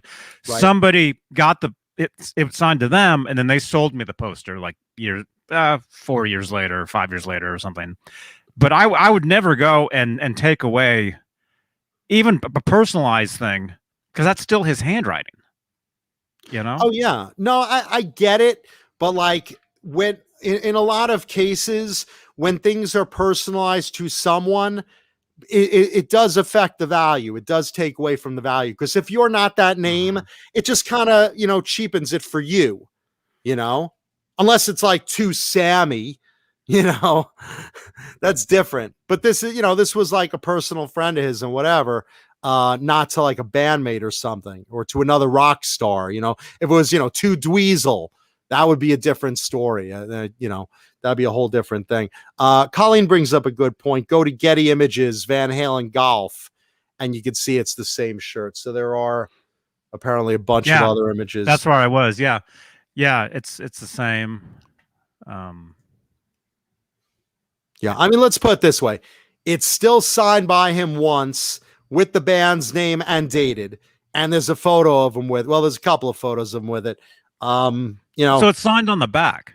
It's signed on the back now. Yes. So if you want to play the guitar, you would want it signed on the front because if you rub the guitar against you, I saw it the opposite way because look where it was signed. It was signed right by the bridge. It was signed right by the bridge where you'd probably arm wipe it off. Were both signatures? Did they both look the same? Like that's a classic signature of his right there. Well, that's great.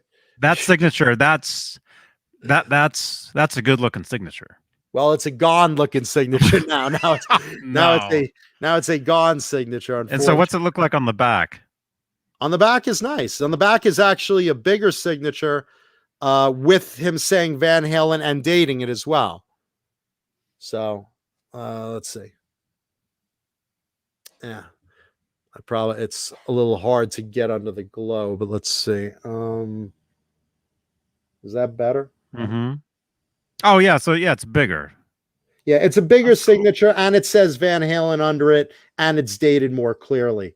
So I mean, that was the one I kept. But the way I look at it, the one on the front was right by the bridge. I mean, it was something that as I play it, and look where it is in your arm position, relative to the bridge, you're going to be leaning on that. And like I said, I do play these guitars. Maybe, yeah.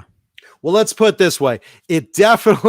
My arm definitely was stupid enough to wipe it off. So definitely my arm did wipe it off. You could have stopped that arm with your other arm. Yeah, if I could go back in time. Stop doing that. If I could go back in time and say, hey, stupid, don't do that. Like I said, it's let's see. I have like before and after. Oh, here's a better photo of the signature. You can see how big it is in the back. It's a much bigger signature too. This photo is a little more clear. See how much bigger it is in relationship to the guitar body? Mm-hmm. I mean, that's a pretty big signature. So he was handed the guitar like upside down, and he just like, yeah. Well, I mean, at one point, apparently, I was told that he played it for like just to try it out. But like, I mean, he's at a golf tournament, so it was one of those on the sideline kind of, downtime things.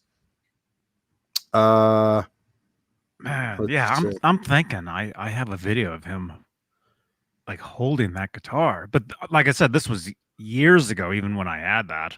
Yeah, like you could see here how big it is. Like, look at it in relationship to the size of the guitar. On the back, it's a huge signature. Mm-hmm. It was small on the front. Wow. So this is that same day. No, it's 2 different days, 2 different tournaments. No, this one here, this picture here. Is he wearing that Music Man visor? That's the same day, but I don't know which. I guess if it was 93 and 94, see, it's hard to tell because the photo, he's showing the front of the guitar. I don't know if the back is signed on that day or the year after. You know, it's just obvious that it's that guitar. Anyway, this is him with Bob Hope and Gerald Ford. There you go. Who also played the guitar. Probably. Just Gerald imagine. Ford. Did you erase their signatures off that guitar? I wish these two would have signed it also. Could you imagine? Imagine Bob Hope's signature on a Jackson guitar. Yeah, and Gerald Ford. Yeah. The guy couldn't even walk straight. Imagine he's like playing the guitar too. You know? Wow. Yeah, so oh my gosh. Yeah. The only other time I remove things, like I said, I removed that personalization off the Doodle guitar. I took the other guy's name off of it. Then let's see. I wanted to, what my plan was, the Trickster guitar, the Trickster Night Swan, it's signed by the full band on the front, and it was personalized to an MTV executive. So I took the MTV executive's name off of it, right? So it just has the 4 band members. So it just has the 4. You wouldn't know the guy's name anyway. It says to John. So, you know. J-O-H-N. Yeah, J-O-H-N. Even if it said J-O-N, I wouldn't keep it like that. Didn't consider changing your name to J-O-H-N. No. But what it was is I took that guy's name off. The plan was to meet up with the band and have them all sign the back so I could wipe off the signatures off the front. But it never came to fruition. It's like it was just one of those, you know, you'd have to meet all 4 of them at one point, and I just didn't. So, I mean, I've talked to Steve Brown, but like it wasn't in person, and it wasn't like, hey, can you sign the back and, you know, pass it around to your 4 bandmates so I could wipe off the front. So it's, you know, it is what it is now. Now I don't wipe anything off because I learned my lesson. But it's just funny. It's like you look at it, you know, with the before and after the signature was removed on the front, and it's like, you know, you had it, you know, here with the signature in this photo, and then you go to the next photo, and it's clear, it's wiped off, and then the photo after that, of course, I have the turtle wax rubbing compound proudly displayed like an idiot. Oh, John, you're a moron. Thank you, Mom. It's so weird. Colleen, thank you for that video. Yeah. Did Colleen come up with the golf video? No. Well, a golf video from Entertainment Tonight. Okay, but not him with the guitar. Not the one. No. Okay. No. I know that video very well, Colleen. I taped that off television the night that was on. That one.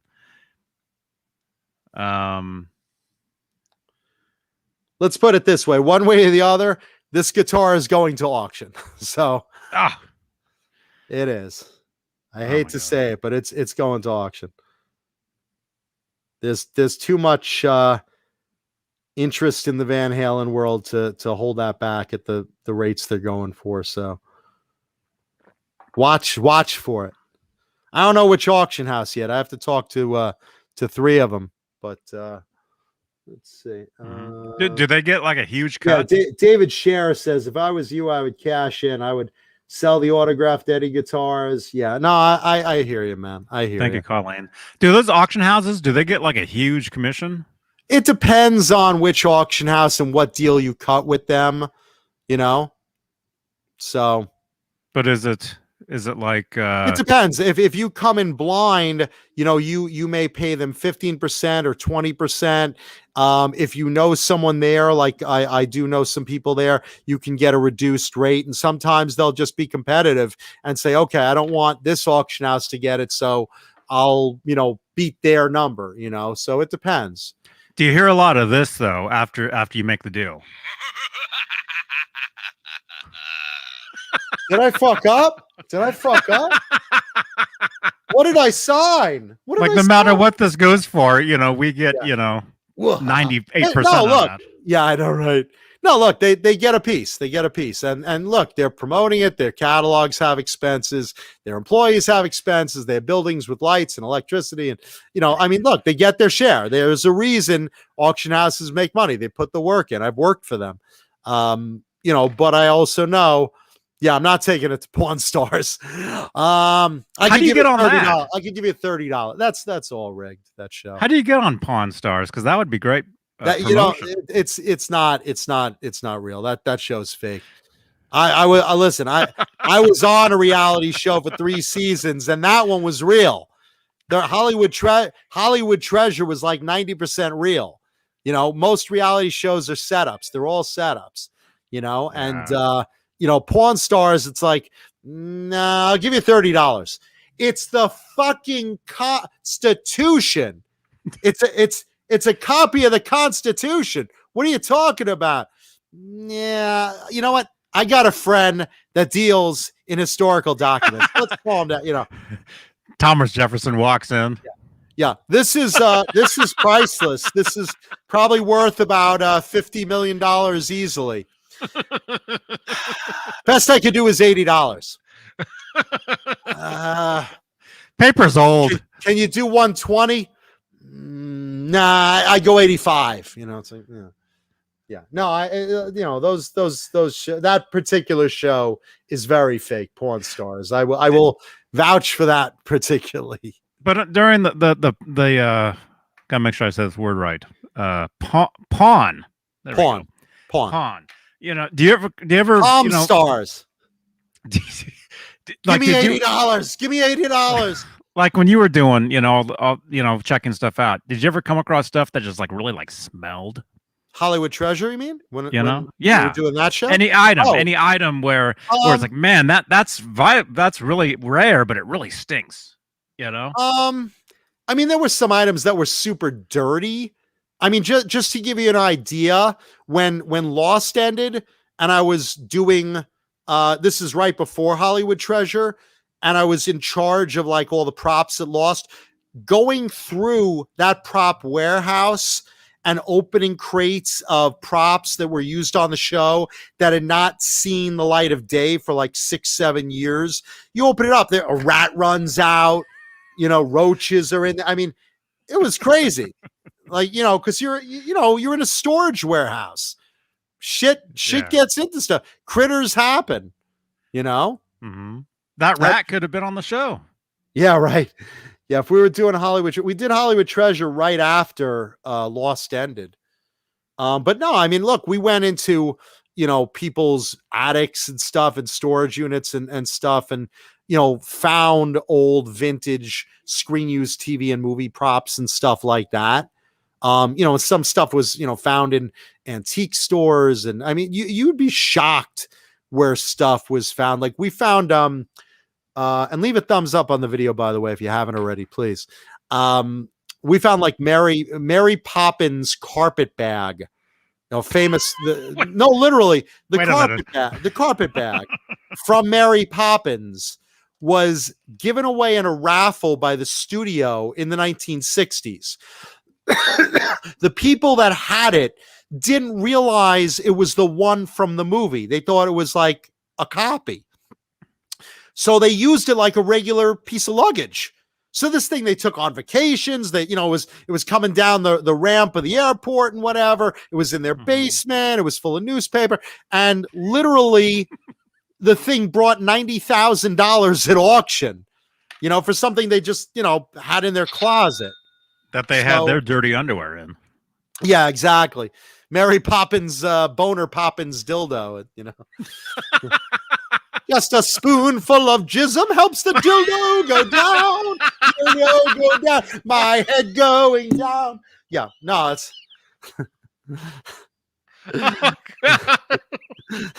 There's something Poppins in my pants, Mary. This is Lenny Lou and Mary. That's my Mary. That's my girl. You think there's Ben Tom bought Hollywood Treasure on Amazon. Thank you, man. Glad you watched that. Thank you, brother. No, that was a great series, man. I was very proud to be part of that. I just ruined the movie for Colleen. She's like, I'll never see that scene the same way again.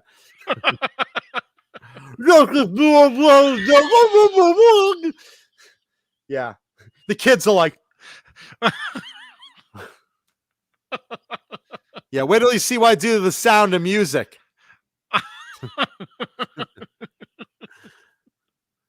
Supercalifragilisticexpialidocious. If you spread between my legs, you'll see it's quite atrocious. Oh, gross. Yeah. I think your jizz is quite delicious. Put it on spaghetti, and it's one of my favorite dishes.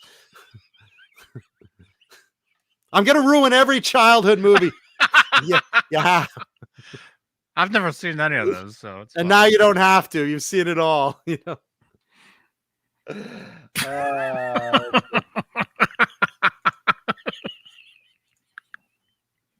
And Ben Tom brings up you were really knowledgeable on that show. The owner should have trusted your instincts more, your expertise more.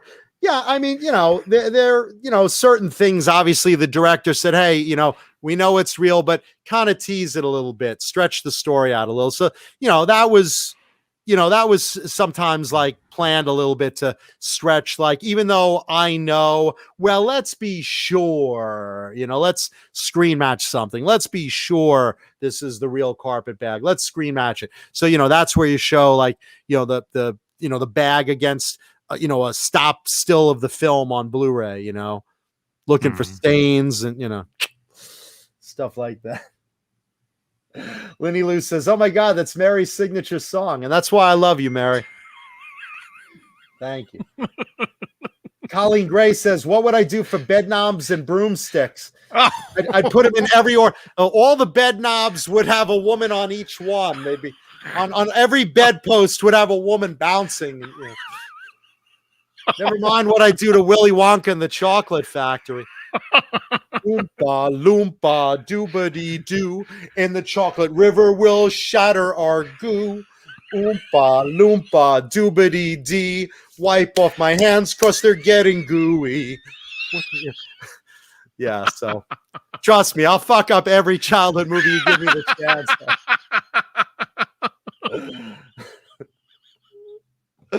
Oh, jeez.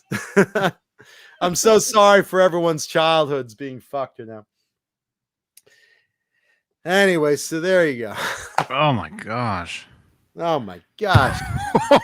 Now leave a thumbs up for the trauma that I just gave to you. Colleen, look out. Because I've got a golden shower when Charlie's not around. I've got a golden shower. Piss me, hose me down. I've got a golden shower. It's Grandpa from Willy Wonka. Oh gosh. Jesus Christ. Yeah, of course I could ruin Romper Room. Gail says, "Can you ruin Romper Room?" Yeah, of course. Romper Bomper, Stomper Do. Holy shit, your mom is bobbing on the head of the mailman. Oh my God. Oh, God. I see Janet and she's diddling herself. They're looking through that magic mirror where it's like, I can see you at home, kids. Oh my God, Joey, put your pee-pee away, And by the way, the bee's name on Romper Room, Doobie. Doobie. No shit, that's real.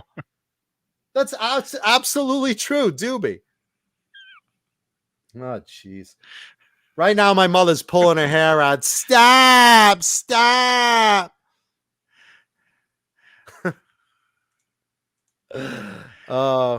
Colleen says, "Can you ruin Land of the Lost?" Yeah, wait till I do the Pakuni orgy. Yeah, I love Land of the Lost. Actually, I'm not gonna fuck that up. Land of the Loose. Land of the Fist.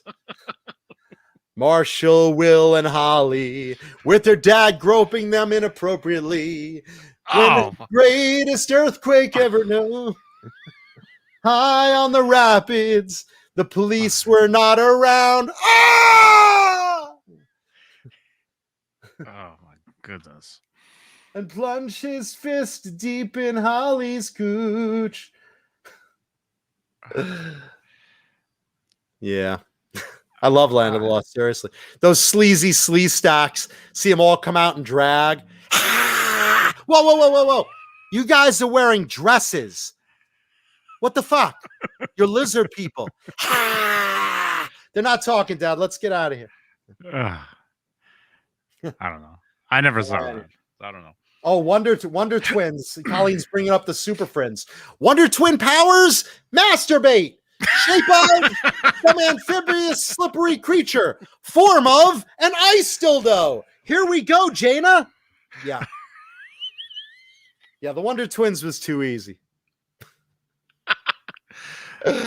Right now on the podcast, people are driving off the road. Oh, that reminds me. The podcast ends in 30 seconds. Yeah, I know.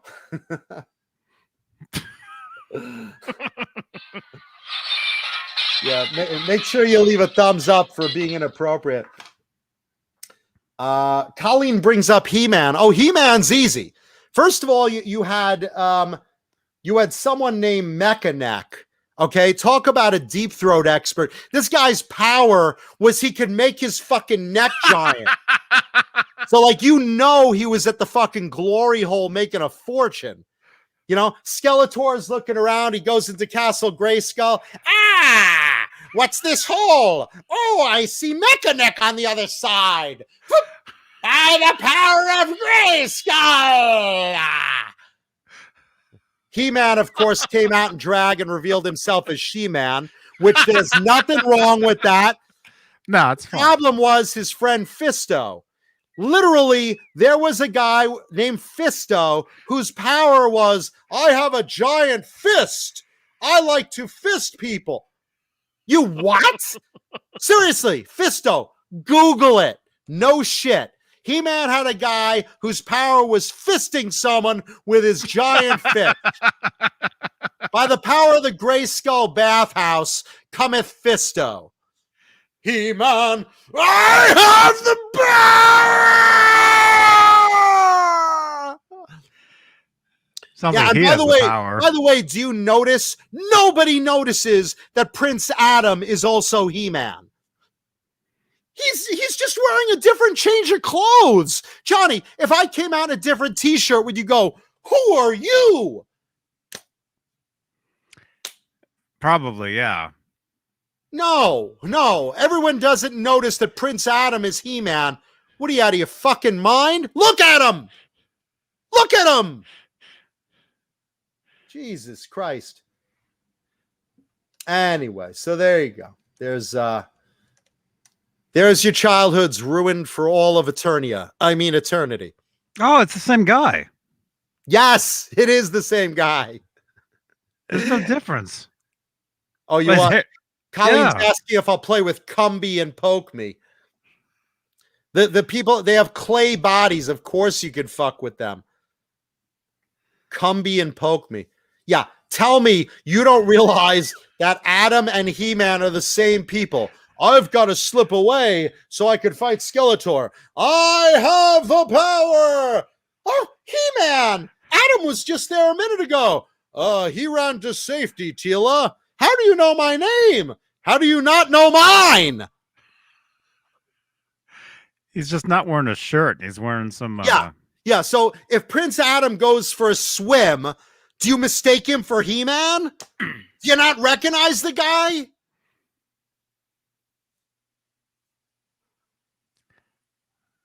I love you, Colleen.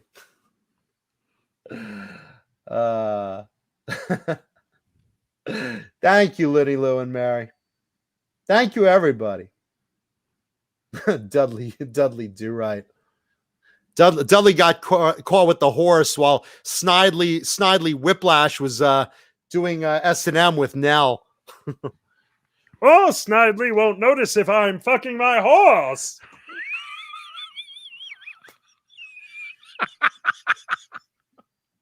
Yeah, he was called Snidely Whiplash for a reason. The guy was into big bondage S&M, big time. He's tying Nell to train tracks. I'm getting quite turned down by this, Snidely. Wait till I hit you with a couple of lashes, bitch. Putting on a spiked collar and a leather mask with a zipper, and I'm still fucking my horse. Dudley do right. Dudley do me. Dude. Dudley Duty. He's into scat play. Rub that shit on me. Oh my god. Let's see. Renus wants to know, was Grover a sex addict? Grover the Muppet? I'm going to show you what happens when I rub my penis.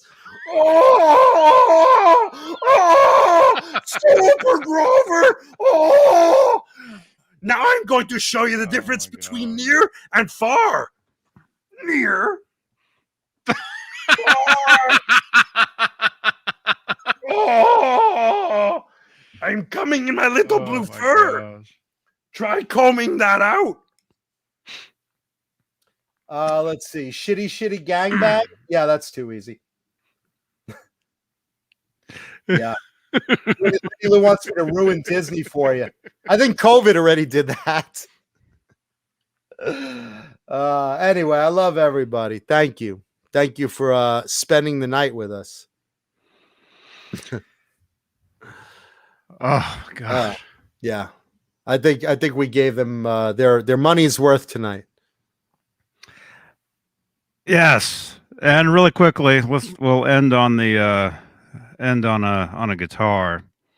Yeah, why There not? it is. There's the Kirk Hammett owned, heavily stage played. Let's see. Excuse me. Let's see a close up of it. Okay, so it's a Ouija. It's a Ouija. Who's the auction house on that one? Gotta have rockandroll.com. Really? Again? Mm-hmm. I'm surprised. What's the provenance of it? What does it say? So it was words. words. Words. Homer Simpson. Words. I guess he played it. Well, what does it say? Does it? He played and used the guitar on stage frequently. The guitar was used extensively for the albums Load, Reload, Garage Inc., the Black Album. So that And has Kurt's load on it? I guess. It comes with Kurt's load? Is it in a Ziploc baggie to keep it fresh? Oh, God. It comes with Kurt's load. It's like the MTV DJ. I'm Kurt Loader. Put it all over my face. Kurt Loader. Go ahead. So what does it say? Comes Stage used. Uh-huh. Where'd Where'd it come from? There he is playing it on stage. Right there. Does it come with any paperwork from Kurt, is my question. Or is There it it signed is. by Kurt? On a magazine. Let's see. What's the estimate on it?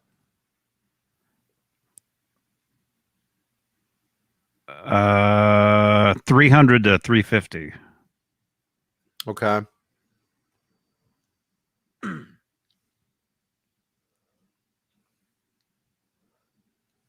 Yeah, and there is like writing on it. He wrote all over the back, I guess.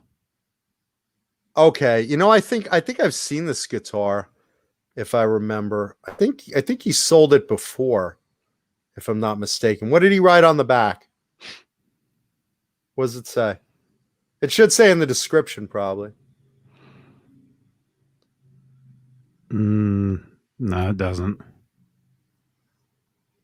Renus wants to know how a Kirk Hammett guitar can fetch more than an EVH guitar. It depends, man. It depends. Metallica's, one of the biggest bands out there. Period.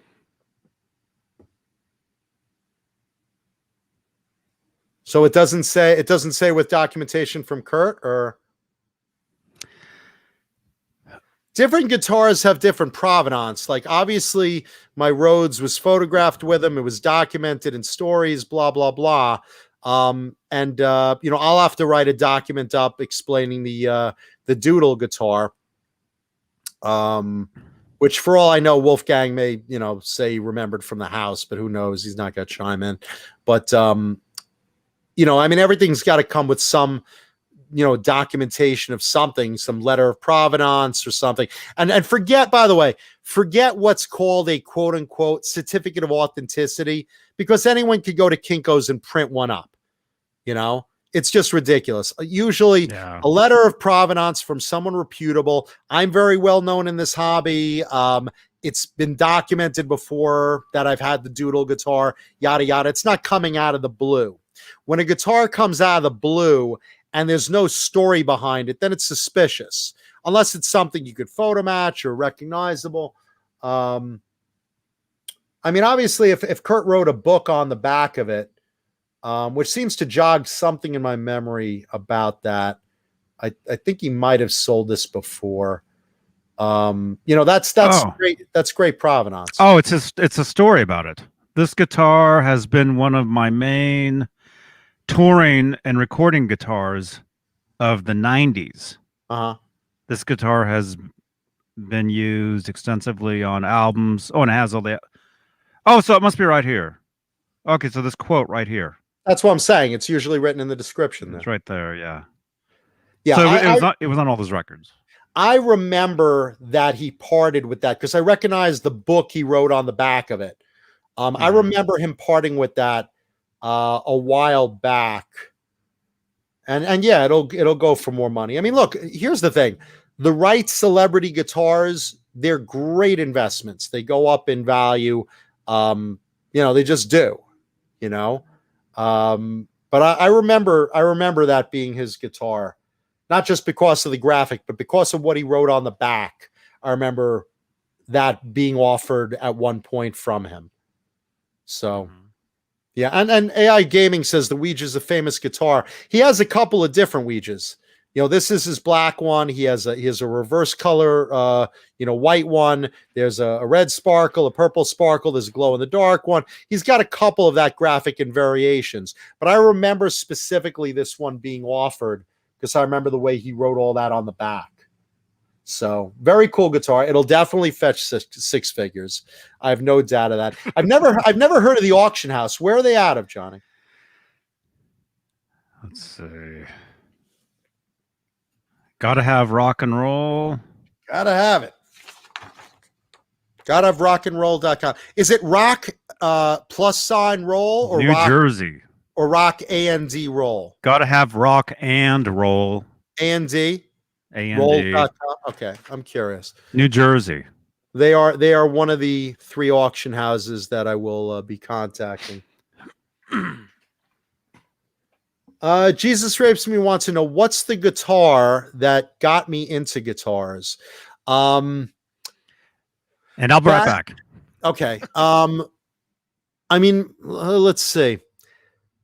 It's hard to say. I was just into the hair band scene in the 80s, and all of those guys, CC DeVille and a lot of those guys I was into. I just love their guitars. But then a buddy of mine who was in a band called Motor Mouse, who toured with Cheap Trick at the time, my friend John, he basically was very knowledgeable on guitars. He was a working musician, and he said, yeah, you don't want one of those colorful super shredder crap things. Start off with a real, old school guitar. Get either a Fender Strat or a Gibson Les Paul. And he had a 59 Cherry Burst Les Paul, and he put it on me, and the thing weighed a ton, and it was kind of awkward. And he's like, "That's a man's guitar," and I was like, "Well, I'm not much of a man. I must be quite a little bitch because this isn't my style." And then in the store, I went to the store with him. He was, having me try on guitars for feel, and I liked the feel of the Fender Stratocaster. Ironically, I saw a gray snakeskin BC Rich Gunslinger, and I was like, oh, that's cool. I want that one. He's like, get away from that girl's guitar. And he's like, you're getting a Fender Strat. So that was my first guitar, was a Fender Strat. But after that, all of the influence of guys like, Richie Sambora and Eddie Van Halen and Andy Timmons and CeCe DeVille and all those Mark Kendall, all those guys that played more colorful super strat kind of guitars, that took over my judgment for my second guitar on. So my second guitar was a Kramer hollow flash, and it was a striped pattern, one of the earliest hollow flashes that George Felice remembers doing. And I loved it because I wanted something flashy. My first guitar was to get the feel of like getting into playing guitar to see if I liked it. And I did. And it was a very plain guitar. It's like, just a cream guitar with a white pickguard, still have it. But it was boring to me. The Kramer Beretta with the hollow flash, that was exciting. And then my third guitar, because I was very into Steve Vai, the Loch Ness Scream Gem 777 came out, and I was like, oh my God, I gotta have that thing. So I bought one of those new. So that was like a big thing for me at that time, was, those kind of players and the guitars they played, those loud, flashy, guitars I was seeing on stages with Rat and Poison and those type of bands. So you could say that all the hair band guys, George Lynch, Dokken was a very big influence on me early. That was also, I love George's graphics and all, I was very big into Dokken. So all those graphic guitars and flashy guitars, but those were the first three guitars I had: the Fender Stratocaster, the Kramer Beretta Hollow Flash, and the Ibanez Loch Ness Scream 777 Gem. So there you go. That's cool. Let's see. And yeah, comic nerd. I am absolutely a massive comic book nerd. Goes without saying. I mean, look, there's a Captain America shield behind me. And there's comic books everywhere. Just trust me on that. I'm a very proud geek. Very proud geek. I've been there, and yeah, he's telling the truth. Yeah. Comic books And guitars and all that stuff's everywhere, Renus wants to know, do I have any double neck guitars? No, I never got into something I couldn't play. And those are big, bulky, uncomfortable, and ugly. I can't really get into that stuff, so that kind of stuff, I just, I try to avoid. If I'm not going to play it, I'm not going to buy it. That's just rule of thumb, Yeah, Lenny Lou says food wrappers. Yeah, I collect old candy wrappers. I collect old cereal boxes. I mean, you look behind me. If you could see it just below the cap shield, right there is a box of Fruit Brute cereal. It's worth a couple of grand. It's, it's a 1970s cereal that's pretty rare. Is it unopened? No, it's open. You take the cereal out and it's just a flattened box, Is there a trail of ants? in my pants, yeah. He's always fighting bugs, because they're always getting into everything. No, I don't have bugs. That's one thing I won't tolerate is bugs. Kelly, the Frankenberry box behind me. That's a Frankenberry box from let's see, right there. That's actually a movie prop. That's a mask. I showed this on an earlier episode. It's a Frankenberry box that was made into a mask, and it was used in the movie Hollywood Sex Wars, which was a comedy that a friend of mine directed, and he asked me to be in the movie. And I said, well, what character do you want me to play? And he showed me the character, and he said, but I don't have a scene for him, and I said, can I write my own scene? He's like, if it's funny. I said, I do comedy. Yeah, I could write a scene.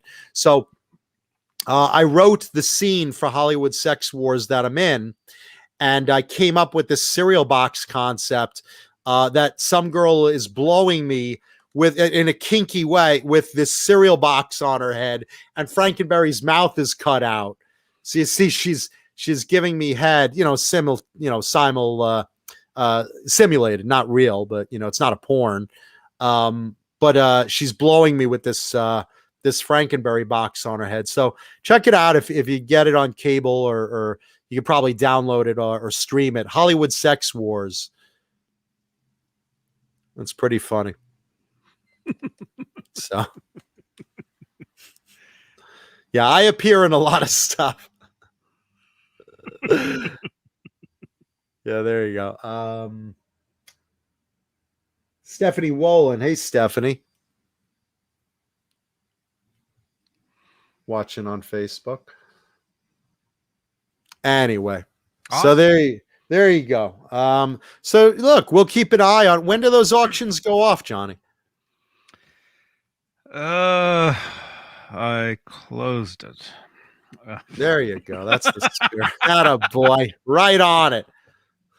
Let's see. As my mother would say, "Oh no." I think soon. Not. I don't think any. Like in an hour. What? What did I say that the site was? Let's see. It's gotta have rockandroll.com. I've never heard of that auction house. I mean, obviously it's, some sort of entertainment auction house specifically. Heritage Auctions is a generic auction house. They sell everything from coins, artwork, blah blah blah. I mean, there's a million auction houses. There's Julian's. They're in Hollywood over here. There's tons. Christie's, Sotheby's. Oh wow! What? Oh my gosh! They what have porn, Johnny. Would stay on top. No, I just my computer just did a super loud. I thought Rena sent you a dick pic. I just got an alert from my computer. It blew my ears out. Oh, when does this start? They have the Prince Little Red Corvette in 1999 music video worn costume. What is it? The Prince. Oh, one of Prince's costumes? Like from the music video. From the videos. Yeah. A lot of Prince's stuff has been up for sale over the years. He parted with a bunch of stuff before he passed. Okay, so that's like from Purple Rain. It's from the Little Red Corvette music video. I guess I should have known by the way you parked your car, said ways that wouldn't last. You're the kind of woman who believes in making out once. 400 to 600,000. Starts tomorrow. She had a pocket full of horses, Trojans, some of them used. Yeah, it looks like a lot of this stuff starts tomorrow. Right, Jay? Jay Hannon of the great band Gizmochi in the house. Yeah, eventually all his stuff is going to be on auction. Oh, listen, now's the time to buy guitars from Jay. As he's rising up in the world, now's the time. Now's the time for everybody to put up everything they own on auction. I'll be auctioning this pen that I use throughout the show. I'll be auctioning off a pair of Mary's panties. I'll be signing this pen.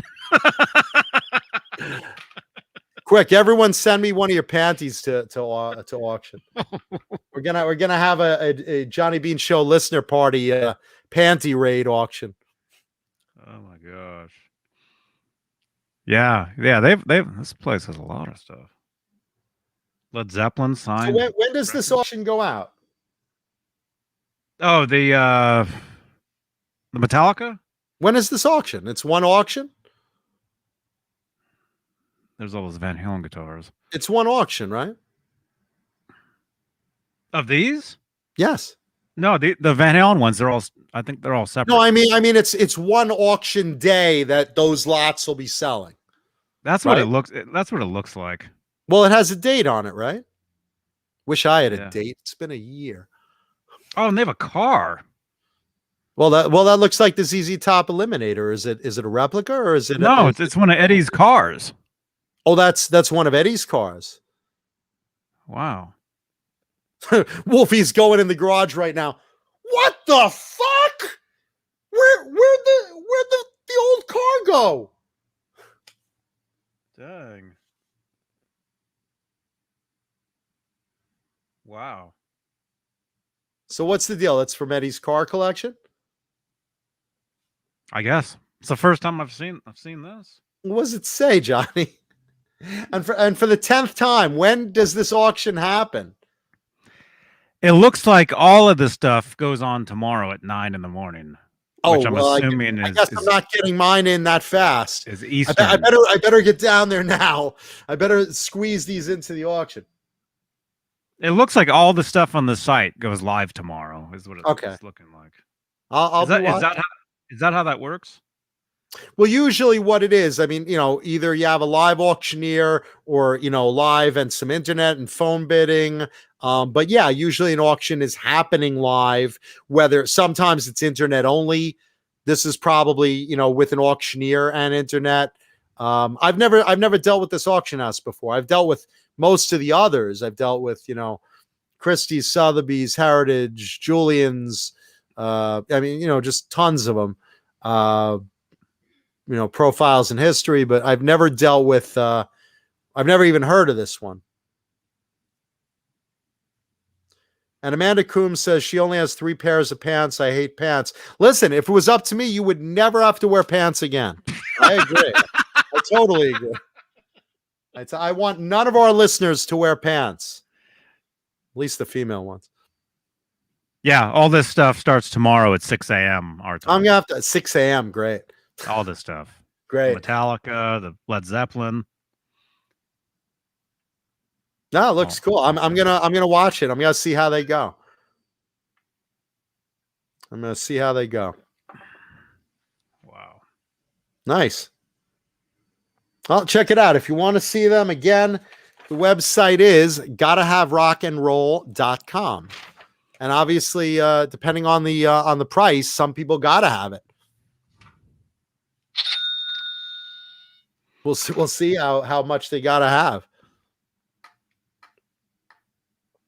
Yes. That's cool. That's fun. Wow. No, look, I'm curious to see what they go for, and I'm very curious because, like I said, I didn't think I would do it, but I'm at the point that I think I'm gonna part with my Van Halen guitars.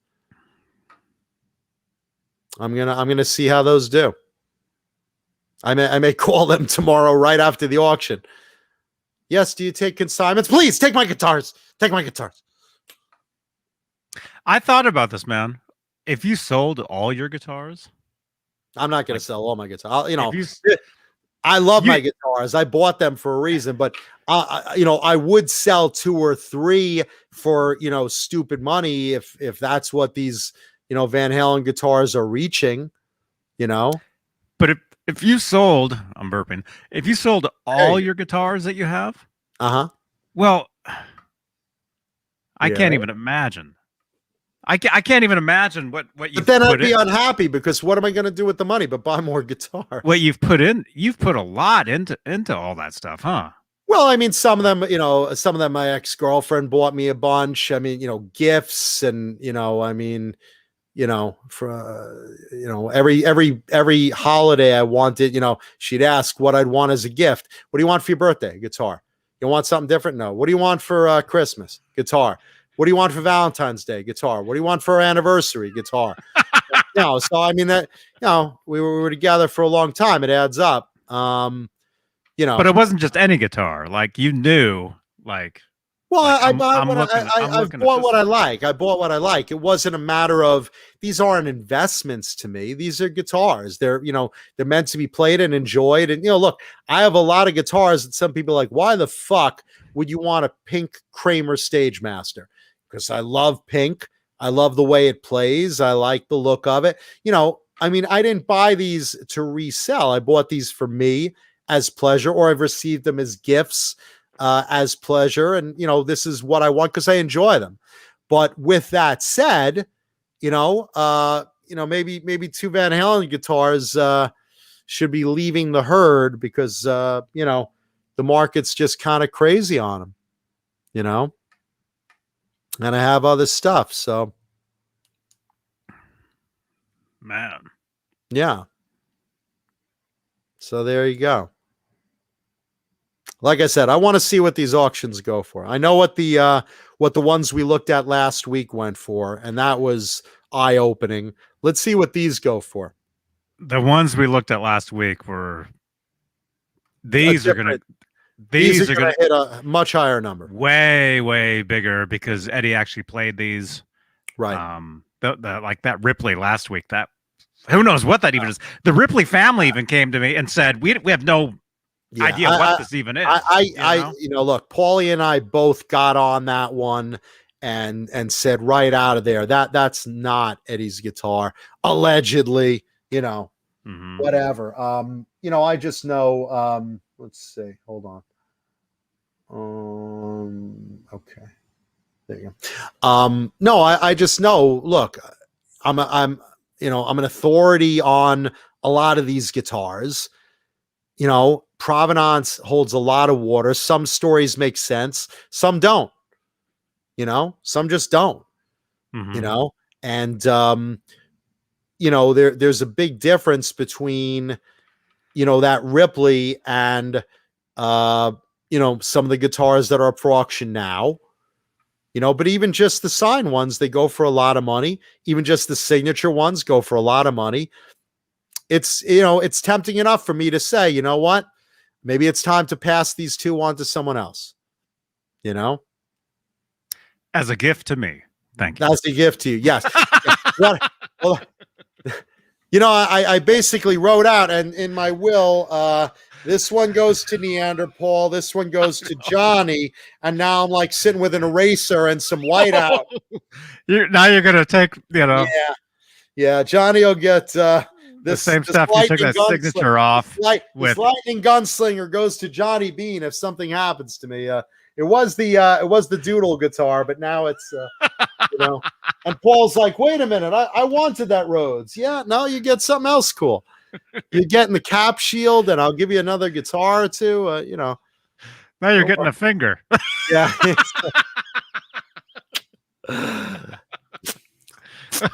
More like you're getting a fist. Fisto. Oh. From Masters of the Universe or Masturbators of the Universe. That's actually that's real quickly before we split. That's actually a new thing on TikTok. Fisting? Well, not well. What they'll do is they'll blindfold you on TikTok and they'll put like a zucchini up your ass? Jay, what's that stuff you have for breakfast every day? Nutella. Oh, that's cereal, dildos. They'll put Nutella on your finger, and then what they'll do is I just watched pants down. I just watched one this morning. Like they'll do that, and then they'll take the blindfold off and they'll put the dog in front of you. so it makes them think that it's horrible. Well, first of all, hold on. I gotta give you a serious note on that. You cannot let a dog have Nutella. That's toxic for them. That's poison for them. Chocolate in any form of cocoa, just like no joke for a second. I gotta say this because I'm a dog lover. Yeah. Dogs cannot have cocoa in any way, shape, or form, not Nutella. So if you are playing a joke, do not involve your dog with anything with chocolate. It's literally like poison to them. It will kill them. But the dog is turned around the other direction. No, I get it. I just don't want a dog near, let's see. Wayno wants to know what's the Doodles guitar. The Doodles guitar, it's a guitar that a friend of Eddie Van Halen owned. It's a pre-pro Charvel that was once painted over, and under the refin was a pre-pro Charvel in red and white stripes, it's very rare among the old school Charvels. Most of the San Dimas Charvels that did the Eddie stripes before he gave a cease and desist were black and yellow. So to find a red and white one is very rare. So he basically brought this over to show Eddie. And Eddie said, oh, that's cool. You know what? Leave it here. I'll sign it. And, I just want to noodle around with it. So it stayed at Eddie's house for a few weeks. And when he gave it back, he said, yeah, no, it plays nice and stuff. And I improved it for you. It needed some black on it. So Eddie took a Sharpie and drew all over it little arrows and stripes and a little compass doodle and, some other designs and stuff like that. And then he signed it to whatever the guy's name was, Eddie Van Halen 2010, I think it was. And that was it. And I took, alcohol and removed the personalization and left the rest. So basically a guitar Eddie noodled around with at his house for a few weeks and, and doodled all over, for lack of a better way to put it. Thank you, False Flag. Thank you, man. We appreciate that. Thank you. Johnny False will put flag. the money to good use that I will never see. Yes. Yeah. And from what it looks like, I mean, the whole deal with super chats is it's to promote whatever it is. It looks like False Flag is putting out a record. Really? Yeah, I think that's what it is. Well, why don't you ask him? Because he's already given us like $50 of Australian dollars tonight toward the show. False Flag. What's the album you're putting out, and what's the website? So I saw something in like the previous one.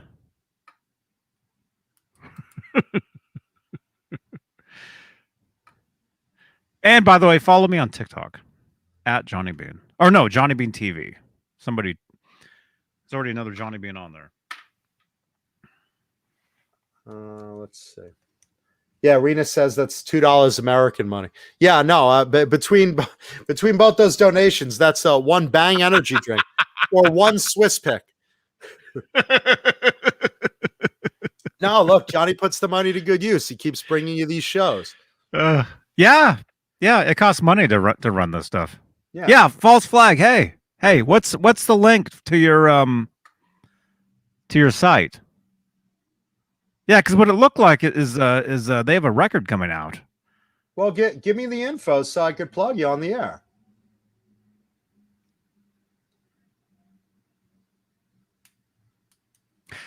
Actually, if I go to the YouTube studio, I can actually see the previous one, and I can see what it said.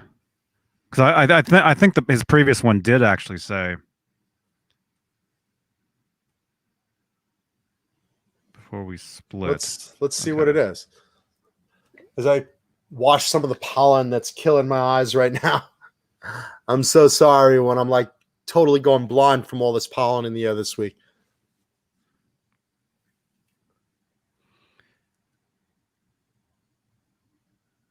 Yeah, I know. Russell's Honor's like, long plug, fellas, long plug. Yeah, I know, because we don't have the info. Give us something, False Flag. What's your band's name? What's the website? What do you got? What's going on? And in the meantime, if you're looking for something to buy and you don't feel like dropping 300 grand on a Van Halen guitar, buy the new Gizmachi album.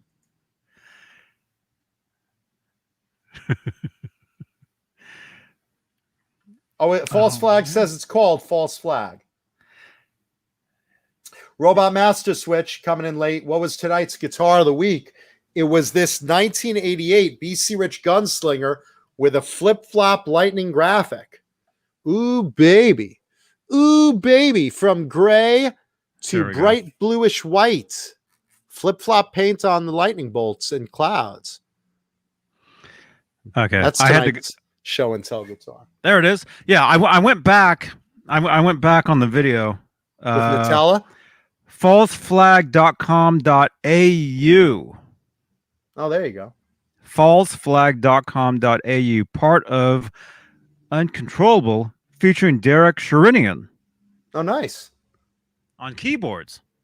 Cool. I like the sound of a good keyboard in a metal album. So it looks like he's got an album that features Derek Sherinian from John Biel. What band was he in? From John Biel?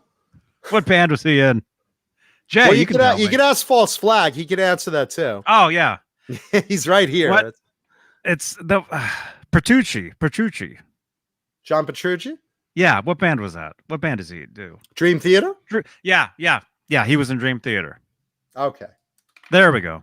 The teaser track features Derek Sherinian. There you go.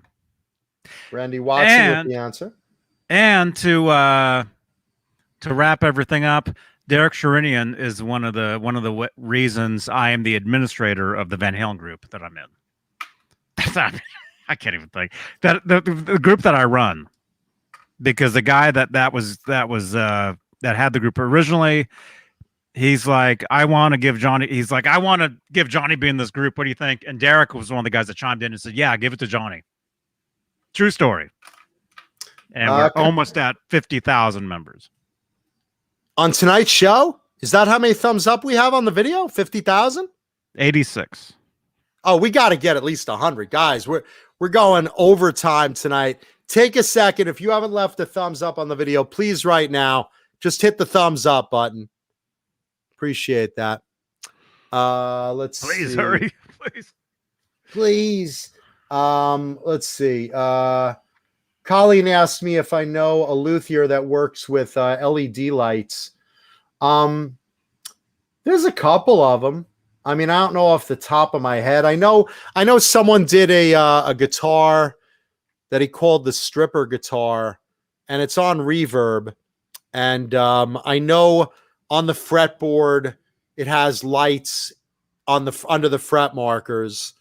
You could look up on reverb. I think it says like stripper guitar or something like that.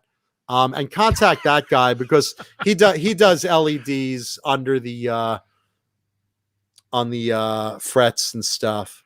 Thank you, Black Salami.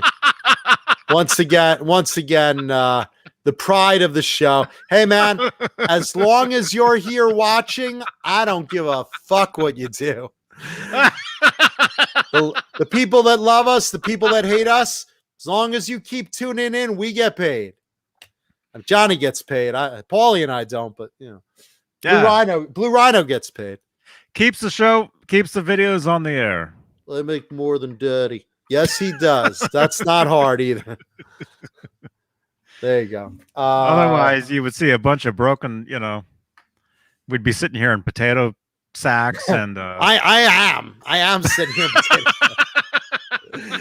Johnny's got a Rolls Royce on his driveway. He's got one of those rich people horns. Look at this. I'm wearing a shirt that Jay Hannon gave me, and I'm wearing it backwards.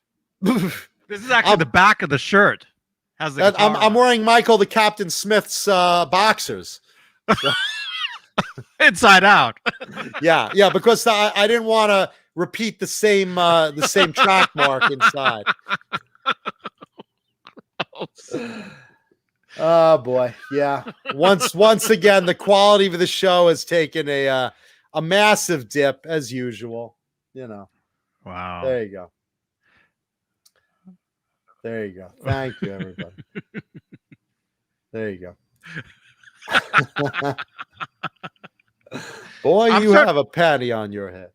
I'm starting to make connections here. I'm starting to see I'm starting to get an erection too. Oh wait, what are you talking about? I'm starting to see names that mention other names that look like they could possibly be the same person. Oh, dude, Black Salami has like 7 names on there. Yeah, I'm seeing them because they mention each other. I know. Yeah, I see that. I know. It's all good. That's all good. As long as you guys come every Tuesday night, and I do mean come. Yeah, we're happy to have you. I don't give a shit. We're happy to have you. We love everybody. Come back every time. You know, yeah. It doesn't hurt. I mean, you know, it boosts, as long as you watch, you can criticize. That's okay. Everyone else does. My mom right now is doing the same. Wouldn't it be funny if my mom was Black Salami? That'd be really funny. Well, I guess it's a secret desire that I want some big black cock, so I'll go under the name Black Salami. Kosher salami, preferably. Yeah. So there you go. I know I'm gonna when I talk to my mom tomorrow. You know I'm gonna hear about this. Why do you talk like that, John? It's embarrassing. No one should know of my love for big black cock.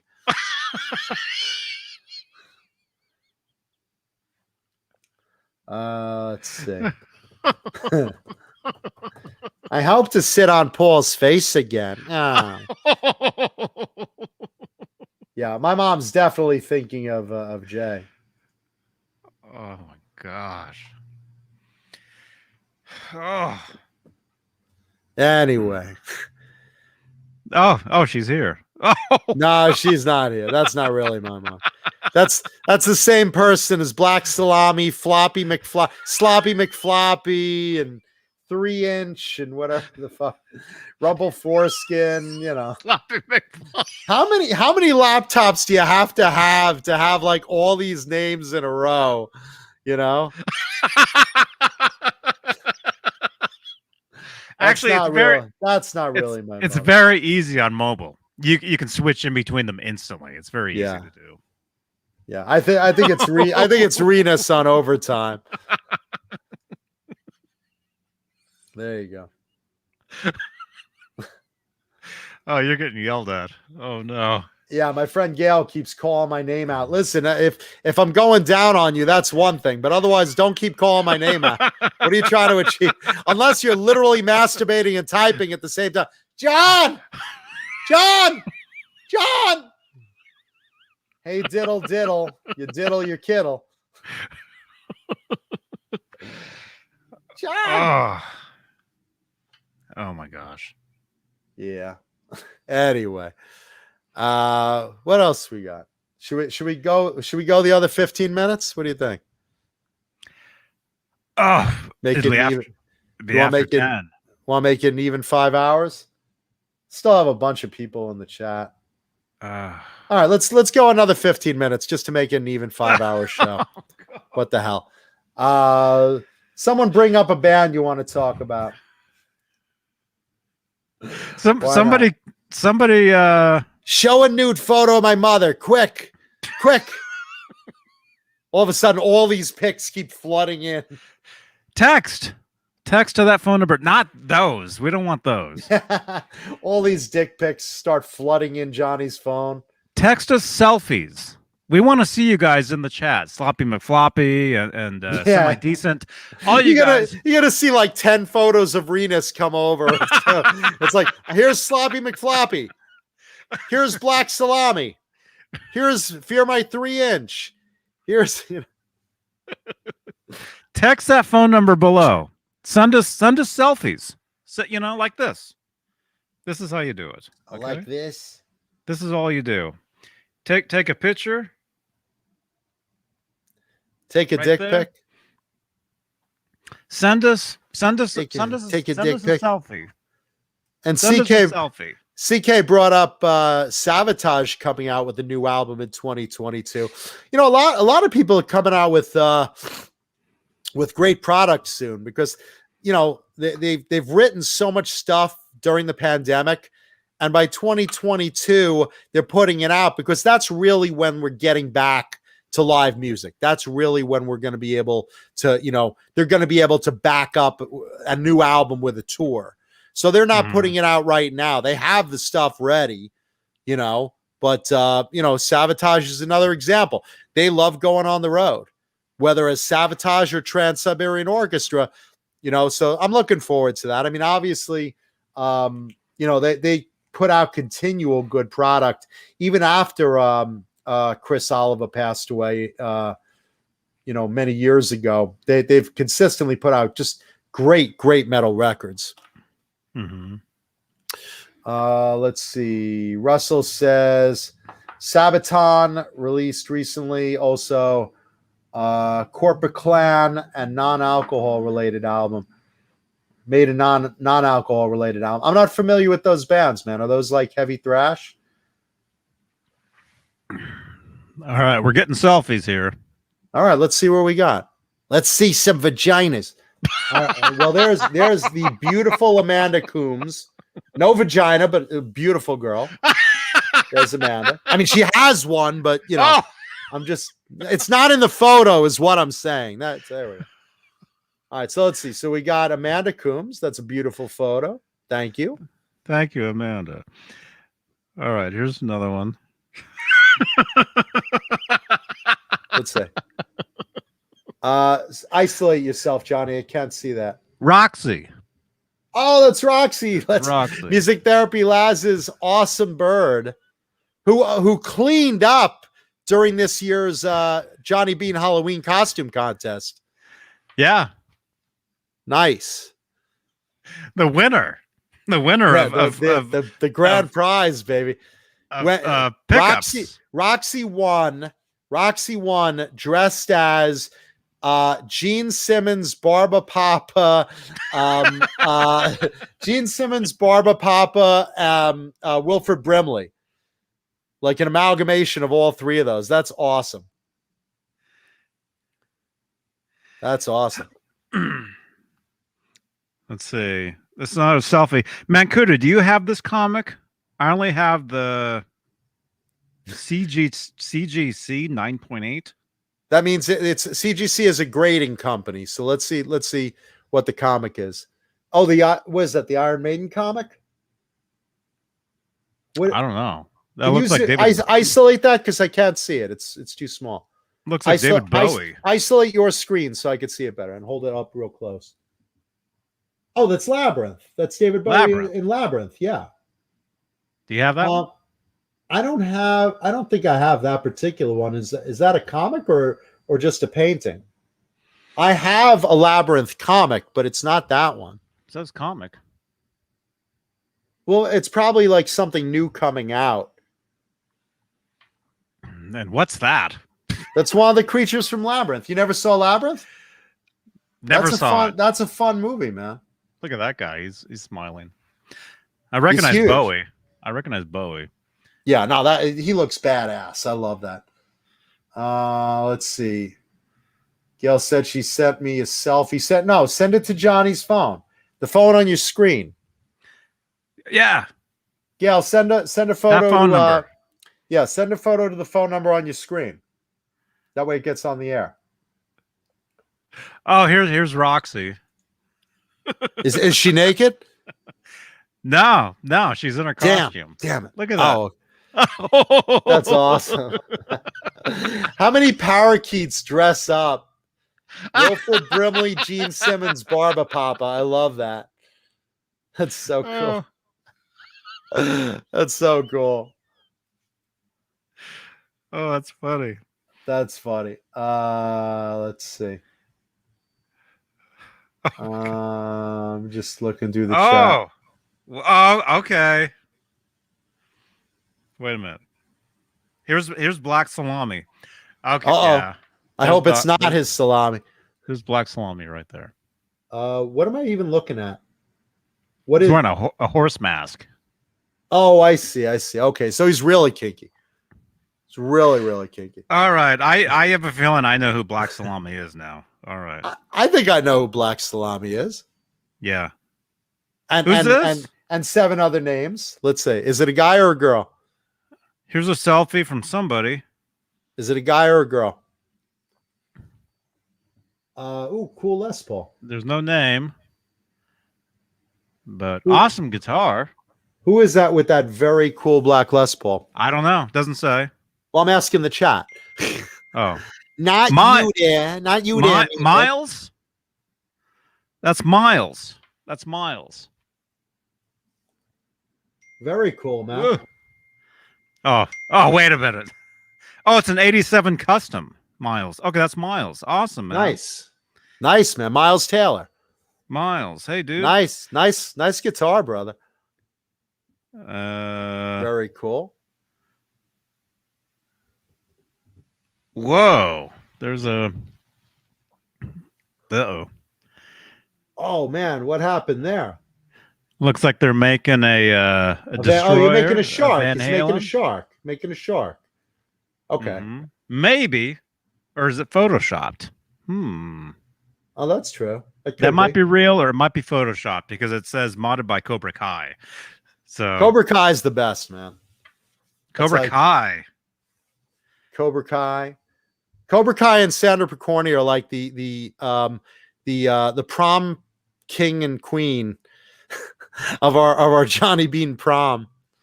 Mike Neese.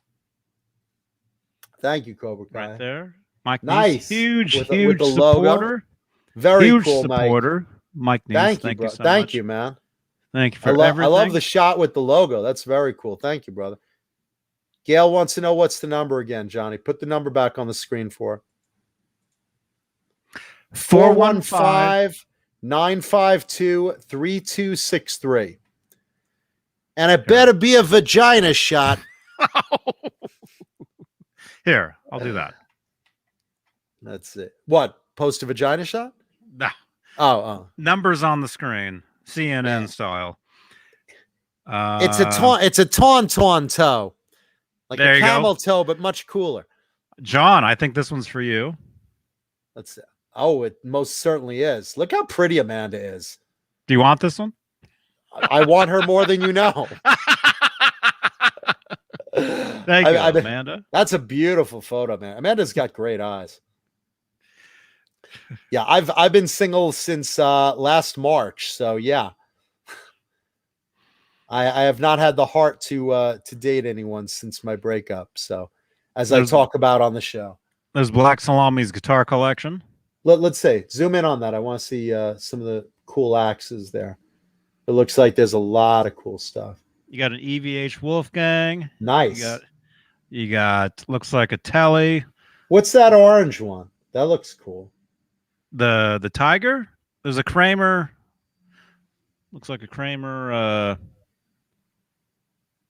Tiger. It looks like a nice. That's cool. Different nice guitars. Yellow Telly. Very cool Telly.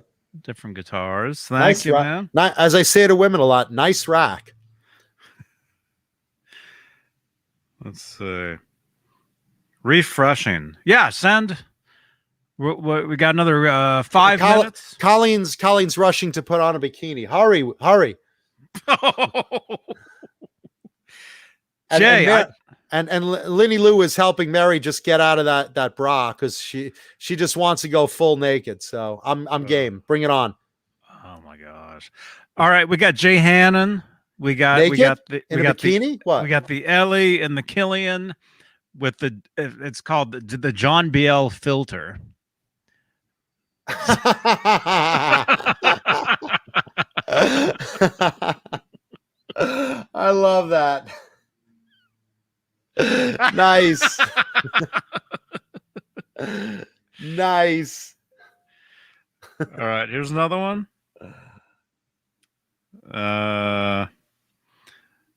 Let's see. It's not a selfie, but it's the from Nashville, Tennessee, the Starwood Amphitheater. This is the what year was this? Kenny Winchester. 2015. What is I that? would say. It's like a backstage. Oh, okay. It's a handbill kind of thing. So like showing the times they're going on. So dinner, doors open at 6, Kenny Wayne Shepherd at 7:25, and then Van Halen at 8:30. So this is very cool. Very cool. At the Starwood, nice. In Nashville. Very cool. That's awesome. Jimmy Ray Hawkins. Deja Vu says Mary is making sweet money on her OnlyFans. Nice. I'm in. Jimmy Ray, where'd you get this picture, man? I'm afraid to ask. What is it? What are you looking at? Oh, this is cool. Where'd you get this, dude? Is this a personal picture? Is that his grundle? What is it? Dude, this is awesome. Oh, that's badass. Look at that. That's cool. Wow. You, that's badass. Wow, that's an amazing picture, man. Very cool. I dig that one. Wow. X marks the spot, baby. Greatest of all time. That's in a book. It's in a book. Lee Harvey Oswald. Oswald. His name? The bass player. Lee Big Beard. From right? what band? From what Skyler. band? Lee Skyler. Is it Skyler? Oh, okay. Okay. He plays bass for actually somebody that I know online. What year was that, Johnny? What year is that photo?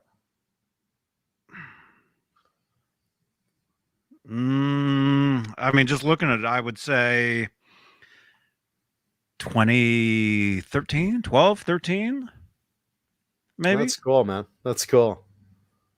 Wow, that's a great picture, man. He's giving me the finger because I'm selling those guitars. Yeah. Anyway, Colleen wants to brag about something. Anyway, Lee, he plays bass for Judith Owen, who she's married to Harry Shearer. You know him as Ned Flanders. You know him as all the Simpsons voices. You know him as what's his name? Oh, sure. From Spinal Tap, the bass player. Yeah. Derek Smalls. Derek Smalls. There you go. Anyway, his wife, I've known online for years and years and years, and I went to go see them play at a small club in San Francisco. This was a number of years ago. Anyway, he was the bass player, and I was going to talk to him, but he was talking to people, and then I never got a chance to actually meet him, but I saw him. I saw him perform. Oh, how we doing on time? All right, we got a minute left. Dude, we got a lot of texts here. Well, we could go over a couple of minutes. It's no big deal. All right. Well, I got to use the bathroom. Okay. Well, you can wait a few minutes. What are you, 4 years old? You got to hold your pee-pee? Come on. Here's Mary enjoying strawberry shortcake. Nice. Here's Mary. I'm going to be the purple pie man of Porcupine Peak. Strawberry shortcake. Nice. Right there. Look at those. Look at those jugs. Atta girl, Mary. That's my girl. Oh my gosh. Nice. I want you to eat my banana cream pie, Mary. Oh my gosh. Here's Amanda. And I'm going to eat your prune whip. Playing the guitar. Right there. Yeah. Nice. Amanda rocking it out. Wait, hold on. Is that a Bob, what's his name, mug, the painter? Yeah. Is it? Yeah, it is. It is. Happy little cloud, happy little tree. I met with that guy. I got a photo of me jumping into his arms. He was shy. He didn't know what to do. He's just holding me up there. He's like, "What's going on?" Such a nice guy. Rest in peace. Bob Ross. Wow. Thank you, Jimmy Ray Hawkins. Here's I'm scrolling. Your friend that's in the chat right now. Gail. Here's Gail. A couple of my friends are in the chat. Right. Everyone's my friend. There you go. Yeah, we're all friends. She's a pretty girl, right? There she is. There's Gail. Awesome selfie. Thank you, Gail. Nice selfie. Thank you. Another pretty girl. We have a lot of pretty viewers, right? I don't think we allow any ugly girls to view. I don't know what it is. Yeah, it's devastatingly handsome, Johnny. No, we have a lot of cool girls in the chat. I appreciate that. Ooh, some neat toys hanging on the wall there. There's a guitar collection. Very cool. I like the V in the corner. It's blurry, but again, I can right now. To me, half of the shit's blurry. Yeah. I can send all this stuff out as fleets on Twitter, Instagram stories. Fleets like the enema. Yeah. There's Lee. Okay, that's his book. Everybody Loves Me. That's his book right there. Oh, cool. That's where that picture. Everybody loves me. Dude. I got a book coming out called Nobody Loves Me. The foreword is by my mother. I don't love him the most.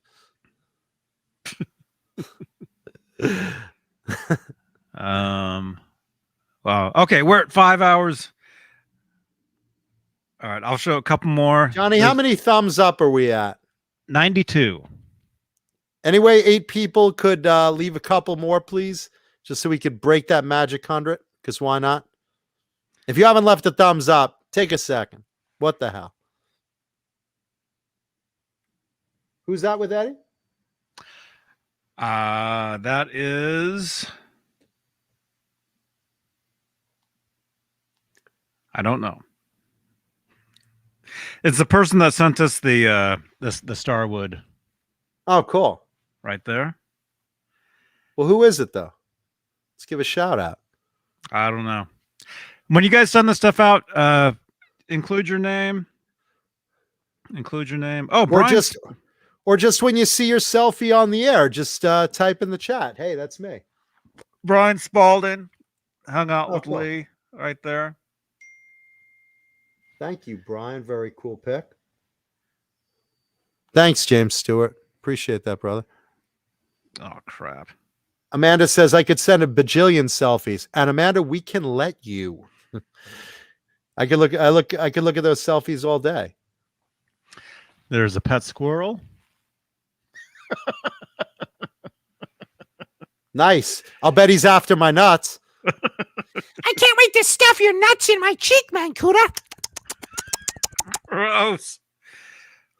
All right, two more. Gross. You haven't seen my nuts. They're beautiful. Oh, Clean shaven and covered in lotion. music Nice therapy guitar- Laz. Nice guitar wall, Laz. That's music therapy Laz's guitar Very cool. wall right there. And then, all right. They keep coming in.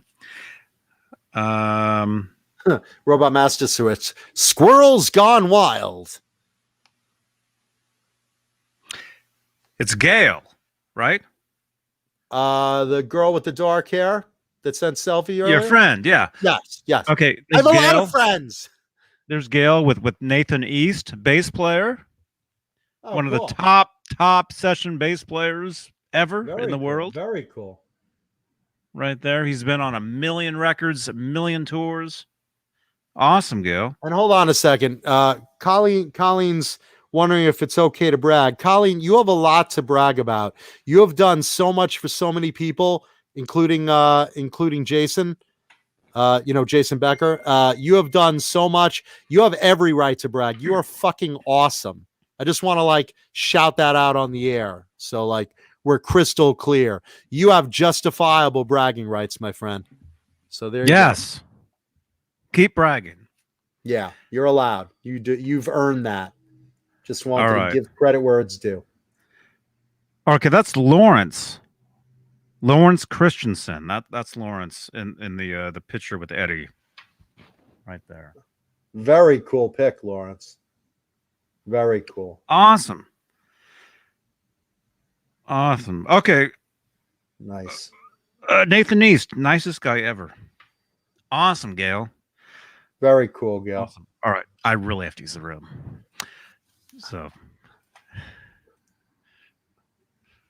Okay, cool. All right, let's give our credits, man. okay. Dude, what's wrong with you? We love and appreciate our audience. I will not get off the air until we have read all the thank yous and credits.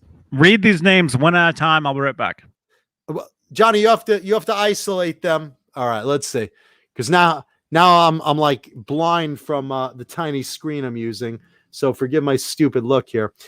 Thank you to our channel members, Charles Green, my buddy Fruitcake Tony, Michael the Captain Smith, David Ennis, Mike Neese, Richard Poole, Linny Lou and Mary, Gargets Entertainment, Kurt 5150, Susan Silvestri, Mickey Settlemeyer, Joe Christian, Nicole Mrazek, Sean Boland, Wayno, Stephen Franklin, Will Starr, R. Habs, KXM Rock, David Shea Gomery, Bo Zeke, Crazy Cook 678, Carol Hatcher, False Flag, Margaret Scranton, Sean Silas, Julia Baldessari, Jarhead Rock.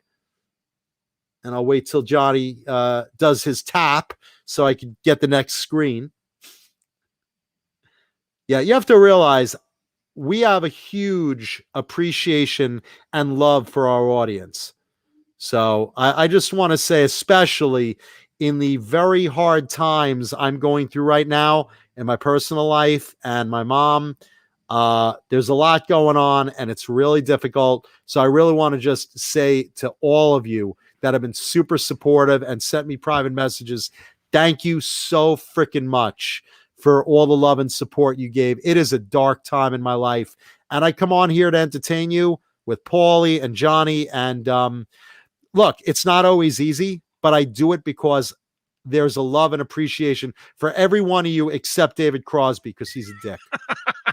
So, but I just want to say that. I really want to say that so, you all know your viewership, your love, your messages, all of it is super, super appreciated. Thank you, honestly, from the bottom of my heart.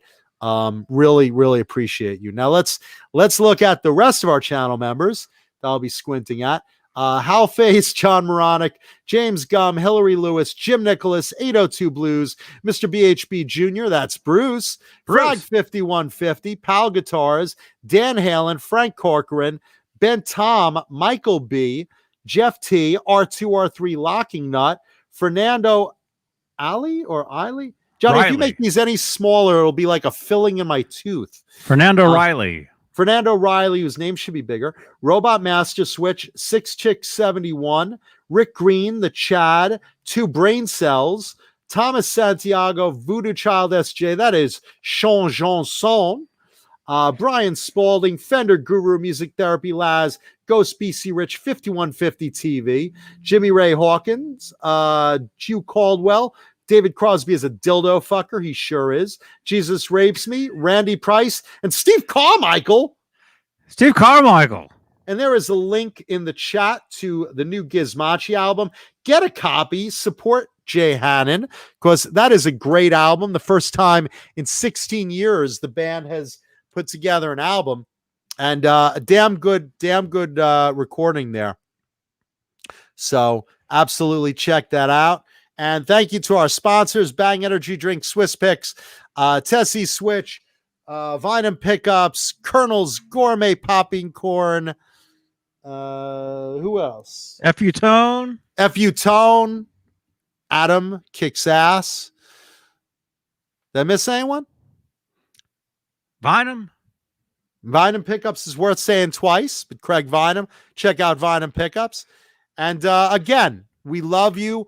Take care of yourself, wash your hands, wear your mask, get vaccinated, and let's get back to normal so we can get back to live music and hugging each other. And much love to everybody, and rock on. Thank you for watching.